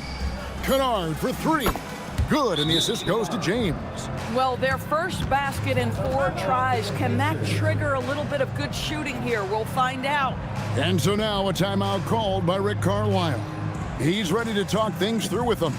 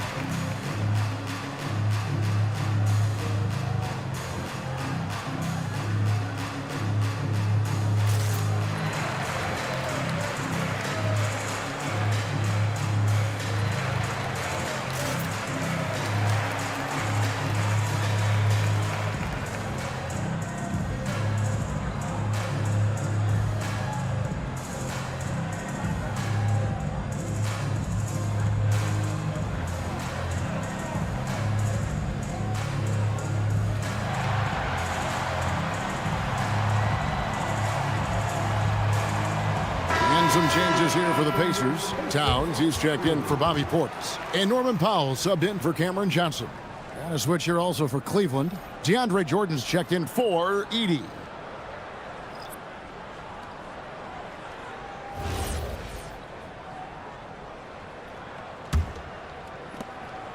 And so Powell will bring it up for Indiana. Since the second half started, they've only given up 3 points. Off the mark there with the three-point shot. Cleveland's gone 1 of 2 from beyond the arc since coming out of the break. And one of the many challenges for a small market team like the Pacers, Greg, going up against that luxury tax. And they've avoided carrying a payroll that would incur the tax. But right when they said they were planning to do just that, the Bucks stunned everyone with the maneuver to secure Pacers center Miles Turner and perhaps let him off the hook. Down low, Holmgren. That's in there. Murray with the assist. Murray's got 4 assists in the game. Ball kicks to LeBron. Reeves against Kennard. Pass to Jordan. Cleveland moving the ball around. 5 on the clock. Over Holmgren. James misses. For Indiana, they've gone 2 of 7 from the field in the third. That leaves room for improvements here. Holmgren gets the bucket. Well, dependability, right? That is not wasting possessions. This is all about taking and making good shots. Pass to LeBron.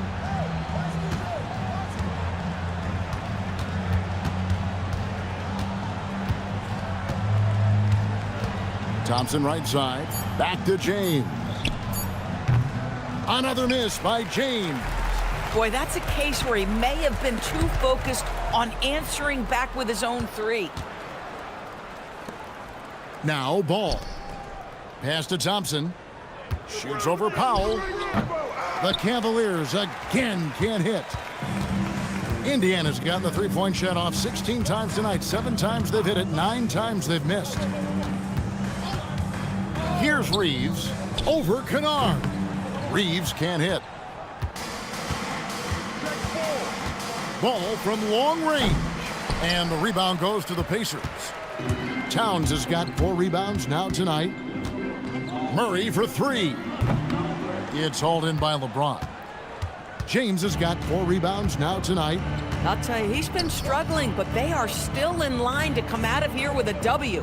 We're now joined by our sideline reporter, Allie LaForce. Allie, it's all yours. Hey, Chet Holmgren talked about how he succeeds in spite of his slender frame. He said, you can't be afraid of contact. I'll continue to use my strengths out there, my length, being slippery, playing hard, and try to get better at my weaknesses, too, throughout my career. That will leave me in a good spot. Kevin? The sky's the limit for him. Okay, thank you, Allie. And there have been some terrible shot choices here, Kev. That's not a good look at all. Reeves the pass to Powell. And there's the foul. It's on Towns. That's foul number 2 for him. Some changes for Indiana. Toumani Camara comes in for Chet Holmgren. And Ball subbed in for Jamal Murray. Cleveland also making some changes. Ball, he's checked in for James. And Zachary Rieseshay is subbed in for Thompson. Timeout called the Cavaliers.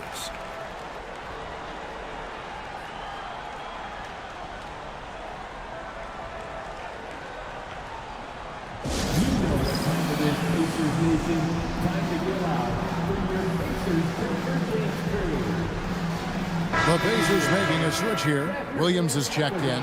Cleveland also making some changes. Buddy Hield comes in for Luke Kennard. And Chris Paul subbed in for Ball.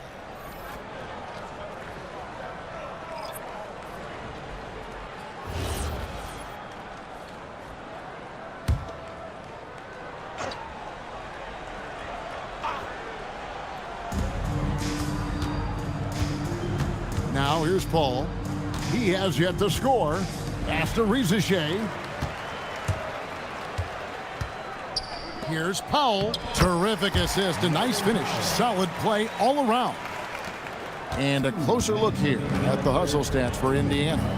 They have been a wrecking ball defensively, coming up with steals, being active with their hands, and just doing a terrific job of disrupting the rhythm. And you also have to love the way they've gotten out and run in transition. A ton of good chances tonight simply from being willing to run the floor.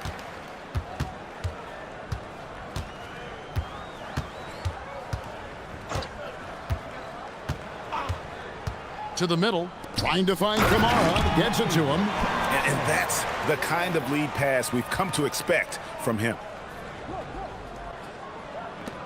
1:16 left in the third quarter of the game. Pass to Rizachet. Jordan sets the pick for Rizachet. And Cleveland with another turnover here. And here's a look at the stats for Lonzo Ball. How he did last season. He was around 7 points per, 3 assists, and 3 rebounds. I mean, the numbers aren't bad on their own, but he knows that he can help this team in a bigger way. And sometimes it comes down to the flow of the offense. One night it's your night, another night perhaps it's somebody else's. Cameron Johnson's checked in for Norman Powell. Edey's checked in for Cleveland. Towns with the bucket. What I like here, even with the big lead, they continue to execute their offense. And that, to me, is a sign of excellent coaching. There's an attention to detail. There is valuing of every possession. Edey with a screen for Rizachet. And another miss by Cleveland. They've shown some strength in the paint today. Their work on the boards has been impressive. And the shot goes in. And not hard to see why they are giving up points on this run. Just too many good looks from in close. Johnson against Hield. Pass to Edey. Here's Rizachet. Shot clock at 6. In the corner, Bull with it. Hield from outside. Rebound by Williams. Williams has got his 7th rebound of the game with that last one. And Ball puts up a deep 3. And so it's the Indiana Pacers going to the break, holding an enormous 36-point lead. Their defensive mindset clearly focused on clamping down on LeBron James, and their game plan is working. We'll return shortly.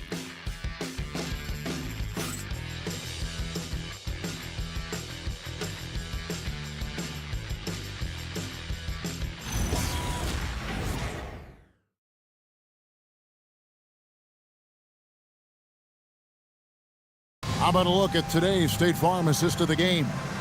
And he may not be known as a pass-first guy playing out of the 2-guard spot, but he shows here that he can dole out an assist or two when he needs to. Well, having multiple playmakers on the floor makes you a much tougher team to defend. And there have been 2 very different performances from these teams today as we get going in quarter number 4. So with James on the bench, this is who Kenny Atkinson has out there. Trey Mann is out there with Hield. And then there's Zachary Rizachet. Then it's Bull. And it's Tomlin in at the power forward. Here's Ball. Outside Jackson. Williams, a screen on Hield. There's Jackson with the 3. He's off on that one. And here's Cleveland. Pass to Hield. To the paint. And the dunk by Ball. That's just too easy for Ball. Once he gets the right position, his focus there is on the finish. Williams dishes the ball. Back to Williams. Shooting foul as the whistle blows. He'll shoot 2 free throws. First team foul. And they say in today's game, Doris, no lead is safe, and that's especially true when you're playing the Pacers. The comeback kings we saw in last year's playoffs, Kevin. They conjured up some of the most remarkable turnarounds in NBA history and the most unprecedented run of game-winning shots we've ever seen. The first free throw is good. Hey, Doris, were you surprised by the success the Cavaliers had last season? Well, Kev, I certainly expected them to be a terrific basketball team, but that win total was completely striking.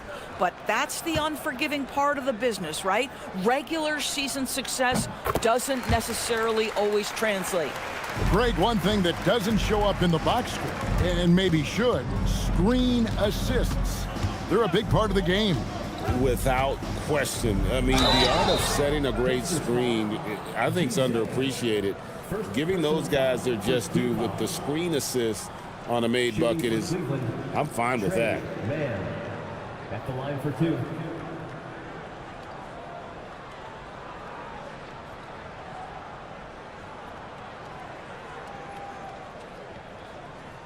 Shooting two.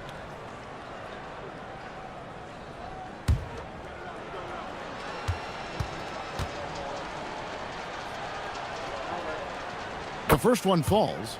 I think when you think about the young man, Trey Man, it's that he brings such a high motor. You never have to wind him up. Believe it or not, such a valuable attribute. And that's good as he hits both of his shots. And it's McConnell with the ball. He'll bring it up for the Pacers. Next game for him, they'll take on the Raptors at Toronto. That will be a getaway game for them, a one-game road trip. Pass to Juzang. Kept alive by Indiana. Healed against Jackson. Clock at 6. McConnell scanning the floor. That one drops for him. McConnell's got his first bucket of the night. Well, the mid-range game is TJ's specialty. This guy navigates to that spot and knocks it in. Jordan finds Rizachet. Here's Mann. There's the pick. There's the 3. Rebound by Williams. Indiana's gotten off to an 0-for-2 start from downtown here in the fourth quarter. And McConnell gets it to go. Wow, McConnell with an inside finish. At his size, that's not easy. Healed the pass to Mann. For those just joining us, fourth quarter here. We're just over 2.5 minutes into it. The Pacers have gone 2 of 4 from the field since we started the final quarter of play. Now, here's McConnell, defended by Mann. And McConnell gets it to go. Big miscommunication on defense. He recognizes it and quickly takes advantage. And that's typical of this guy. He's always reading the situation, reacting quickly, and capitalizing. Mann can hit. For Indiana, they've gone 3 of 5 here in the fourth quarter. Pretty good numbers coming out of the break. McConnell passes to Potter. And here's Jackson. Driving the lane. And it's Rizachet with the rebound. Just tremendous defensive determination right there. Refuses to allow the easy 2. Healed outside. Jordan outside. Screen by Jordan. Here's Mann. The Cavaliers again can't hit. This is a quarter he'd rather forget. This guy just can't seem to get the lid off of that bucket. And here's McConnell. Here's Jackson. Off with the layup.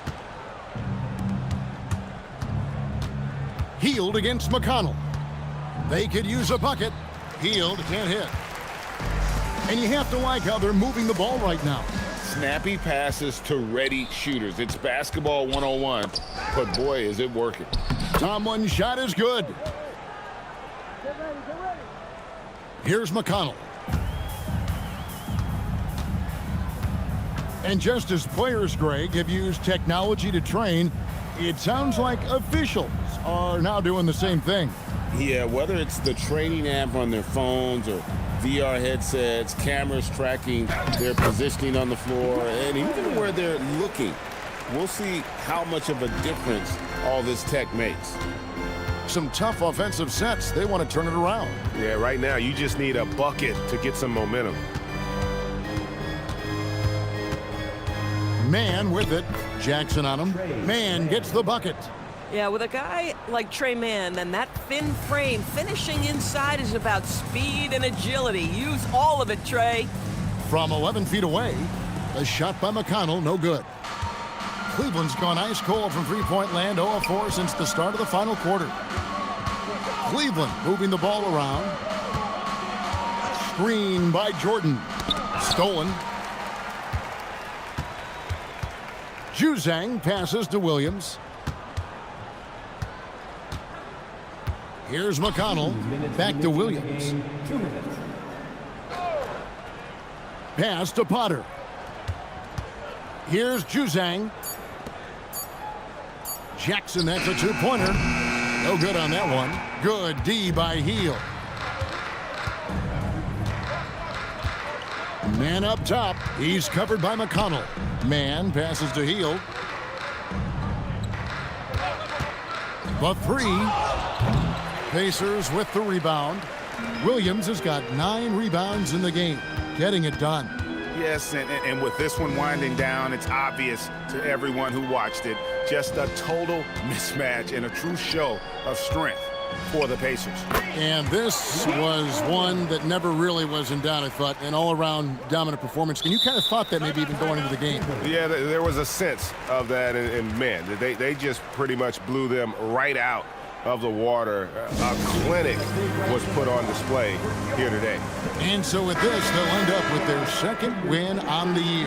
And we watched one guy all night long, guys, and look at the stats just confirms what a dominant game he had. What a night tonight it was for Chet Holmgren. Just an outpouring of points from him. Nobody could do much to keep him from dropping it in. Back to Bowl. Here's Risache. The Cavaliers again can't hit.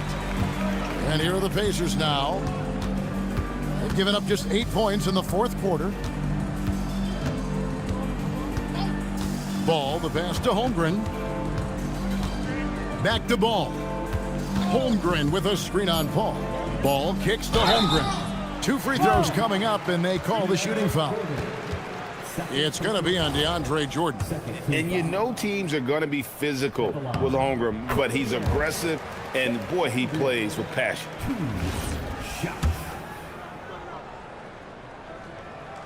And he can't hit the second. 3-second difference between shot clock and game clock. He takes it in, and Kennard wide open. He shoots. It's good from long range. Luke Kennard is known for his three-point shooting ability, big-time corner delivery. Outside Ball.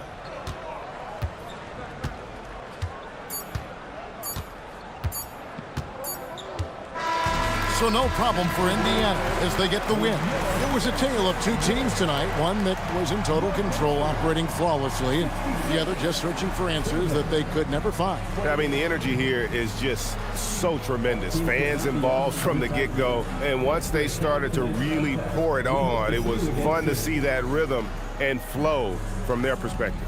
Thank you for joining us. That'll do it for now. For Greg Anthony, Doris Burke, Allie LaForce, and the rest of our terrific 2K crew, this is Kevin Harlan. Hope you enjoyed our broadcast. But as we go, let's take a look at our player of the game, Chet Holmgren.